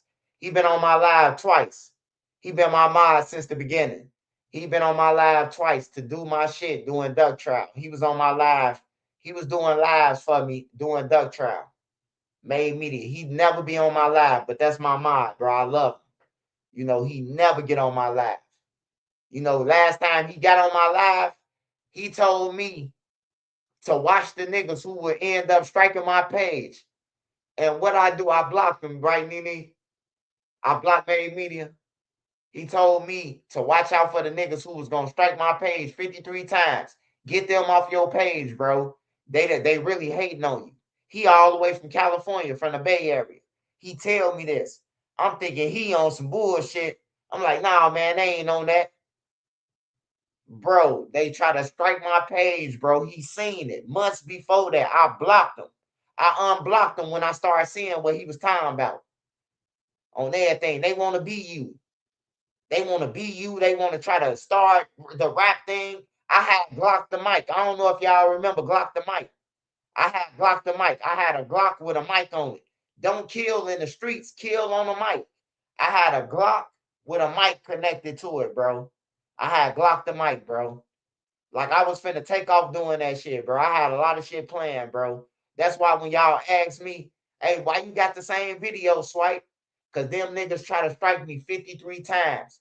And me using that video with my Cubs hoodie, it remind me, man, that I almost lost my page to these niggas, bro. That's why I don't put no new video. That's why I don't put no new video up there. I use the same video because it remind me, bro, that I almost lost my motherfucking page to some suckers, man. On everything, bro. And I was already up. I was up when I almost lost my page. My page was up there in the subscribers. When they decided to pull the bullshit. I just got like 30,000 subscribers off Cam Capone. Like, my channel went up fast than a motherfucker. It was at 58,000. And then next thing you know, I went on Cam Capone and got 30,000 subscribers off Cam Capone, bro. I went on Cam Capone and broke the internet. I got 30,000 subscribers off Cam Capone. My shit went up fast. Like for real, bro. And they was hating on me the whole time. Like, I'm buying everything. We go out, I'm buying all the pizza, buying the studio, buying all the liquor, buying them black trucks to get home and all type of shit, bro. Like, for real, I was paying for it, bro. Because I know they ain't got it. And if I got it and y'all ain't got it, I know y'all in Chicago and y'all stuck. You hear me? Like for real, bro. I know y'all from Chicago and y'all stuck. If you need a Uber, I'm ordering you a black truck. I got you. It's $80. I got you. You know, we going to studios, niggas stealing the weed, niggas stealing pizza. Like we ordering 5, 6 pieces, niggas stealing 3 of the pieces just come up missing. Like a nigga set the pieces in his car for his kids or something. You know, weed coming up missing. Hey, when I'm in the studio, I lay out the whole ounce or the whole bag of weed that I got. I might have 5 different strains. I just leave the shit on the table so everybody can pour their own problems. That's what we call it. We call everybody picking their own poison. You can pick whatever strain you want, roll you up a blunt. You hear me? These niggas stealing. Man, hey, look, I don't even drink. I brought a motherfucking fifth of Neho, I brought a fifth of Neho, a liter of Remy, 2 bottles of rosé. These niggas stole the bottles, bro. Before we can even get into the interview, the bottles came up missing. I'm like, damn, bro, like they stuck in Chicago. Niggas' phones coming up missing. They stealing phones. Motherfucker come to the studio. The guy who doing the engineer, his phone gone. Like, come on, man. Like that shit foul, bro. Like I don't want to be around shit like that. Like for real, man. The engineer phone come up missing. The engineer like, hold on, my iPhone gone. You hear me? Now niggas talking about they gotta leave. They out the door. Like, nah, bro. Like, I don't want to be around that. I'm trenches news, man. I don't want to be around shit like that. So I don't even miss a lot of them bombs that's in the trenches. I don't miss them on everything, bro. Until they figure out like being over there, you gonna be broke and doing something and to get some money, that's how you gonna survive. They gonna be losers. But yeah, we in the studio and they stealing shit. I'm talking about we order 6 large pieces. I order 6 large pieces. We seen 6 large pieces get delivered. Man, we going to the back for a smoke break. We come, 3 of the large is gone. Hey, I wanted to tell dude to rewind the camera so bad just to see who stole the pizza. You hear me? Like, that's how bad it be, bro. When you link up from niggas from Chicago, bro. Like, for real, bro. When you trying to help people, they steal. I don't even drink liquor. But I brought the liquor for, everybody. So I ain't expecting that the liquor to be gone. Like, I wasn't mad, but the people who drink, they was mad. Like, damn, I ain't even get a cup. I'm talking about a fifth of nail, a liter of Remy, and 2 bottles of rosé. 2 bottles of the rosé shit. On everything, bro. A nigga took one shot. My homie took 1 shot. The cameraman took 1 shot. And all the shit got stolen. Gone. Don't nobody know what happened to the pizza.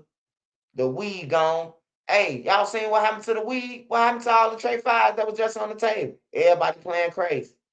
I ain't even see no weed up there. I'm like, yeah. I'm like, all right. This is my last time buying everything. Ain't shit on me next time. Ain't shit on me. I ain't buying nothing else. Then a nigga had the nerve to ask me, hey, bro, after they done stole all the shit, hey, bro, you'll let me hold 200 so I could buy my daughter something? My daughter just turned 23. I say, bro, you must want a box or something, bro. Y'all think I'm a bitch or something on everything, bro. I told him straight up. In hood cop. I was in hood cop. Hood to tell y'all. Straight up. The nigga asked me after they done stole that motherfucking thing. The nigga tell me, can I give him $200, bro? I was ready to fight after that. I told the nigga, what's up? If you ain't talking about boxing, shut the fuck up talking to me, dude. On everything, bro. I was heated. I called my wife, man, like they done stole the weed, the food, and everything, bro. Like a nigga took like 3 larges gone, bro. 3 larges, bro, gone. 3 large pieces, bro. Chicago pieces at that. Gone. Out of 6 pieces. It's like 20 people in there. So 3 pieces ain't shit. 3 large pieces ain't shit for 20 grown people. Some of them fat, some of them was fat. You know, we had a couple of fat guys who was like 400 pounds. So, you know, 8 slices, 9 slices is like off the back for them. You know, so we know that piece of missing because there's fat people in the building. You know what I'm talking about? That's why I ordered 6 pieces because there was some fat motherfuckers in there. So when everybody ain't getting no pizza, it's like, all right, y'all some bombs. Who the fuck took the pieces to the cop? I wanted to rewind the camera. I still be want to call dude and ask him, do he have the footage from this day and I'll pay him for it. But I ain't no petty ass nigga like that, bro. But I wanted to rewind that camera because he got a camera that would have showed us who the fuck took the pieces out that door. Because ain't no back door. It's only a front door. And then you got to walk across to get to your cars. Like the cars right across the street from that studio. So you got to go in the camera view. None of that. Because everybody cars is parked on one side. Motherfucker took the pizza, bro. Took the weed. It was at least about 6, 7, 3, 5s up there. Gone. I'm like, damn, bro. Like, I know the trenches be stealing, but like, I ain't even want to put down my iPhone, the camera, or nothing after that. I had everything on me. I couldn't put down nothing after that. I'm like, damn, this dude phone came up missing. Like, shit, it was all bad, bro. But I'm glad they gone, bro. You know, I'm glad they gone. You know, they off my channel. I ain't got to worry about that bomb shit. I ain't got to worry about that shit.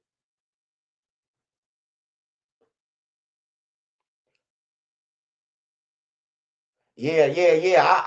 I went now. They took it. The niggas, they some bombs. They all took it. They was some bombs, bro. They was already thinking about stealing. Soon they got there, I could tell the thieves. Niggas was thinking about stealing. Niggas ain't never seen a person lay out pizzas and weed and drinks and you know it's enough for everybody.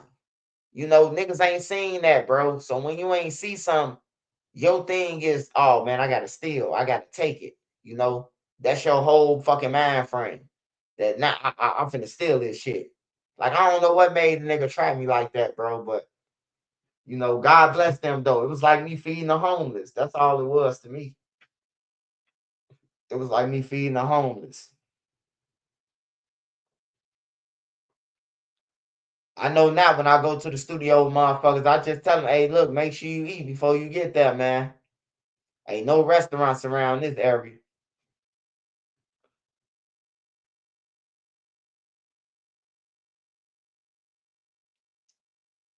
Yeah, and then it had to be like 4 people out of 20 of us, 4 people was on the same page of stealing.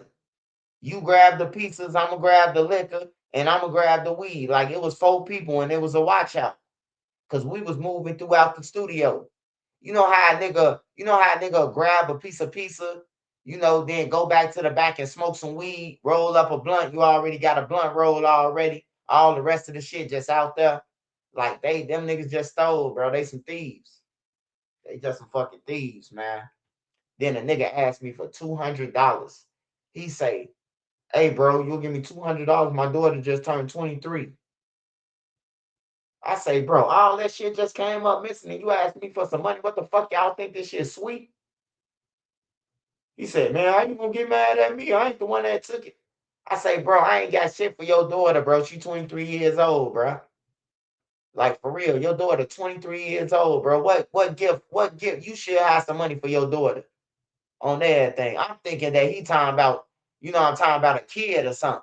He talking about a motherfucker 23 years old. Sound like you trying to get your shit up, the little girl you fucking some money or something, bro. Like for real. I ain't even know the nigga had a 23-year-old daughter. The nigga only motherfucker like 35 or something like that. You know? But I don't know. He probably busted nuts when he was 10. I done seen so many of them commercials. If you've been touched at juvenile hall, please call 588-2300. You have a $350,000 compensation coming. You know, after I seen that shit, you know, anything is possible. He probably got touched by one of the guards in jail and busted a nut in him, man, and had a baby when he was 10, man. I don't know. I'm just tired of seeing them videos too, man. Nene, I just need something to eat. Is there anything to eat in there? Or what you cooked earlier?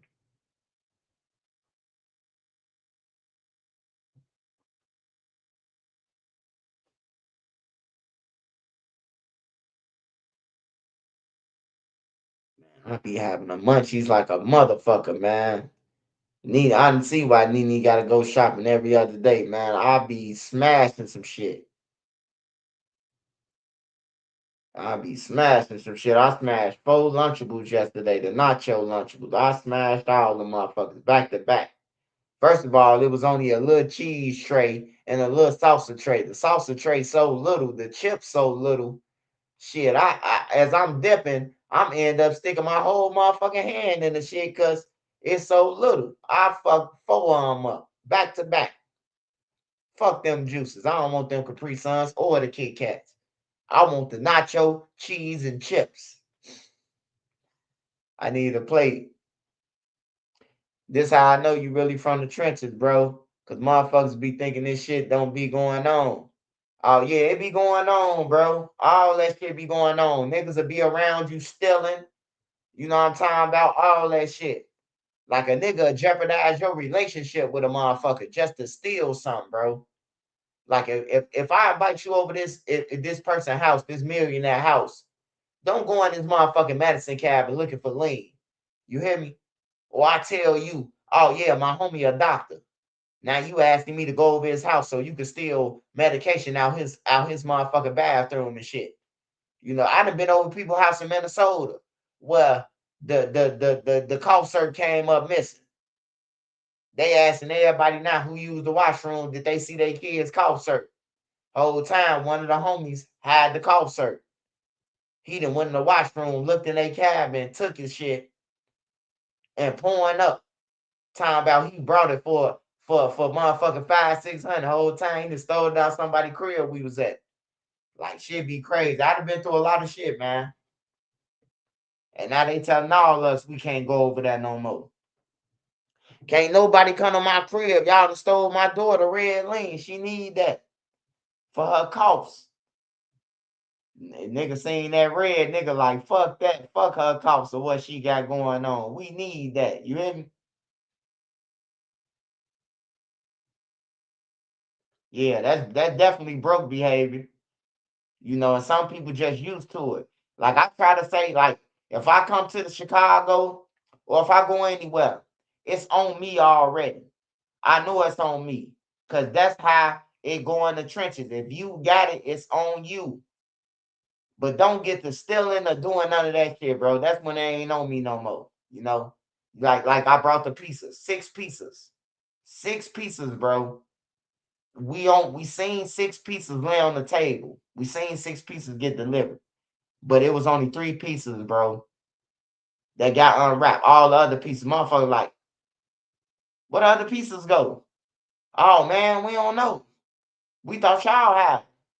Man, how the fuck you think we had them, man? And we in the music room. We in the computer room. You can't take shit up in there. We in a room where the mic at, where the engineer at. How the fuck we gonna have it? Hell no, Little Caesars, nigga. Them motherfucking pieces cost like motherfucking $40, $50 a piece. Hell no, I want no Little Caesars. Nigga, we was in Chicago. We don't eat no motherfucking Little Caesars. Nigga, we don't eat Little Caesars or a Pizza Hut in Chicago, bro. We don't eat that shit, nigga. We don't eat that shit, bro.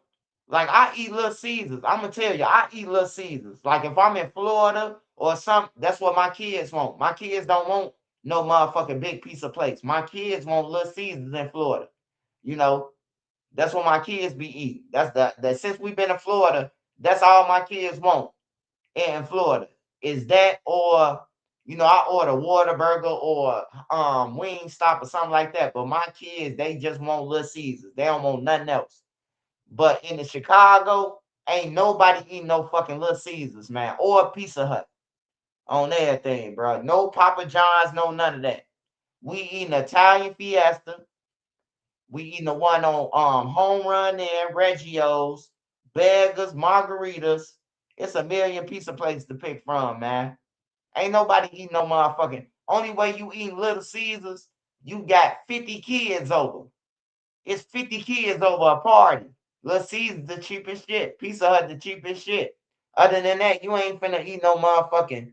Ain't nobody eating no motherfucking Little Caesars in Chicago. I'd never order no Little Caesars if I'm in Chicago. Cause we got Italian Fiesta. Like, why I'ma disrespect myself like that?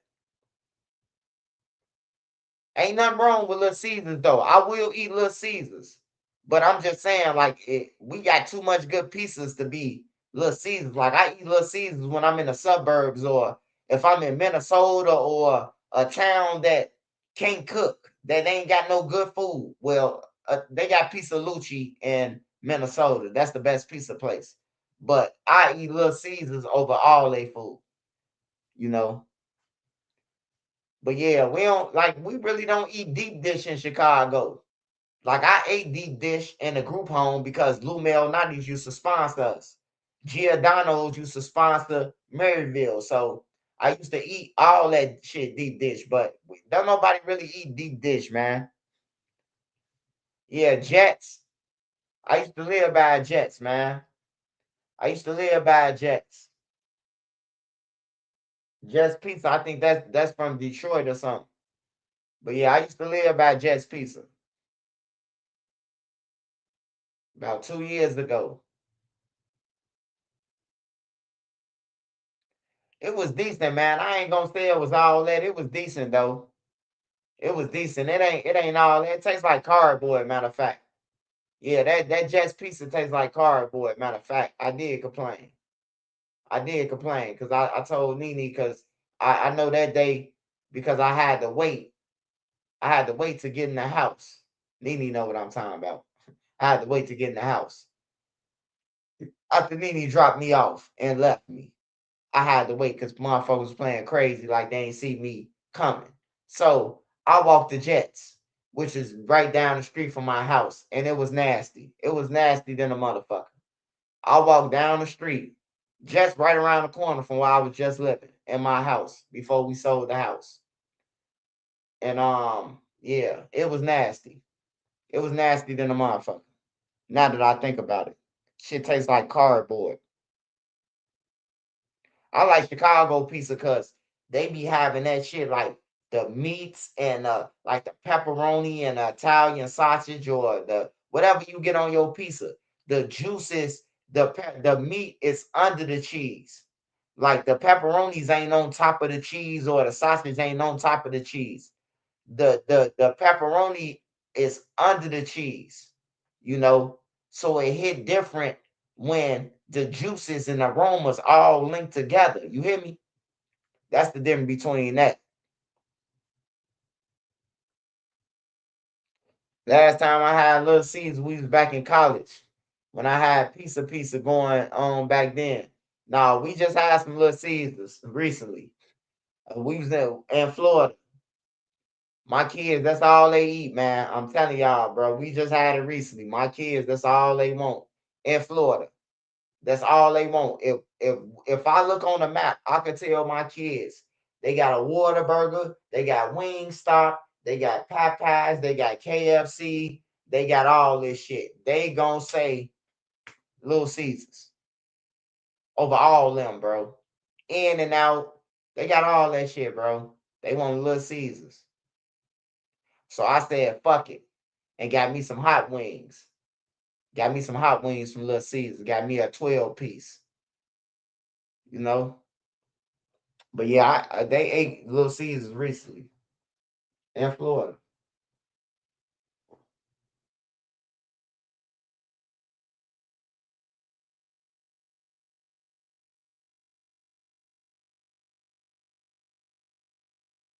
Oh yeah, yeah, yeah.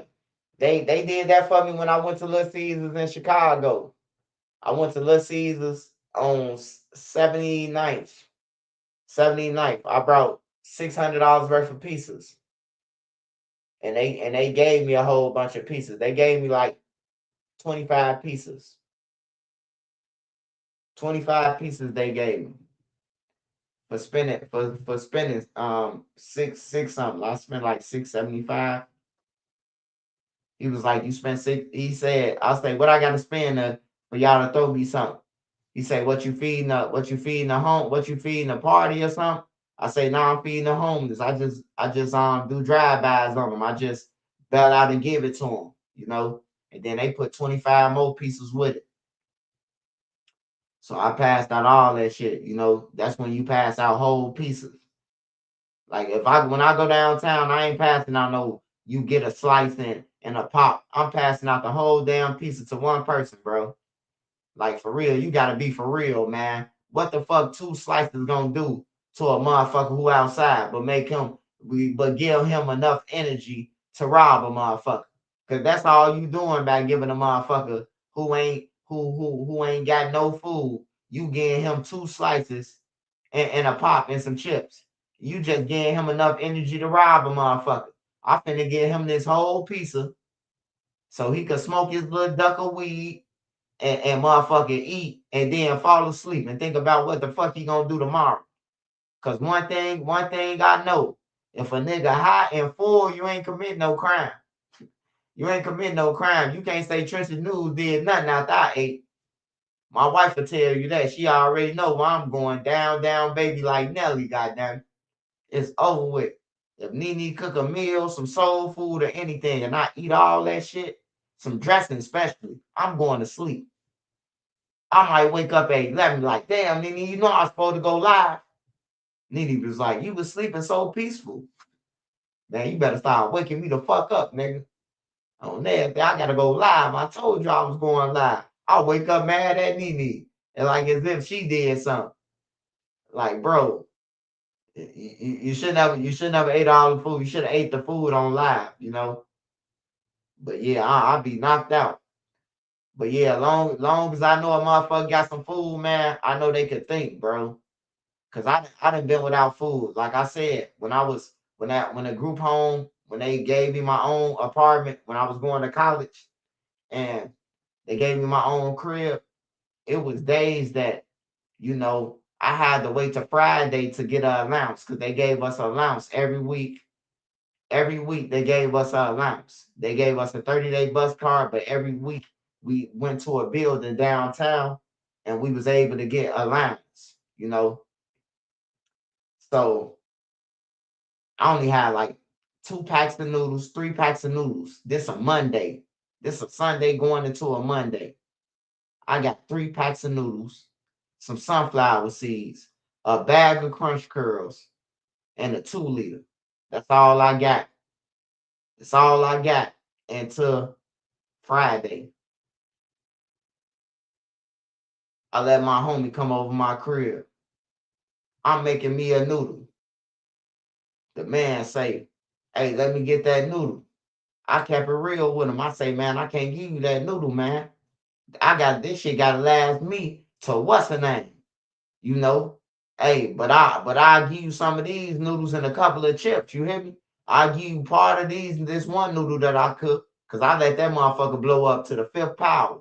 I left that motherfucker in the pot and let the noodles soak for at least about 20 more minutes after they was done cooking.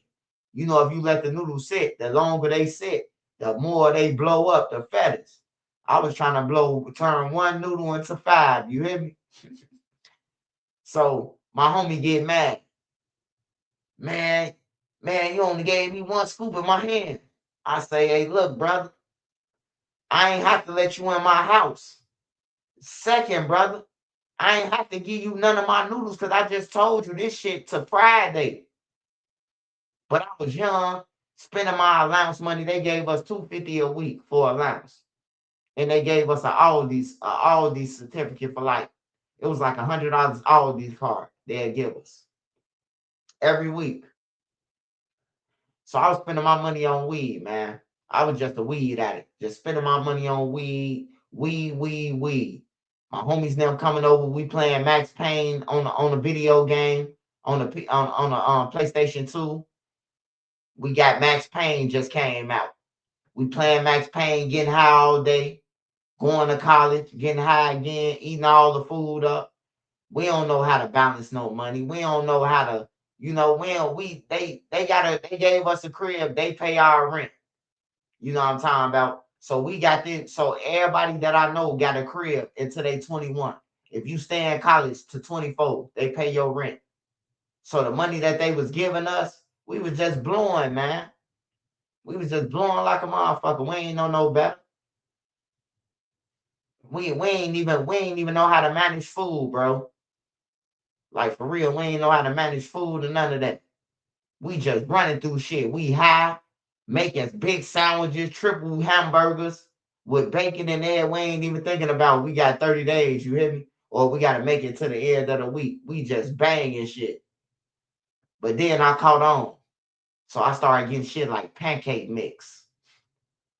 I started getting shit like the big box of rice. I started getting shit like my father told me. My father was like, man, if you get 250 and you smoking your weed, man, you gotta at least get you some beans, some rice, some potatoes. And that's what I did. After 250, I started motherfucking getting bags of potatoes. The big thing of rice. You hear me? The case of noodles. Instead of getting $2, $3, $4 noodles, I'm getting the whole thing, bro. Like, I got tired of that. Once you starve a little bit, you be like, your stomach get to your back. You be like, yeah, I ain't going through that shit no more. You say new synthetic drug 10 times powerful than fentanyl out, flowing in the streets. Be careful. Hey, yeah, I seen that. It look like X pills. I seen that shit. It look like the old X pills. You got niggas who got machines just making pills. Niggas got machines. I know a person with a machine, bro. And I hate to see him with that machine, bro. I wanted to report his ass. I ain't gonna even lie, bro. Like some niggas don't need no machine. The nigga was putting Ajax and everything, bro. And then he'll show me a pill like, look at this pill. Like, bro, you can't be putting Ajax and shit like that.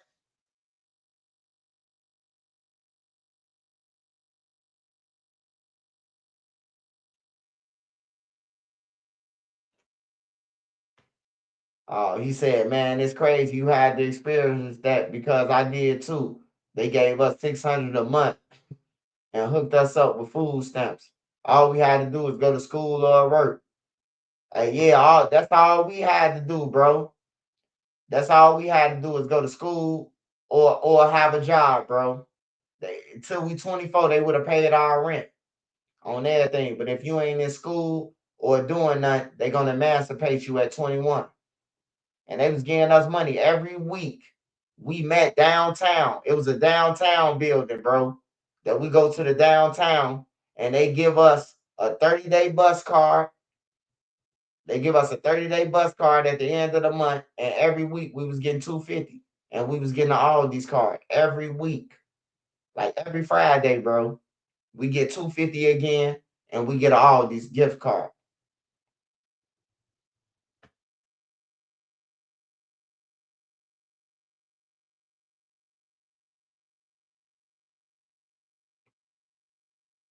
No.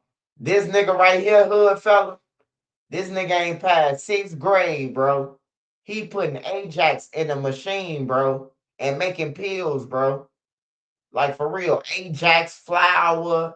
He just mixing shit up, bro, and putting it through the machine and making pills, bro. Like that nigga don't need no machine, bro. He don't need no machine, man. He just I don't know who the fuck gave him a machine. I know he ain't bad because he broke. He probably stumbled across a machine or broke in somebody's crib and stole it. Like he don't deserve no machine, man. That nigga putting Ajax in the pill in a thing, bro. Like for real, I seen him, bro. You put Ajax and he had punched the pill out, put flour, Ajax, and some more shit. And then he had pressed the pill, bro. He pulled it through the top and then it pressed the pill, bro. He showed me. And it was an M30. He made it out. The print thing was an M30, the marker. So he making fake 30s and putting Ajax in it, bro. Like, come on, man. Like, I don't care how a nigga get their money, bro. But a nigga ain't doing it right, bro, and you just doing shit just to sell people shit, bro. Your ass need to get off the streets, bro. Like, you in a way, bro. A person one time could be like, I want to try that pill, and then they dead, bro. It could be one of your family members. It ain't got to be me buying it. I be concerned about the public, bro. I know that he did it, so I'm not gonna buy no pill from him. I don't even want no pills no more. But I know you don't know about it. So he could he could sell you a pill because you don't know him, or you don't know that he got a fake pill machine. And then he sell you a pill and then you die. I feel bad. Hell yeah, I don't respect that shit, bro. It's a lot of shit that I don't respect, bro. Like I said, that nigga don't deserve no pill machine. He ain't past 6th grade. The nigga dropped out of Doolittle in 6th grade, bro. He ain't never been back to school. He ain't never been back to school. So I take that into consideration. Like, he dangerous, bro. He dangerous to the public. You know, everybody ain't meant to have no pill machine, man. Especially if you ain't gonna do the shit right and measure shit out and make sure motherfuckers ain't gonna die. If you just trying to make a quick buck and kill somebody, I ain't fucking with you, bro. And I'm gonna tell everybody that you got this fake machine. I mean, that you got a real machine and that you ain't past this grade and that you making fake pills. I'm gonna tell everybody. Anybody I see on his page talking about where the yappa's at, I'm coming through the comments. That nigga putting Ajax in the pills. I'm telling you, he done blocked me on my page, my swiper page, bro. He done blocked me like 5 times. Say, Scud, you can't be doing that, bro. You hating on me. I say, bro, I ain't finna let you sell no Ajax to no motherfucking nigga. Like, what the fuck? He said, I'm hating on him. He said, Scud, you can't be coming through my comments, man, doing that. That's some police shit. I say, bro, that could be some police shit. But you putting Ajax in the pills, bro. Like, for real, bro. Like, you can't sell that shit, bro. I'ma hate on him every time. If I gotta come through a fake page and tell the people. Like, every time somebody on his page say something about some pills, bro, I tell him, hey, don't buy no pills from him. He putting Ajax in it. On my mama, bro. I ain't scared of no niggas, bro. They know I don't get 2 fucks. I'ma tell the whole world if I got to. Don't buy no pills from this nigga. He lucky I ain't put his shit on the thumbnail. For real. He lucky I ain't put his ass on the thumbnail yet. Yeah. He doing serial killer type shit, bro. He shouldn't even show me that he had a pill machine. And the motherfucker didn't, like, he's slow, bro. He challenged. Like, it ain't that he could have passed 6th grade. He couldn't pass 6th grade. You know, motherfucker teacher talking about some, what's 3 times 3? 31? Like, nah, bro, you can't be serious. What's 2 times 2? 16? You know, shit like that, bro. So it ain't that he could have passed 6th grade. He just couldn't pass 6th grade. You know, that was the highest level that his brain stopped at. So for him to have a pill machine, hey, I got all the right to tell everybody about it. Now, I ain't turning him in to the police yet, you know, so he should be thankful for that. But I just try to monitor his page and tell everybody that he making fake pills. That's all I could do. I got to fight the war. But yeah, he did tell me, he say, man, that's some police shit, man. You coming under my page telling people I'm making fake pills. I say, you is, nigga. I seen you put Ajax in that shit.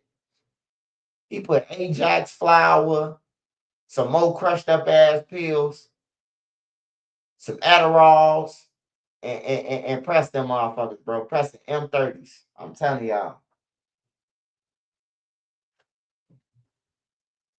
I ain't gonna let him do y'all like that. I love y'all. Some of y'all might have some addiction that y'all just can't shake, but I still love y'all, man. I ain't gonna let nobody take y'all out like that, man. Cause I love y'all.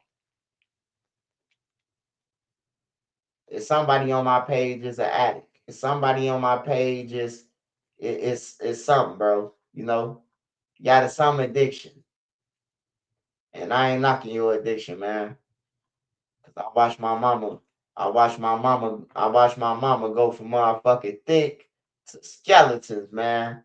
I ain't understand it. I say, damn, man, my mama was just like thick, big, like not fat, but my mom was like, fit, right, light skinned and white. Then I just start seeing her bones, man.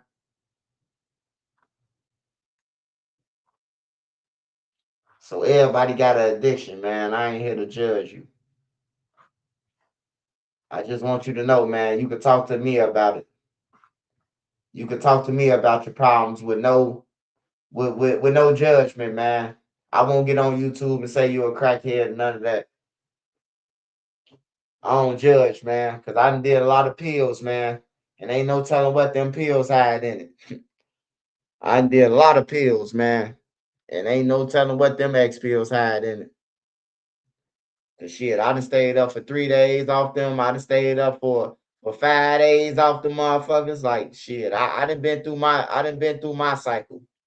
Shit, ain't nothing innocent about me.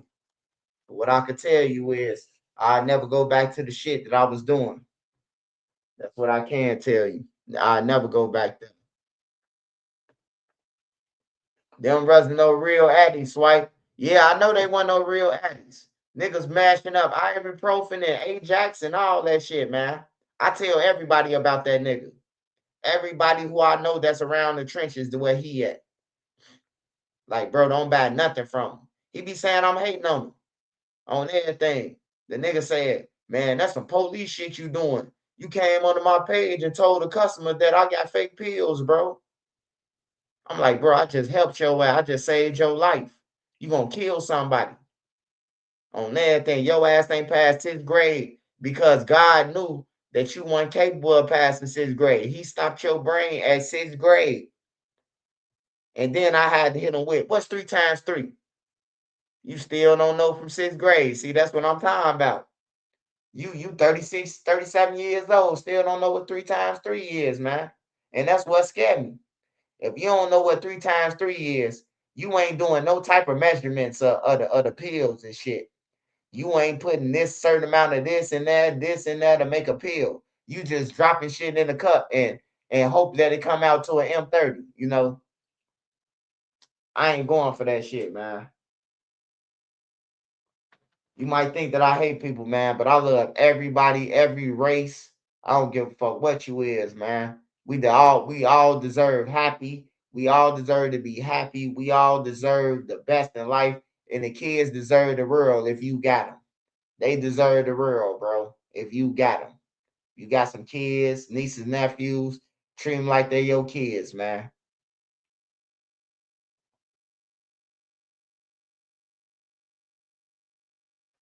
That is scary. I knew that by heart since elementary. Yeah, see, a lot of people don't know that by heart. You know, you ask him what's 3 times 3, he gets to scratching his head. He gets to looking up at the sky. He gets to talking about for about 20 minutes before he jump start to the wrong answer on everything. You can ask that nigga what's 5 times 5, he gonna say 50. I promise you, he gonna say 50. And he don't even know what 25 is. He gonna say 50.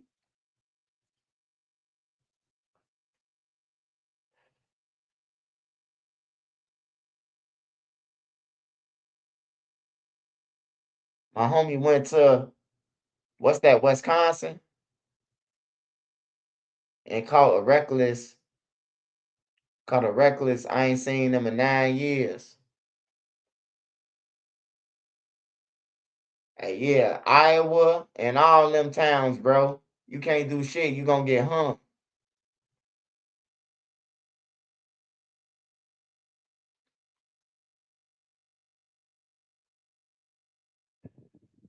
Hey, what else we got here though?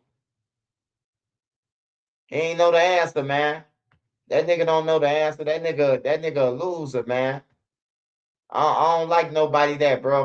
If I say you my homie, bro, and you selling fake pills or you doing shit to try to hurt people, cause you a bomb, bro, I'm gonna put you on blast, bro. You ain't my friend, bro. Cause if you was my friend, you wouldn't try to sell me no pill or nobody else. How you gonna tell me, hey man, I put Ajax in this and this and this and this in there and act like I ain't gonna say nothing. Like I'm gonna be cool with it. Like, nah, bro. I can't sleep at night knowing that you got a fucking machine.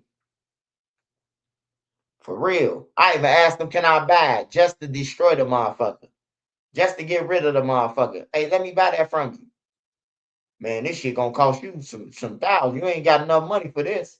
I say, how much you want for the machine? I at least want a dub for it. Like, man, ain't nobody giving you no motherfucker 20,000 for that motherfucking machine. Like, you better get out of here. Like, for real. He say $20 to sell it. I don't want that bad. Go ahead and continue making your dummy pills. The law will grab your ass. And if he doing that, just imagine everybody else who got a machine doing it. They don't give a fuck about y'all, man. I seen a nigga give his friend a bad pill. And he gave his friend a bad pill because he needed re-up money. He was short $30 and knew that he had some bad pills. He sold it to his best friend for the money. Instead of $50 for the pill, the 30, he charged him $30. And he ended up dying, man. Killed his friend just for some re-up money, man. That's why I say niggas don't get no fuck, bro. Because if I have some pills and the nigga fall out, I'm getting rid of them pills. I ain't selling them. But in my city, Chicago, if a nigga got a dummy bag or if a nigga got a bad batch, they still get it off. That's how Chicago is. I don't give a fuck. If you, hey, look, you could sell a nigga a kilo, a dummy kilo. The nigga who you sold it to, who gave you his money for that, he finna sell it to somebody else in Chicago. Chicago ain't going on my mama. You sell a nigga some bad dope, the nigga gonna get it off to somebody else. He gonna find somebody to get that dope off that's killing people. He gonna get it off. He need his money back. On everything, he need his money back. He don't give a fuck how many people faint. He want his money. Yeah, they get it off in a different hood. I'm telling you. Niggas going up north selling dummy bags.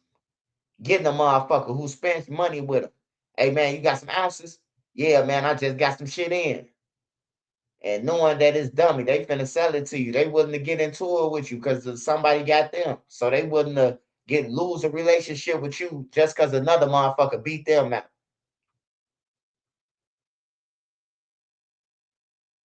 Yeah, Chicago, they ain't taking no L's, man. Chicago ain't taking no L's. If a motherfucker sell you some bad pills, you still gonna sell them.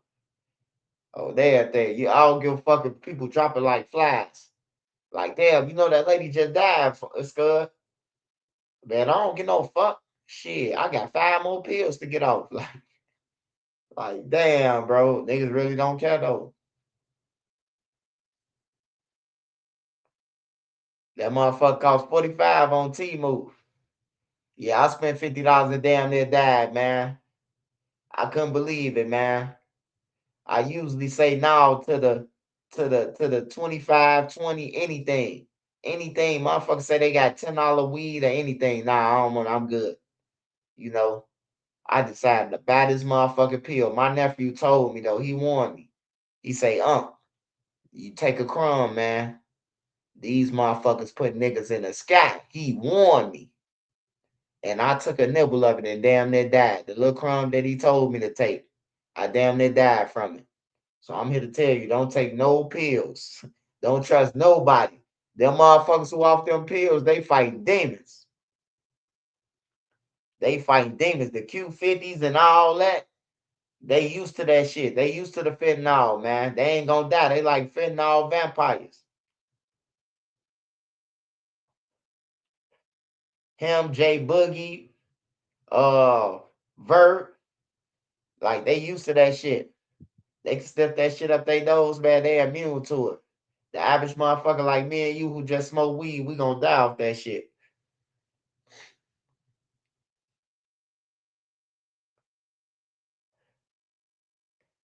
Yeah, I passed out on live. Queen was on the live. Queen was on my live, bro. I got the sweating, bro. I fell out. I remember that shit, bro. I'll never forget that shit. That shit was so embarrassing, bro. When I got back on live, everybody on Instagram was like, Swipe, you all right? We thought you was dead. You know, that shit was scary, man. You don't never think that it'll happen to you, bro. But it damn near have happened to me. I shook up out that shit, though. I was fighting with that shit.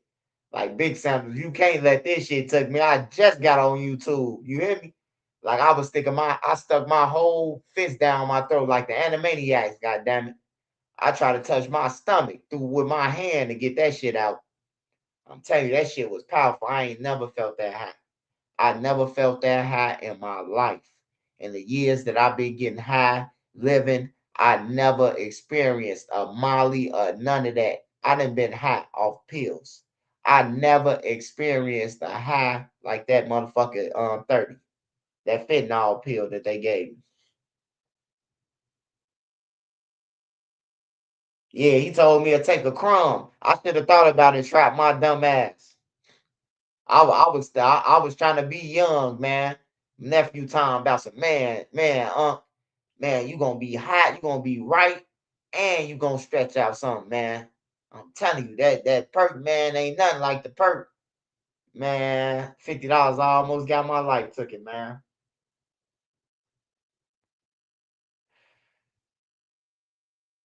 It did. I killed myself because I'm the motherfucker who took it. Yeah, I'll never do that shit again, though, no more. I guarantee you. I don't want no pills or none of that. Niggas be like, I got pills all downtown. I don't want that shit, bro. I don't want no weed from y'all. I don't want shit from y'all. Hell yeah, Trap. That was scary, man. That was one of the scariest moments on YouTube. I had just got on YouTube. I wasn't on YouTube for a week when that shit happened. 2 weeks when that shit happened. Probably 2 weeks, 2.5 weeks. I was on YouTube and that shit happened. On everything, bro. When I smoked a cigarette, this how I knew that was fentanyl. I smoked a cigarette. 3 days later, I couldn't smoke no cigarettes at first. Like I took a puff off a cigarette like 2 days later, and it felt like I just took the pill all over. So I stopped smoking cigarettes for a couple of days and shit. So I gave it about 5 days, no cigarettes, no weed, no nothing. Man, I smoked a whole cigarette. And man, when I threw out the cigarette, bro, I was back up on cloud nine, man. I was back high again on everything, bro. That's how powerful that shit was. I was still high after smoking just a cigarette. I don't want nothing. I don't want nothing that's gonna knock you out the box like that, bro. Nothing ever. And they putting that shit on weed. They lacing shit. Like you gotta watch out, bro. Like hang with people who just smoke weed, who don't want to lace nothing. Hang with them people. Cause you got people smoking leaf now. They'll give you leaf and not tell you it's leaf until you smell it. But if you inhale it first, you're gonna be hot off the first head pull if they don't tell you what it is. If they just say it's weed and then you light it up and just take off and hit it.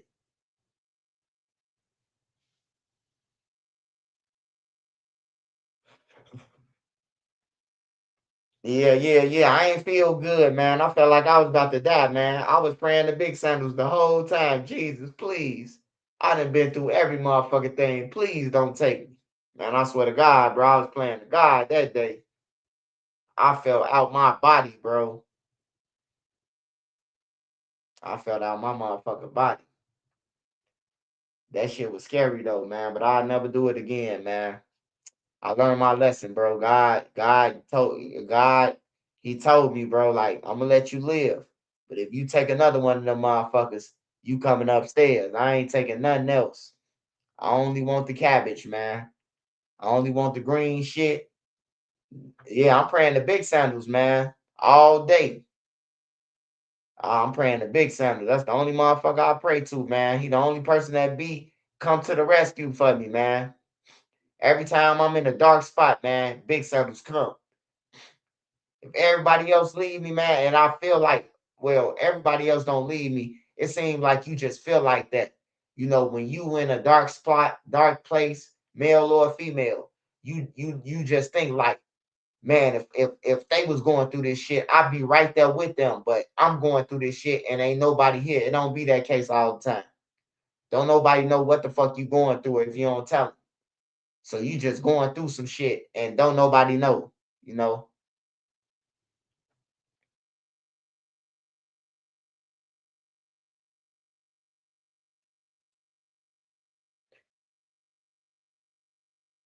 Yeah, big Sandals, man, he the best, man. He the best, man.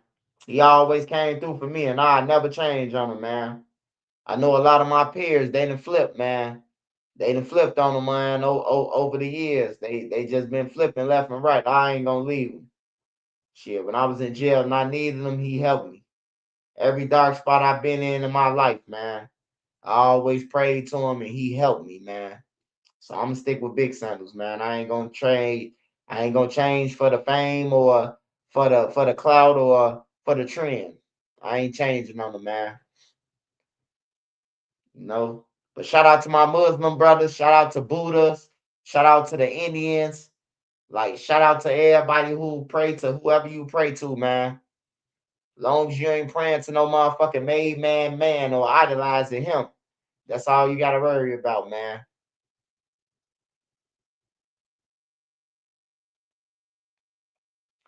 Yeah, hey, look, you could buy. Hey, look, you could borrow a man, man.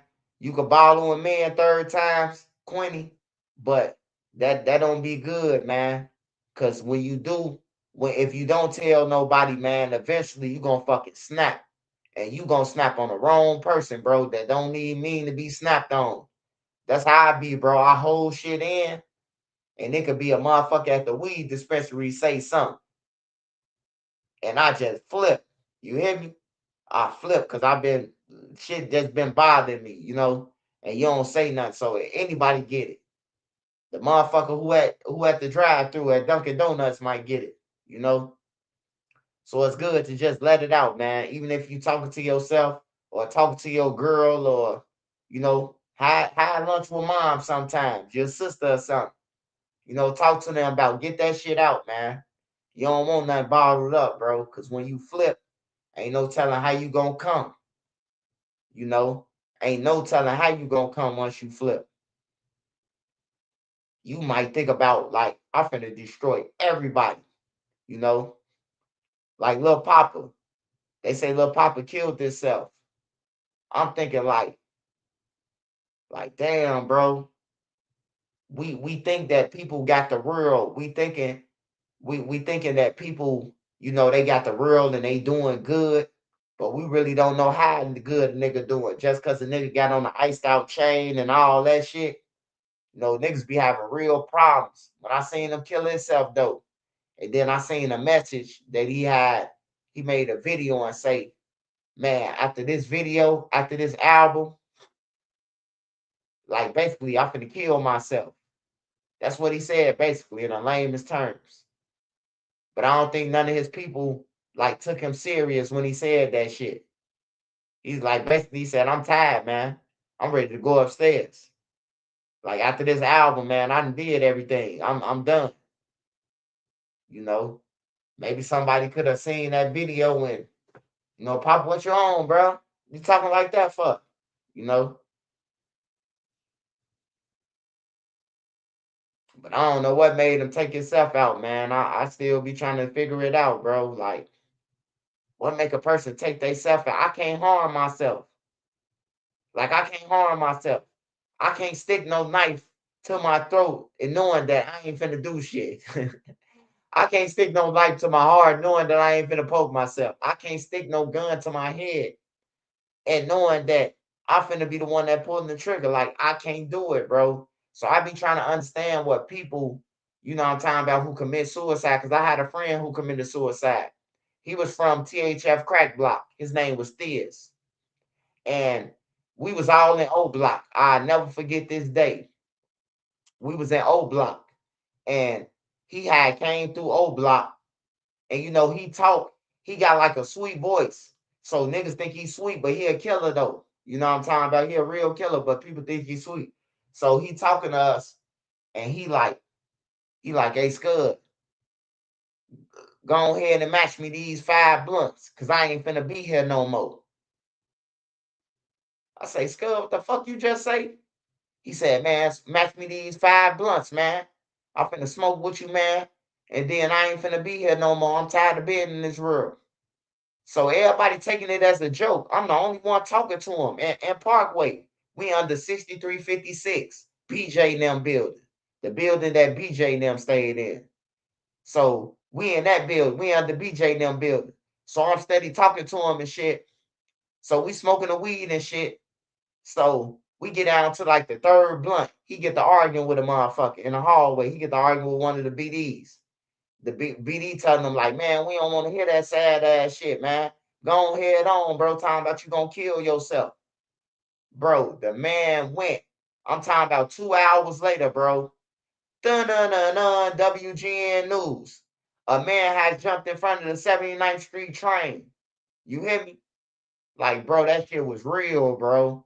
He told us, bro. His name Thiz, bro. He from 5th Ward. He say, man, I'm finna go and kill myself, bro. We thought he was bullshitting, bro. 2 hours later, he was on WGN, the news, bro. He jumped in front of the 79th train as if when it was coming in. It was coming in. You know how the train coming in? He jumped right in front of that motherfucker as it was flying in. On everything, bro. And then I'm looking at these motherfuckers like, bro, y'all forced him to do that shit, bro. Like he was trying to tell us, bro, he needed help, bro. He wanted to talk. You niggas talk like they for real. They pushing him to jump in front of the train, bro. They telling him, go ahead and get your soft ass on, man. You talking about killing yourself. If you really wanted to kill yourself, nigga, you could have shot yourself with the gun or something. You know, like nigga saying that he really killed himself though, bro. He jumped right in front of the 79th Street train and the red line as it when it was coming in. On everything, bro. Closed casket. His body split in parts and in half and everything, bro. Like that was the first time like a nigga really told me, bro, like, I'm finna kill myself. And everybody took it as a game, bro. All the BDs that was out there. Like, man, don't nobody want to hear that soft ass shit, man. And on BD. Yeah. My boy gone, bro. He was from THF Crackdown Block. That was my boy Thiz, man. Cool ass, cool, smooth, man. On everything. Smooth than a motherfucker. Oh, you know how niggas try to play? Niggas try to play hurt after that. Niggas try to play like, man, damn, man, fake crying and you know all that bullshit, bro. But he was just under the hallway telling us that he gonna kill himself. The man told me to match him 5 blunts. He said 5 blunts, bro. I never had nobody told me to match him 5 blunts. I don't even have 5 blunts on everything to match you. I probably had like 2 blunts that day. On a good day, 2, 3 blunts to myself. On a good day back then. Like the nigga said, match him 5. I knew he was going through something. I still don't know what he was going through though. Like ain't nobody ever said nothing. Like his sister and them and his family don't even come around us. Like I don't even see his family to even ask him like, what was that about?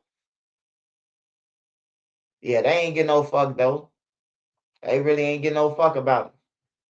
Showed up at the funeral, you know, funerals is like parties now to black people. Repasses is like to get up with the girls. To see which girl you gonna sleep with for the night. You know, that's how it is with black people funerals now. It's like a party, bro. It ain't even no pay your respect, people crying, everybody la la la la, waving guns, everybody got a gun in the funeral home. Like it ain't the same, bro.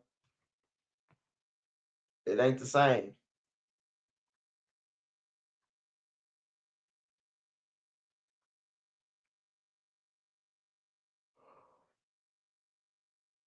Hell yeah, back then I was only matching a motherfucker. Like one motherfucker, I might run into white probably be like, man, Swipe, man, won't smoke with me? I'll smoke with you later.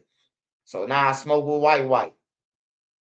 Then another motherfucker might come and say, like one Lil Mark might come and be like, come on, man, let's go and play the game and smoke.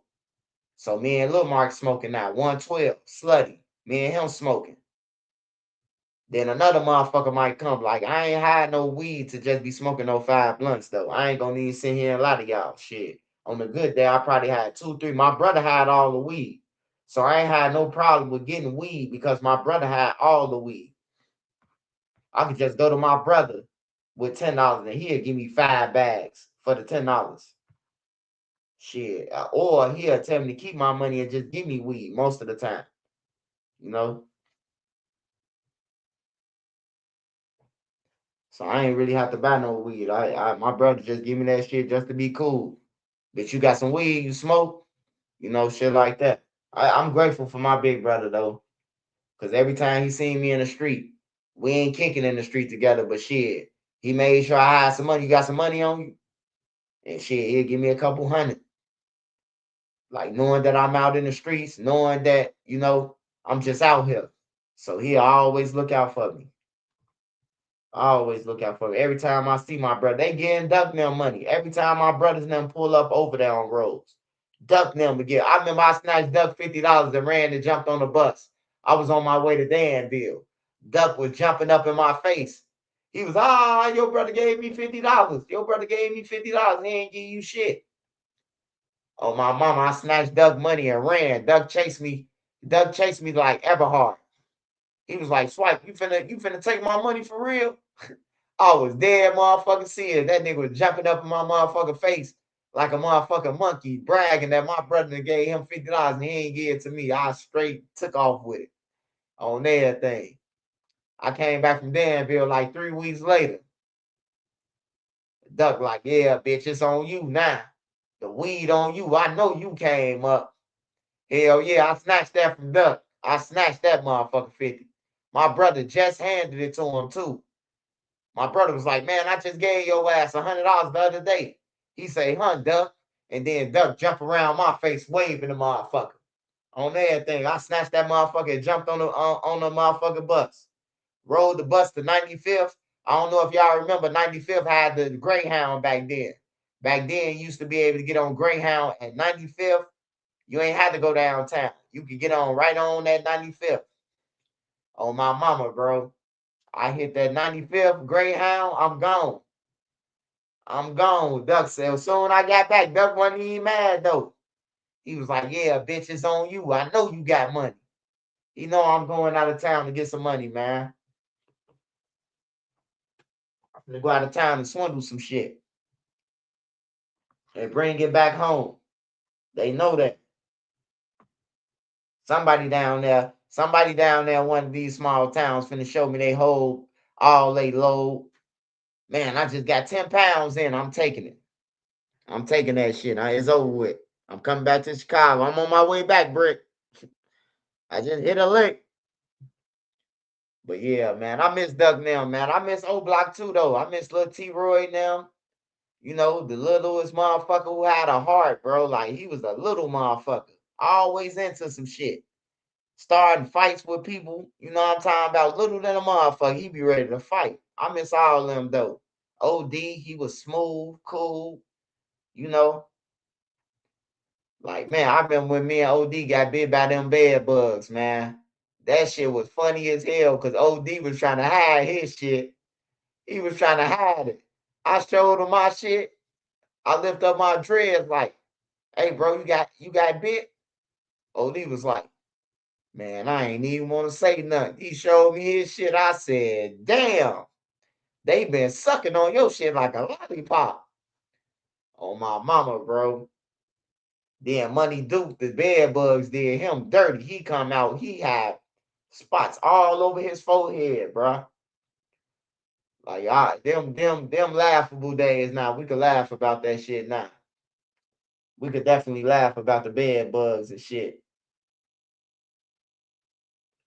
Cause we all got ate up in Oblock. We all got ate up. I got stories about all of them though, man. They was some cool dudes, bro. Like Vaughn, he always wasn't no killer, bro. Vaughn was, if y'all would have loved Vaughn, bro. Even if he stayed how he was, bro, y'all would have loved Vaughn. If he wouldn't have started killing. Vaughn was one of them motherfuckers. He don't like bullies. He gonna fight your battle if somebody try to bully you. He was just into girls and like he was sweet, man. Like not sweet as like no goofy, but Vaughn was cool as hell, man. Before, like when he ain't really know the whole O block. When he ain't even know all them and he was just Vaughn, he ain't know the whole O block. So you had people like J Money and all them was the man. You know what I'm talking about? Wasn't no King Vaughn. OD was the man. You know what I'm talking about? E Dog and them was out there. King Vaughn wasn't out there yet. You know, King Vaughn was a good dude, bro. Before the killing and shit, bro. He was a good ass dude, bro. Like I knew all them before they got into the shit, bro. 3 girls versus 3 boss tops. I'm going with the girls. Yeah, Vaughn had a big heart, bro. Vaughn had a big heart, bro. Before the killing and shit, he was a good dude. He'd give you the scarf off his back. Vaughn used to be bad, the big guys, weed. Like niggas used to walk over there from different BD blocks and he buying them the weed, man. I'm telling you, bro. Vaughn come out of nowhere. Man, y'all look like y'all need some weed. How much y'all need? Motherfucker be like, damn, shorty buying the weed. Shit, we just need a 20. He'll give a motherfucker a 50. He don't even smoke or none of that. You hear me? This one, Vaughn wasn't smoking or none of that. He was buying grown people weed, bro. Like for real, y'all need a bottle and buying a motherfucker a bottle, bro. Like he had a good heart, bro. I knew Vaughn before he became a demon. But when he came a demon, it was just shit. That overshadowed all the good shit he did. You know, but he was a good dude. J Money, he was really a good dude too, man. But J Money, you just had to check him, put him in his place, man. Like he was wild. He like bruh. So you gotta be on top of him. You can't let him play with you or none of that. You gotta let him know ain't no plan. You know, because once you start playing with people like J Money, like he ain't gonna stop playing, bro. And then he wouldn't try to intimidate you with his gun too. So you got to let him know, nigga, we gonna rock out like the Western around this motherfucker. You hear me? But they was good dudes though. All of them was good dudes. Zell Money was a good kid. Got a good mama. You hear me? Even Moowop. Moowop was a good kid. Moowop had braids back then. Moowop was a good kid, bro. Like it just all changed, man. Due to their circumstances where they living at and you know feeling like they got to get back for some people who really don't even give a fuck about them. Muwap and them been in jail for 3 years. No, they've been in jail for 5 years. I want to see the cash apps and the and all that shit from Oblock, the JPays. I bet you we'll never see it. Them niggas ain't sending no bread. They ain't got no bread. At the end of the day, Muwop mama and all they mamas and daddies got to kick in, bro. Because the niggas who was sending them off and helping them crash out, they ain't gonna send you nothing, man. They'll never get a cash app or money from E-Dog. They ain't gonna get shit from none of them niggas over there. On some real shit. Muwop and them ain't getting no money from them niggas. They been in jail all this time. Them niggas ain't sent them a quarter.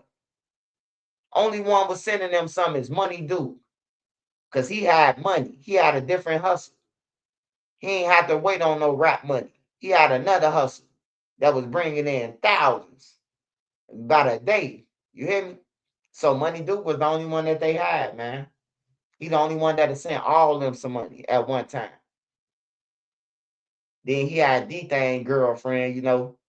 She got money. She could send them some. But that was the only motherfucker. Everybody else, man, they fucked up. So with that being said, you gotta watch your company who you with. Because if you hang with 4 killers, you're gonna be the 5th one. If you hang with 4 crash outs, you're gonna be the 5th one. If you hang with 4 people who rob people, hijack, you're gonna be the 5th one. On everything, man. Choose your crowds wisely. Choose who you hang with, period, wisely. Because what the shit that they do can affect you. If they go and kill somebody and you ain't with the shit, the people who coming back to kill, they gonna kill you. Because they know that if they kill you, a motherfucker who ain't had nothing to do with nothing, that's gonna bring out all them to a funeral where they can shoot up everybody. So always remember, man, what you do affects everybody around you, bro. Everybody around you.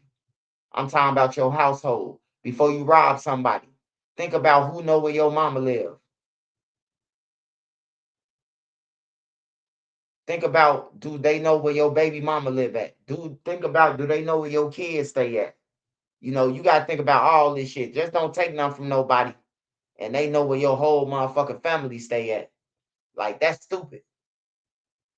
That's stupid than a motherfucker. Because if you take the right amount from me, I'm coming to mama house, baby mama house, everybody house I know. They going to tell you that he been here. He been here with the henchmen. So everything a person do, it does affect everybody, man. So just make sure you know what you doing is gonna probably hurt your kids or anybody. And if you gotta worry about that, make sure your people out the way, man, before you even think about doing something. Make sure your people clip. Because people is killing mamas, people is killing grandmas, people is killing aunties, uncles, anybody who did something, bro. And most likely the nigga who robbed them or something, they ain't gonna go to their mama and say, "Watch out, mama. I just robbed this dude. Hey, cuz, I just robbed dude. Keep your head up." They don't even say that shit when they kill somebody. I done been outside on the block with Duck and them. A motherfucker that went over there to Oblock and killed somebody and didn't come back and tell nobody. They kept it moving to out of town. And guess who caught all the shells of ducking? We did. We ain't knowing that he done went over there and shot at Oblock. We just heard the shots. Like, damn, somebody shooting at Oblock. This motherfucker called all the way from out of town, talking about, that's my work. I did that, Scud. That's my work. Like, damn, bro. You could have told Duck and them, that's your homies. You could have told them that you did the shit. So we could, we standing outside and goddamn, they make it rain on us. Niggas ain't gonna never tell you that they did nothing, man. You just got to keep your eyes and ears open and see what the results is at the end of the day.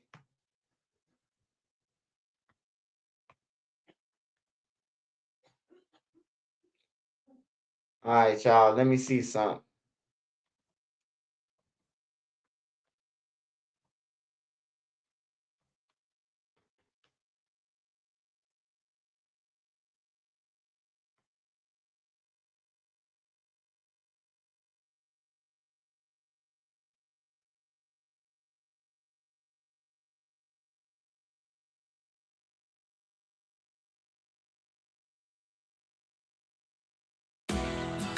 Spring, the unofficial new year for tool people. Smash Time that to like start button, new y'all. jobs, tackle new projects. Trail robbed the Cook County Medical. Smash that like button, y'all. I'm trying to ride the wave with y'all, man. I'm trying to ride the wave. Smash that like button. We finna go to Jarvis Butts next and just see the little 2-minute of what he got. Shout out to Momo. Shout out to everybody who's still on here with me, man. Y'all finna get me back in my mode, man. Y'all finna get me back to the Trenches News mode, man. I gotta get back, so that's why I'm staying live, man. I gotta get back in my mode. Examiner's office says that it handles 7,000 cases a year, the vast majority without any issues identifying people. But now a fifth family is turning to the I-Team about delays, asking why it took almost 2 years to identify their loved one. In a drawer, sealed up. Deborah Brandon says she has nightmares about her son, 39-year-old Marlon Brandon, sitting in the Cook County Medical Examiner's office for about a year and 9 months. I don't understand it. I never will understand it. Marlon was found in the Chicago River in August of 2021, but the ME's office was unable to confirm identification and call his brother until Mother's Day of 2023. It's hard because then you have to explain it to your family. They say Marlon struggled with mental illness. They were calling jails and hospitals, but they did not think to check with the medical examiner's office. I never thought that he was in the Cook County morgue. The family says police wouldn't file a missing persons report. The Chicago Police Department didn't comment on the family's specific allegation, but pointed to a state law saying department members may not refuse to complete a missing or found person report on any grounds. So disrespectful. Since 2021, the I-Team has uncovered 4 similar complaints about bodies sitting unidentified in the Cook County morgue. In each case, the medical examiner's office said it did all it could with the information available. I could not believe that other people were going through the same identical thing. The medical examiner says when Marlon was found in the Chicago River, he did not have an ID. The ME says the Chicago Police Department tried to obtain fingerprints, but were unable to do so due to the level of decomposition. The morgue says it also submitted a DNA sample to authorities. Then, in September of 2021, the ME posted information in the unidentified section of its website, and the case was entered into the National Missing and Unidentified Persons System. There was also another failed attempt to take fingerprints in 2022. The ME says it used the FBI's enhanced identification methods and invited the FBI to our office in April 2023 to obtain fingerprints from all unidentified decedents, including this case. That's when Marlon Brandon's identity was confirmed, and the ME says his family was located a month later. Their answer was we couldn't identify him, and his body had been in the Chicago River too long. So why did it take so long to get the FBI involved? In its statement, the medical examiner said it had not learned of those enhanced methods until April of 2023, and that in 2024, the FBI formalized partnerships nationwide. The FBI telling the I-Team that it regularly works with medical professional partners to help identify remains. The Cook County Medical Examiner's Office declined repeated requests for an on-camera interview. Decomposed bodies are something that are very common. But we talked to Brian Elias, the chief investigator at the Los Angeles County Medical Examiner's Office, the only county larger than Cook County. Do you generally need the FBI to help you identify decomposed bodies? We don't, as a rule, utilize the FBI for that. There are avenues where we do work with them. Elias says his office also uses in-house dental x-rays, rapid DNA, and other methods to identify decomposed bodies. Treating the decomposed tissue to get it to a condition where we can then fingerprint it. The Brandons say they still want more answers about how their loved ones sat at the morgue for almost 2 years.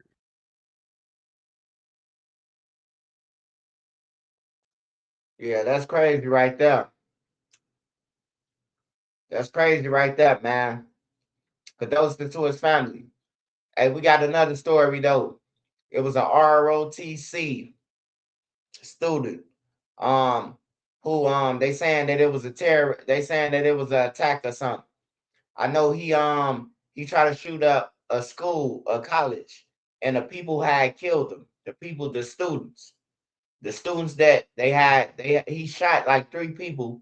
And then they got a hold to him and they killed him. Whether they choked them out, stumped them out, they end up getting rid of the threat, you know.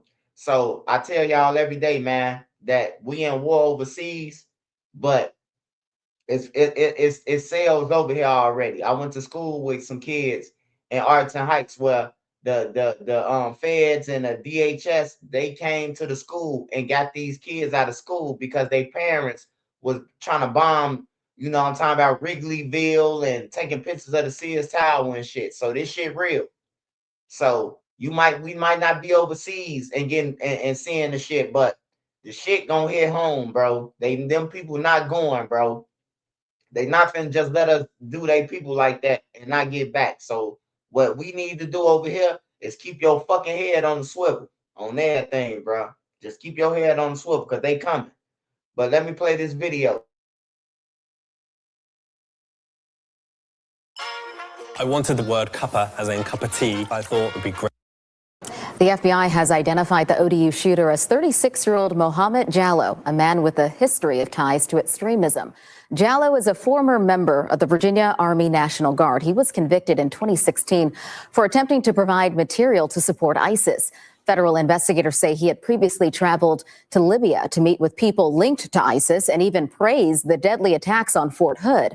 Despite being sentenced to 11 years in federal prison in 2017, Jallow was released in December of 2024, years before his full term was up. It is still unclear why he was released early, but authorities say he has now carried out the very type of domestic attack he once plotted with undercover agents. The FBI is now leading the investigation into the on-campus attack. They held a press conference this evening giving details. Brittany Miller was there. She joins us now in the studio with those details. Brittany. Dana, Special Agent Dominique Evans calls the students in the ODU classroom that was under attack today extremely brave for stopping the shooter from causing more harm in that class or on campus. All of the people here at ODU, I consider our victims. This is a tragic event. Hours after a shooter opened fire at Old Dominion University, agents from Norfolk's FBI field office confirmed the attack was terrorism. We have confirmed reports that prior to him conducting this act of terrorism, he shouted or stated Allah Akbar. The FBI identified Mohammed Jallow as the man who entered an ROTC class and shot 3 people, killing Professor Lieutenant Colonel Brandon Shaw. Jallow was released from prison 2 years ago for attempting to provide material support to ISIS back in 2016. He wanted to conduct a terrorist attack similar to that in Fort Hood, Texas. Special Agent Dominique Evans says though this is an ongoing investigation, they don't have any information that points to Jallow being a known or ongoing problem since his release. She also says they can't confirm whether the ROTC students were targeted. This is why we need the public support to where he may have been before this, who he may have been in contact with, if he had any other supporters, anybody providing him information. Evans says there may have been a greater loss of life if it weren't for students confronting Jallow. The brave ROTC members in that room subdued him. And if not for them, I'm not sure, what else he may have done. And Agent Evans says there's no mention of the war with Iran in this attack. Brittany Miller, 13 News Now. All right. Thanks so much, Brittany.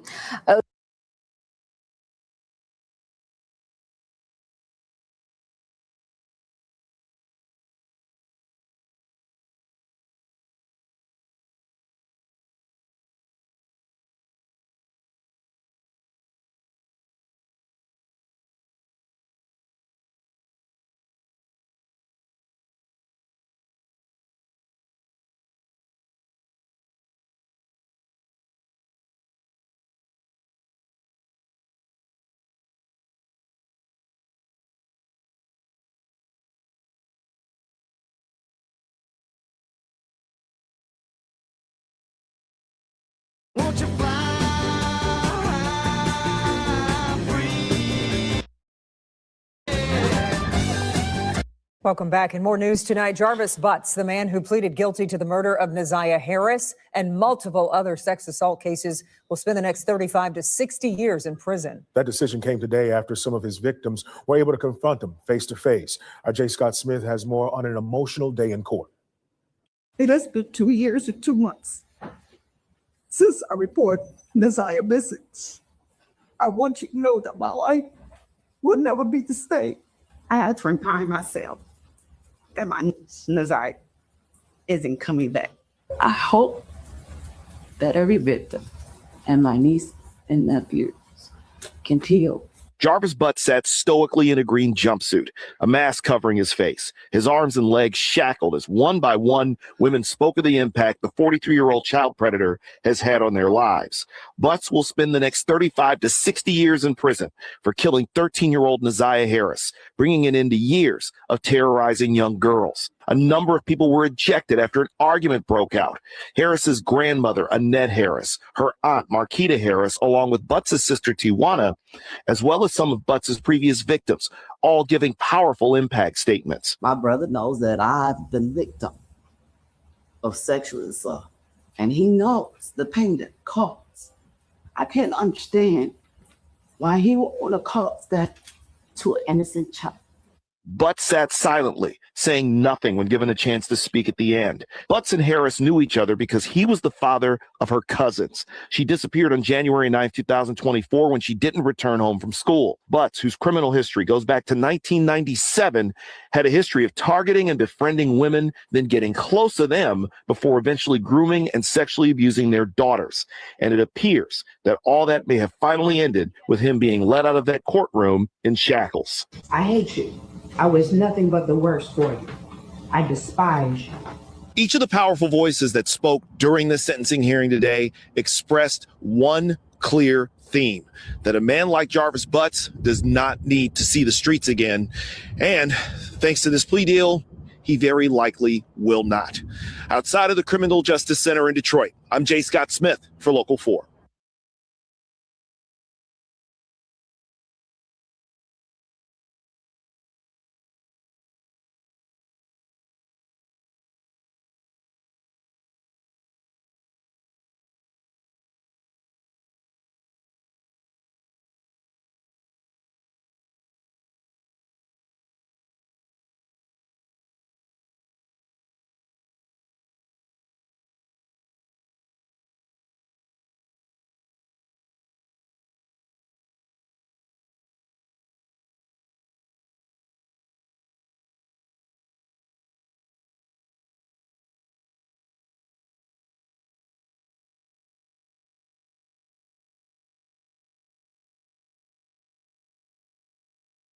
The comptroller's job? Protect taxpayer dollars. But Karina Villa raised property taxes, and Holly Kim double-billed thousands of homeowners. That's not protecting taxpayers. Margaret Crope. Family of a missing 14-year-old girl is desperate for answers after they say there's been no trace of her for the last week.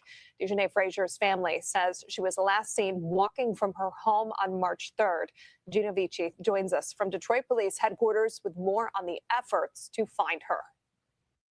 14-year-old Dejanay Frazier has not been seen since March 3rd.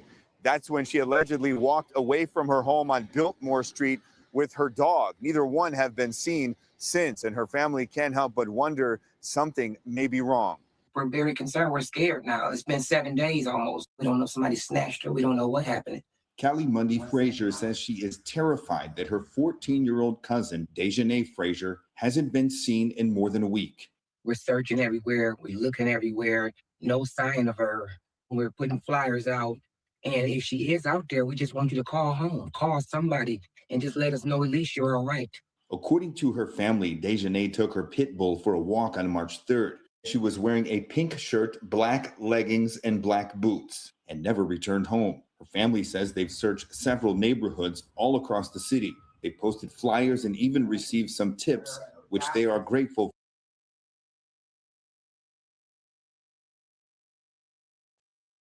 Hey, King Melavelli. I think you right on this one, man. I think one of them family members did something to her, man. They probably was fucking around with her. And before she could tell on them, they probably got rid of her, man. That family weird as hell, bro. It's a baby missing, bro. You don't see no tears, no none of that. A 14-year-old, you're going to see crocodiles, man.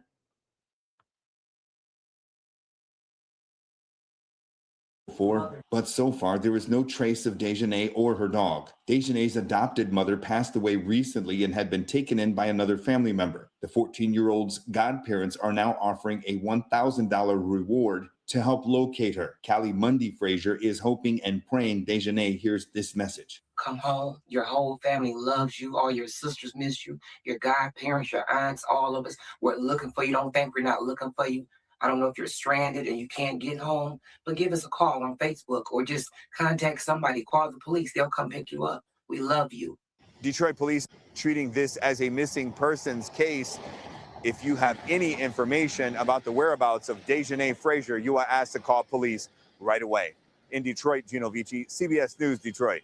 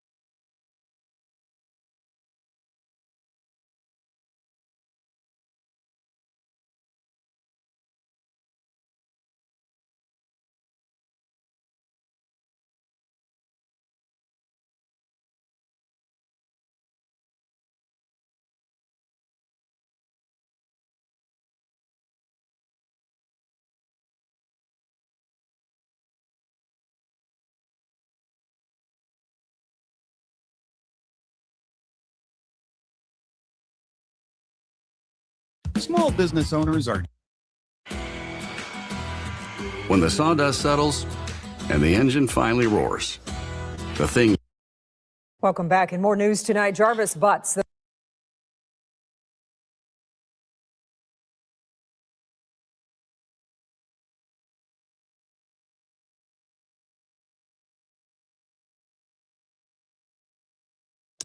Tonight, I have confirmed with Euclid's Municipal Court and the Cuyahoga County Prosecutor's Office that a 20-year-old man has now been arrested and indicted on murder, felonious assault, and aggravated arson charges in connection with the death of his mother. This all began with a house fire last week on Morris Road in Euclid. Here's the mugshot for Jalen Walker. Court documents say he purposely caused the death of his mother, 45-year-old Amber Hines. Her body was found March the 3rd on a bedroom floor inside this home that caught fire that morning on Morris Road right near East 210th Street. Euclid police records say Walker initially claimed that he had just arrived at the home and discovered the fire. However, police say a witness provided video showing Walker arriving before the fire, struggling to get inside the family home, but eventually got in. Investigators say on the video, a window blind is seen going up and down, and later smoke is seen flowing out of the room, with someone trying to push what appeared to be a mattress out the window before a bright orange flash in the room, followed by heavy smoke pouring out the window. The police records say Walker is heard yelling for his mother to jump out the window.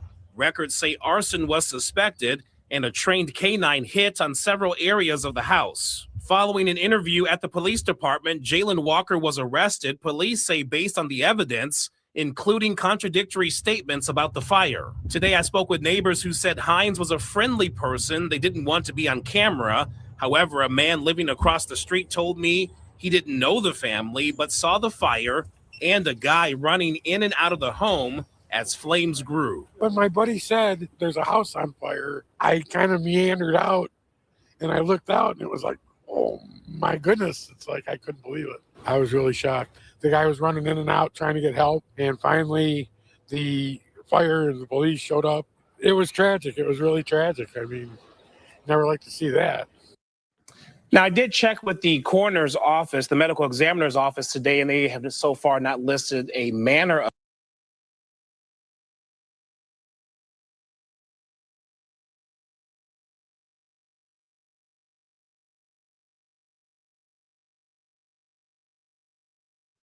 I ain't gonna lie, y'all.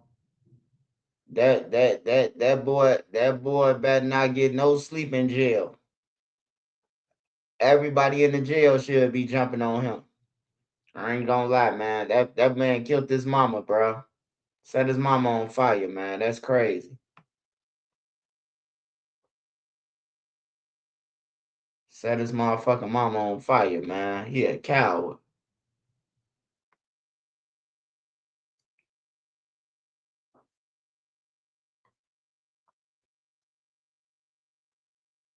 Imagine being able to build an app with your name on it, just by thinking about it. Meet Base 44, a complete AI creation platform. Describe what you want. And First Alert 4, the first to tell you this afternoon about a man going to prison for killing a Collinsville woman. Portia Rowland was murdered in her driveway in January of 2025. She was targeted as part of a murder for hire. As his trial was set to start today, things shifted for Gary Johnson, and then a judge decided his fate. First Alert 4 Shoshana Stahl reports on the courtroom whiplash. Gary Johnson is the man accused and now convicted of shooting and killing Portia Rowland. His trial was set to start this morning with jury selection. But after we waited hours in the courtroom, Johnson waived his right to a jury trial, instead letting the judge decide. The entire trial only lasted about 10 minutes. The court finds Mr. Johnson guilty of both counts of first-degree murder. Investigators say Portia Rowland was warming up her car outside her home on Olive Street in Collinsville when she was fatally shot. It was part of a murder-for-hire scheme where investigators say Rowland's girlfriend's soon-to-be ex-husband hired Johnson to kill her. The evidence against Mr. Johnson is overwhelming. Charging documents accuse the husband, Sammy Schaefer, of paying $10,000 for the murder. Johnson was given $6,500 of that for being the gunman. Police say when they questioned Johnson after the crime, he admitted to walking down an alley after being dropped off near Rowland's home. Police say he told them he waited for Rowland to exit her home before shooting and killing her. Ms. Rowland was shot and killed in her driveway, and numerous shell casings were recovered from the driveway.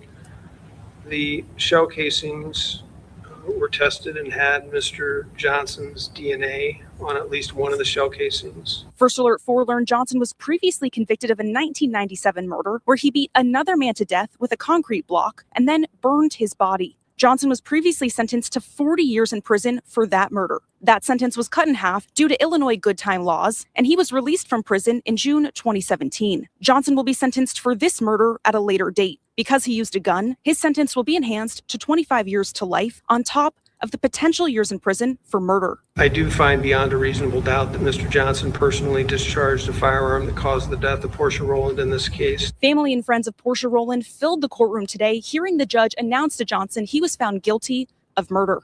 In Madison County, Shoshana Stahl, First Alert 4.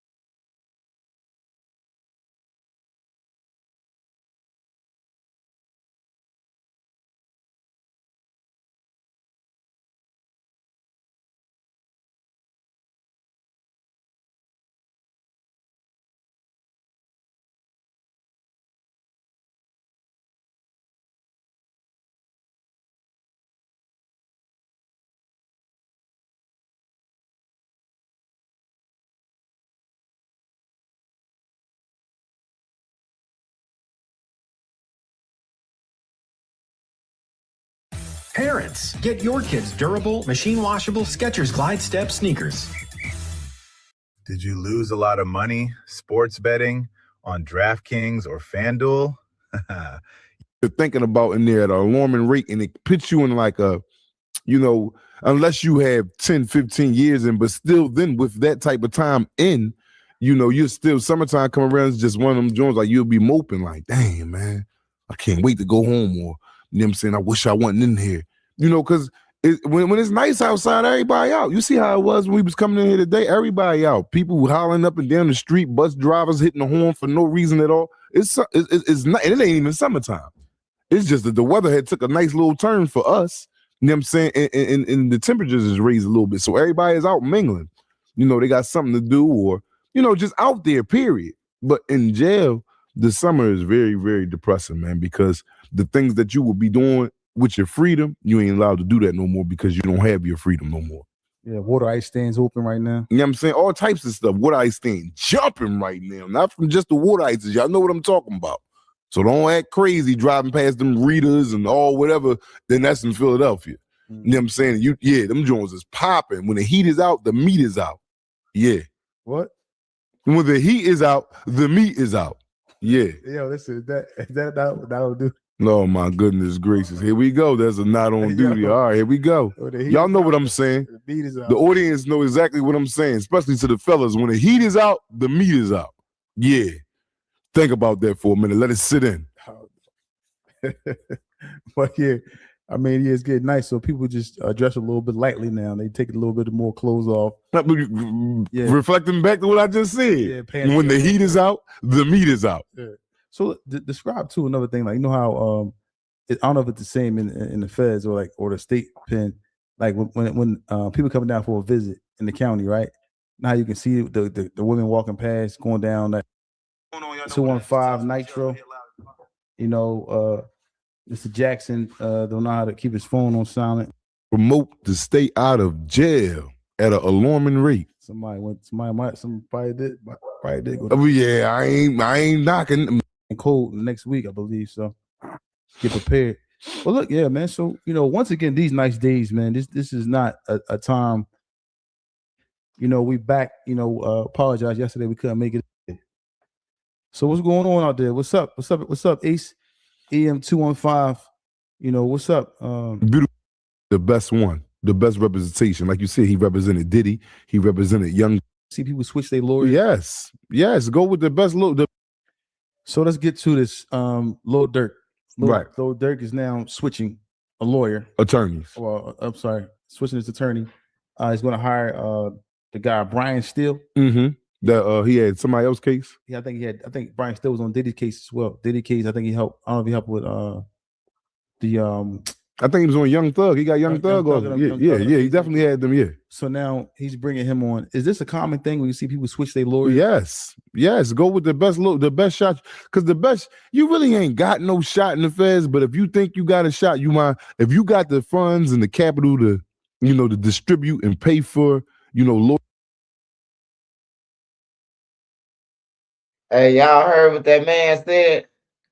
Y'all heard what he said? So now I really know that Drew taking that money, man. That man said you really ain't got no chance with the feds, man. But if you gon' fight, shit, you might as well basically put up the money, man. I'm telling y'all, man, that man Durk, he boxed himself in, man. Getting on the flights with these niggas, talking to these niggas about murders. Like, you the money, bro. They coming for you. They don't want nobody but Lil Durk right now.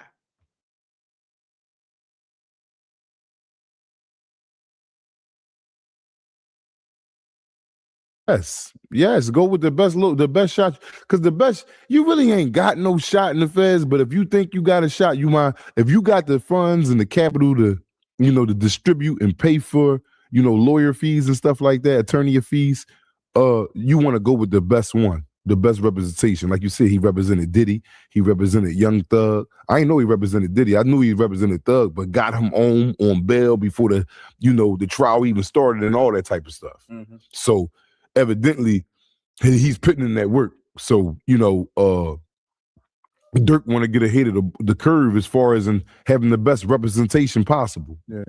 So just a statement released, it said Brian Steele is looking to join Lil Durk's legal team. Steele filed the legal documents on Friday, March the 6th, viewed by Billboard, looking to replace attorney Jonathan Raymond, who has been representing Durk in the Chicago rapper's murder case for hire.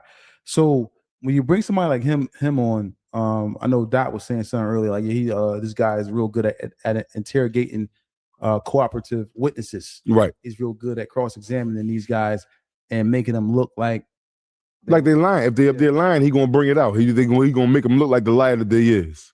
Yeah.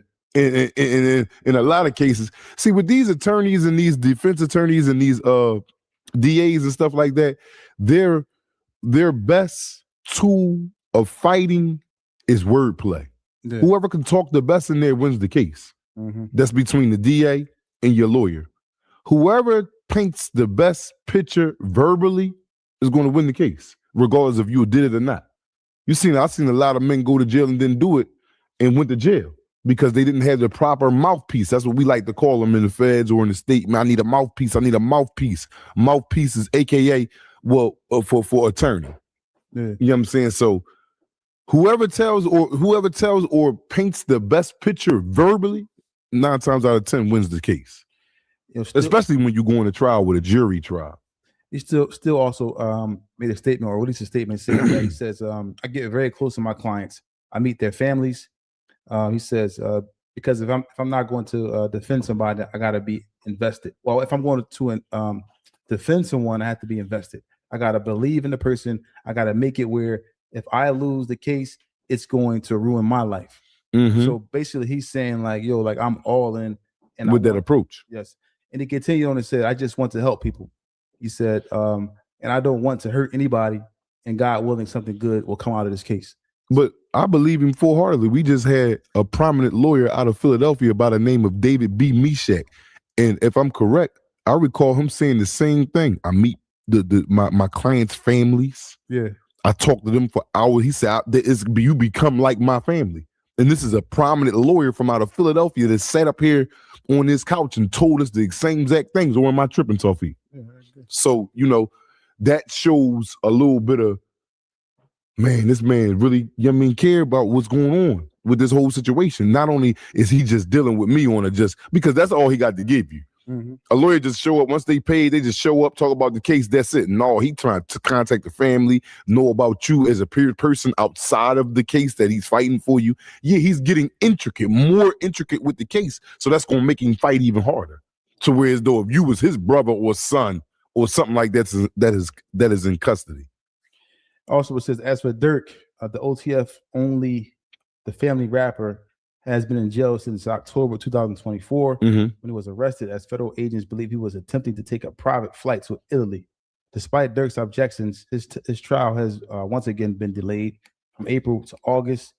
Says Durk co-defendants have asked to be separated from his trial, but Judge Michael Fitzgerald denied the request. Oh, so he's sending them all to trial together. Yeah, it also says the prosecutors allege that Durk organized a plot to have rival rapper Quando Rondo killed during a 2022 shooting in Los Angeles. However, Rondo's cousin Lil Pat was killed amid the crossfire. So basically, this is what Lil Durk is on trial for. Now, Lil Durk is making power moves. I would assume bringing on somebody like Still, who represented YSL, Diddy, and he's a known prominent defense lawyer. Yeah, so he has some type of notoriety, meaning that he has the ability to possibly shake the case up. Now, does the DA get a little intimidated when they see somebody can walk in there? Yeah, just think about it. If you in there with somebody that talk better than you, the DAs know who better than them. That's like if we run track, you faster than me, and they talking about the day you and Tawfiq racing each other. I'm like, dang. Yeah, you know what I'm saying? They know who good and who bad. Like when they get I got this case. They first thing now is, I want to see who we gonna get for an attorney before they even start strategizing the case. Because now by them knowing who his attorney is, they know if they got to go hard or if they can just be let's go Daisy and win this joint. Like this is a weenie over here. You know what I'm saying? Now you got a boy like Still over there. They like, oh, that make them reshake how they want to present things and everything. Because you can't pull the wool over everybody's eyes. So they know that from the gun bust. Soon as you get appointed attorney or paid attorney, they right on it. Who is his attorney? Who is his attorney? They want to know what they up against. Yeah. And now when the DA got to look across the room and see this person, because I was thinking about something too. The DA has to present all their evidence to the defense, right? Yes.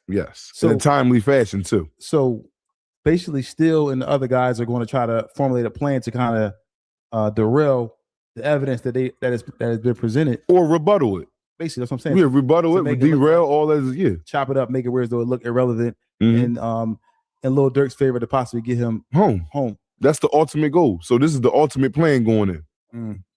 And then Lil Durk is just, trying to surround himself with the best, give himself the best, because this opportunity that he got is the best opportunity he got. You do the same thing? If I had that type of faloosa at my disposal, which faloosa is cash, I'm fighting for my life. Yeah, I'm fighting for my life. Would you do it? You better believe it. Every day. I'm gonna give me 2 of them, 2 lawyers. I need 2 to 3. If I got, I'm spending everything on that.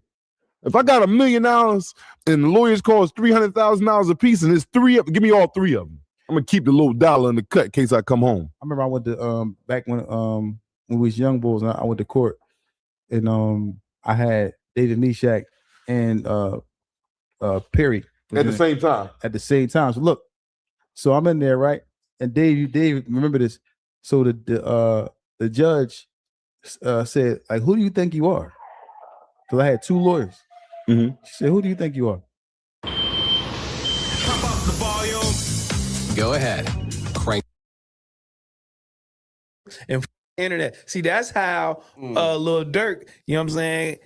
He was influenced by like you on the internet talking about go slide for bond, and then probably really actually would do this listening to you. Yo, listen, yo. And speaking of Durk, bro, Durk ain't coming home, man. Yo, listen. Yo, like when Durk like started, yo, listen, yo, like I made like 1,000 videos, right? Yeah. Saying, yo, Durk coming home, damn got on him. And then like motion just dropped right now where like you got like 14 telling on him. Also, there's a LA, a Rolling 60 member who is gonna be testifying against Lil Durk. And it's not Brick Baby. We know that he called his time, right? Brick Baby got his time, right? No. So he was supposed to be sentenced December 16th. No, December 19th. And then his lawyer came and said that she needs like a continuance because I ain't gonna lie, y'all. Flacco know what he talking about, bro. I told y'all, Whack 100 said the nigga name who it was. When Loose Cannon said it too.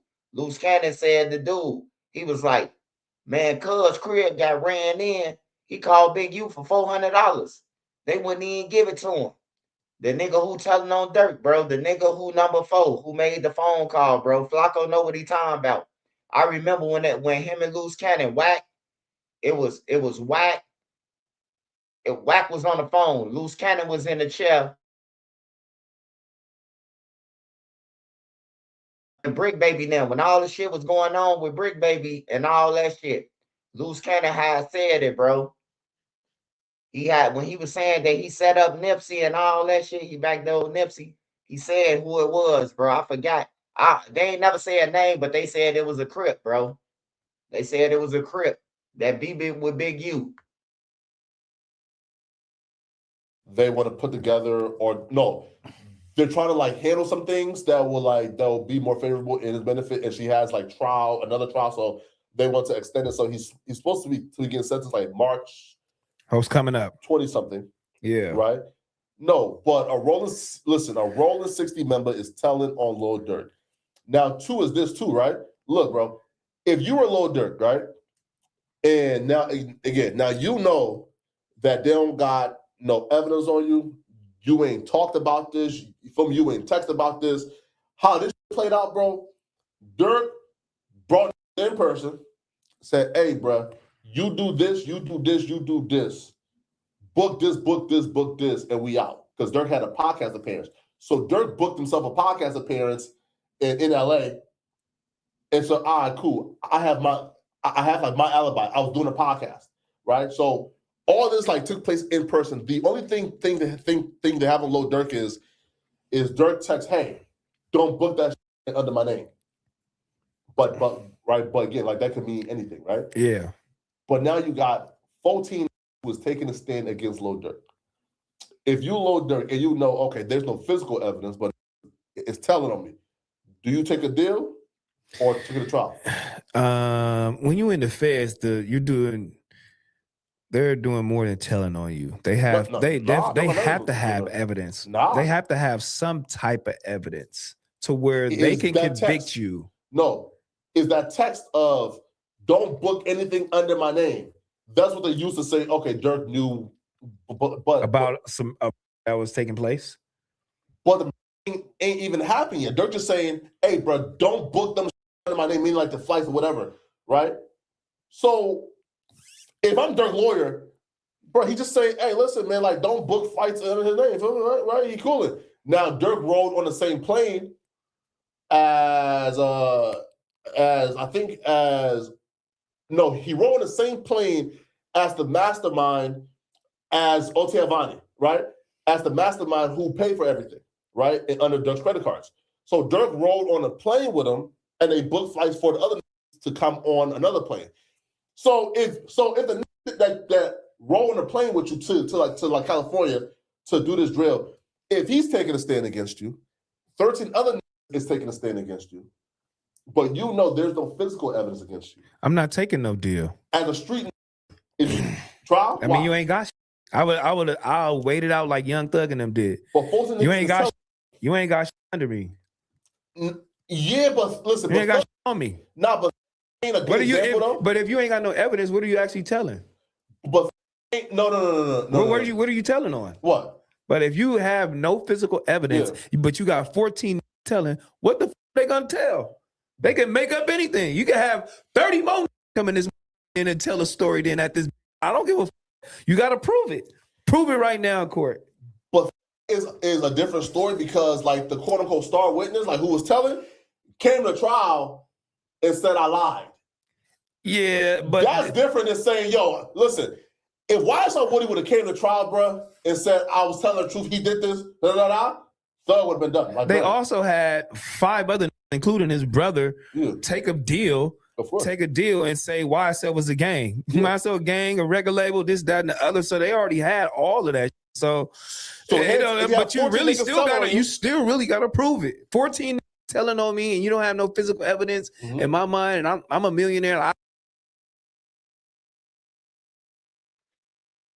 Hey man, sometimes I listen, but then sometimes I don't, man, because ain't nowhere in the hell you got 14 people on you. You talk about what they gonna tell and the shooters.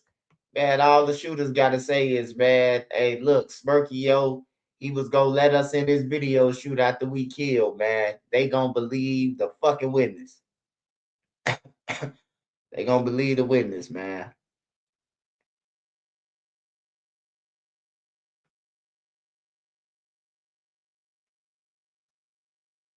Let me see what else.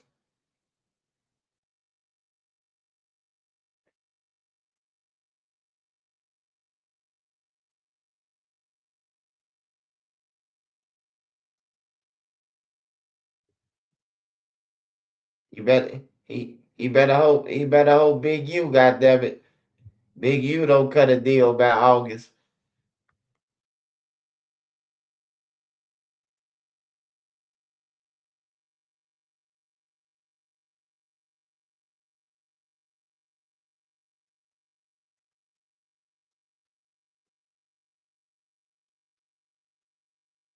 Let me see, is the family.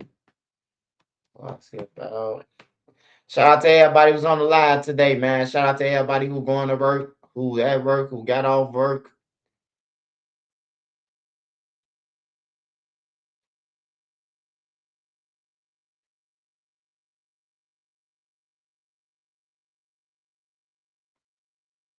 Damn, this shit crazy. Hi, Mom. If it That's wasn't like for what you y'all. and your study habits, Five I wouldn't be here hours and today. 42 minutes, man. Wow. Appreciate Wow. all y'all That support. right there says it all. I was in my 50s. Nobody wins when the family feels, but my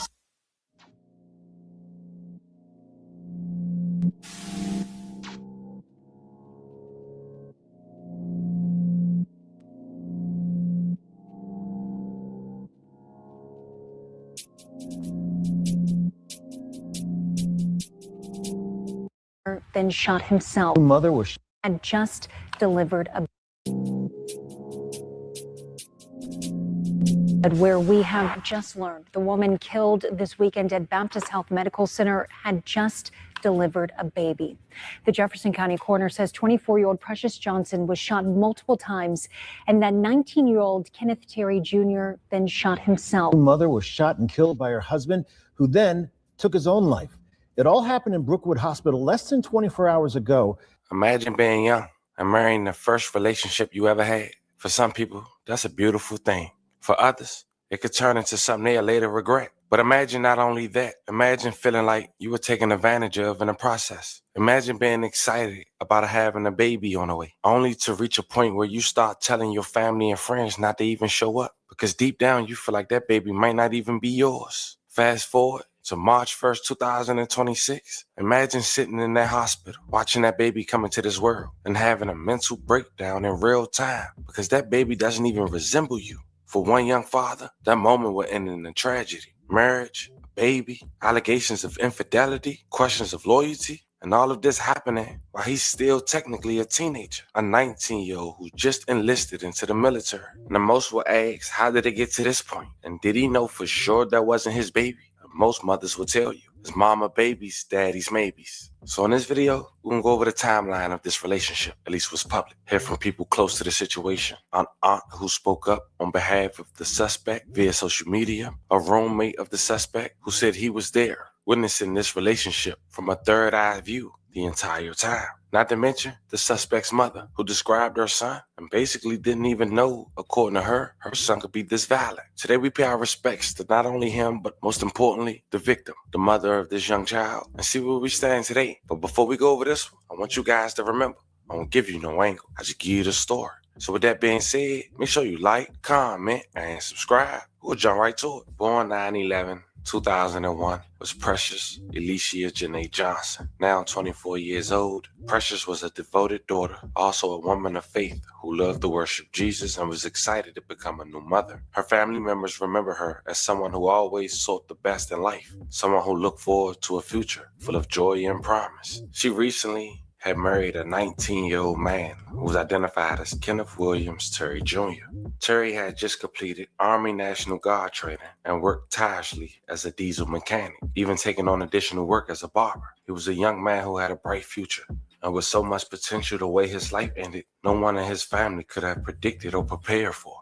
But a devastating tragedy had unfolded. Precious was expecting her first baby, or what Terry Jr. had initially thought was his. But at some point, he had doubts because his mother had repeated that Terry didn't want anyone in attendance when Precious was having a baby. But shortly after 9:30 p.m. on March 1st, 2026, Aaliyah was born. And minutes later, her parents was gone. A shooting occurred, a place where a new mother should have been surrounded by safety, comfort, and care. Instead, the violence that took place left the hospital and the family of Precious Johnson and Terry Jr. shattered. What should have been one of the happiest moments of her life, the birth of her daughter, quickly turned into a nightmare. Precious was killed, her dreams and the hopes of a bright future of her newborn daughter suddenly taken away. Moments later, Kenneth Jr. ended his life also, adding to the deep sorrow of the family. Devastated after a new mother was shot and killed by her husband, who then took his own life. It all happened in Brookwood Hospital less than 24 hours ago. A Jefferson County coroner's report says Precious Johnson was shot multiple times. Authorities say she was a patient in the hospital. Family members say the 24-year-old had just had a baby with her husband, 19-year-old Kenneth Terry Jr. According to the coroner, Terry died of a self-inflicted gunshot wound. Homewood police think the hospital shooting was a domestic-related murder-suicide. WVTM 13's Lisa Crane joins us live and local from Brookwood Hospital. Lisa, you spoke with family members in the Alabama Hospital Association today. What have you learned?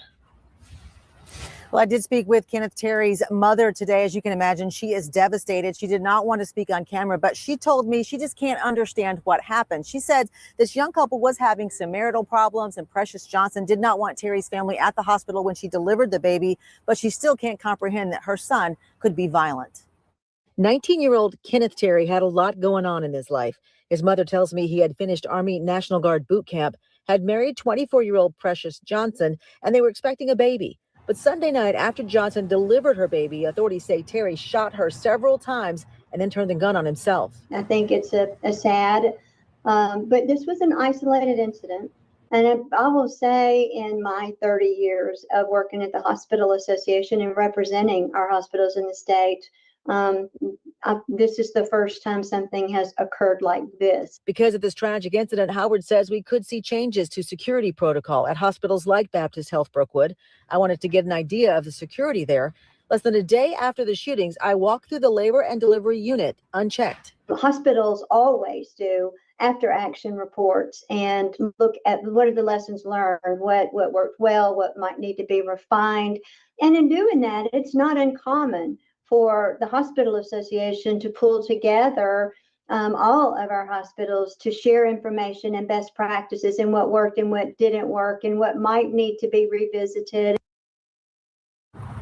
Now, I reached out to leaders here at the hospital. They did not want to speak on camera or address specific questions about security. Howard says there are no security mandates in Alabama for hospitals here, but she says, of course, that could change, and there will be a lot to learn from this incident.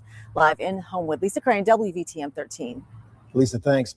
Homewood Mayor Jennifer Andrus is reacting to what she says is an active investigation, saying police acted quickly to secure the scene and ensure there was no ongoing threat to the public. She says her thoughts are with the victim, her family, hospital staff, and everyone affected. Andrus says the city's working closely with hospital leadership and will provide updates as appropriate.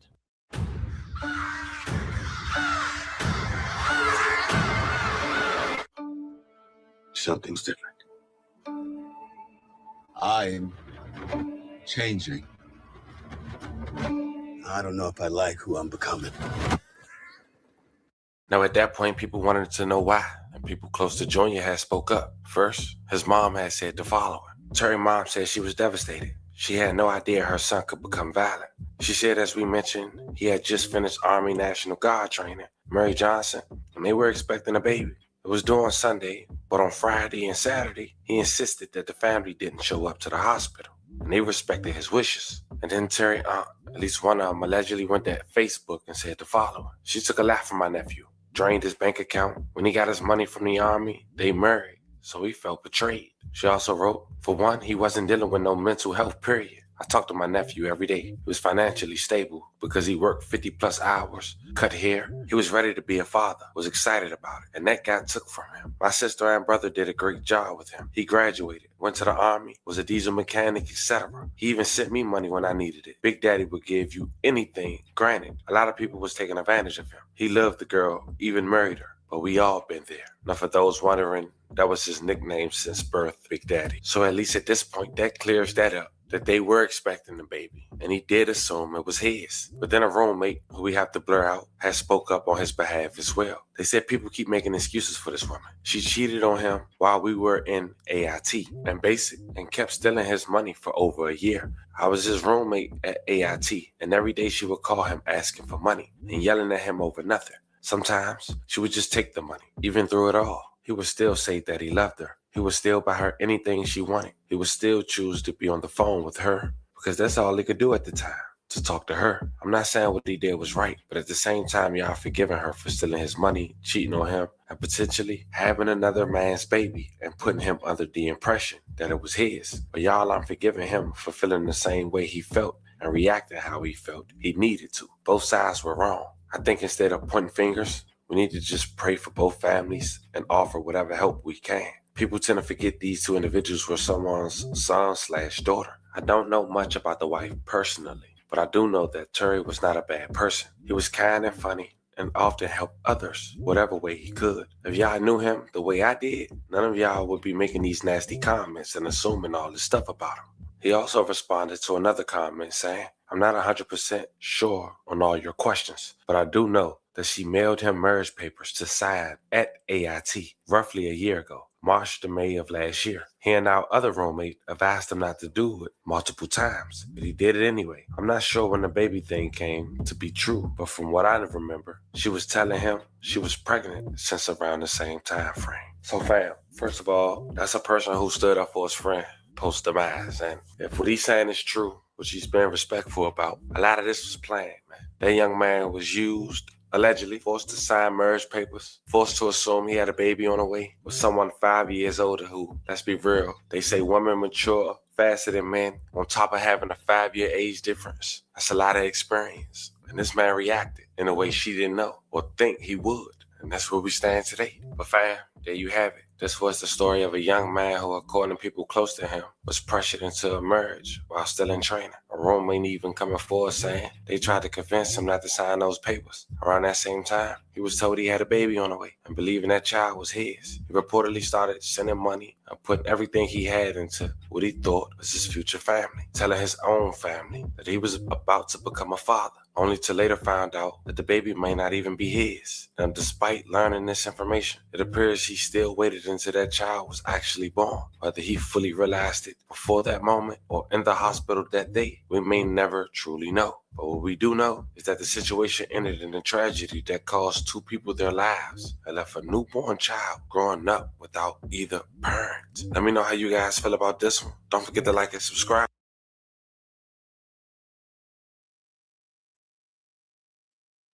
Yeah, that's crazy, man. That's crazy in the motherfucker. He in the army and she getting her rocks off with his check.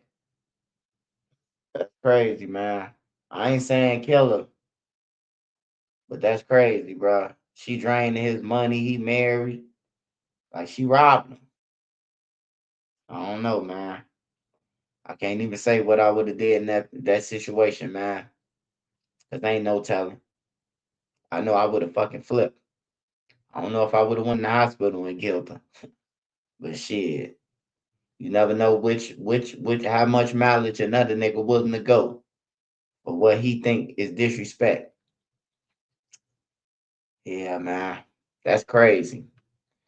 I'm finna flick to this Dolph real quick. Wait, if you were locked up at any Illinois juvenile detention center, such as Cook County, the Audi, and a conviction upheld. A Tennessee appeals court told Justin Johnson his conviction will stand for the murder of young Dolph. Fox 13's Jeremy Pierre has been covering this case since the beginning and explains the appeals court decision. We, the jury, find the defendant guilty of conspiracy to commit first-degree murder as charged in count 1 of the indictment. Justin Johnson, also known as Straight Drop, claimed 4 mistakes were made during his 2024 murder trial. One is that there was not sufficient evidence to convict him. The appeals court rejected that argument. The opinion cites the video of Dolph's murder as well as extensive cell phone records and surveillance video showing Johnson's movements before and after the 2021 shooting. Another key piece, the testimony of the prosecution's star witness and Johnson's admitted accomplice, Cornelia Smith. Yeah, he pulled in the cookie store. What y'all do? We made the block. I was the bad boy. I jumped out.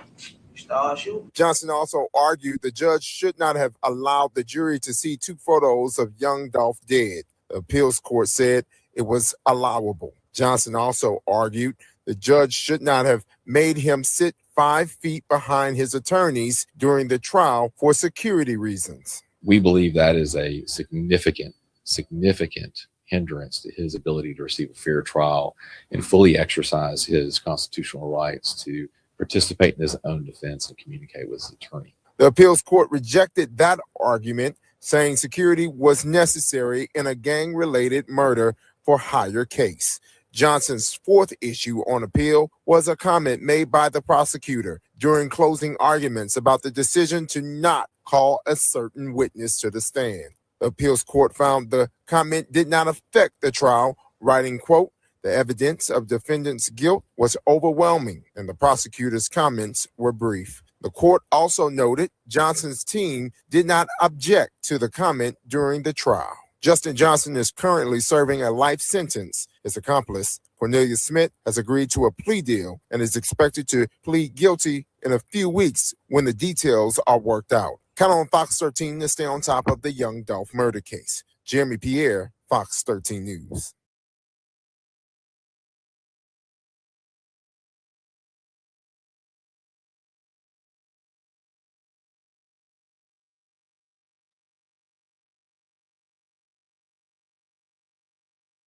No, he is fried. He tried to appeal his case.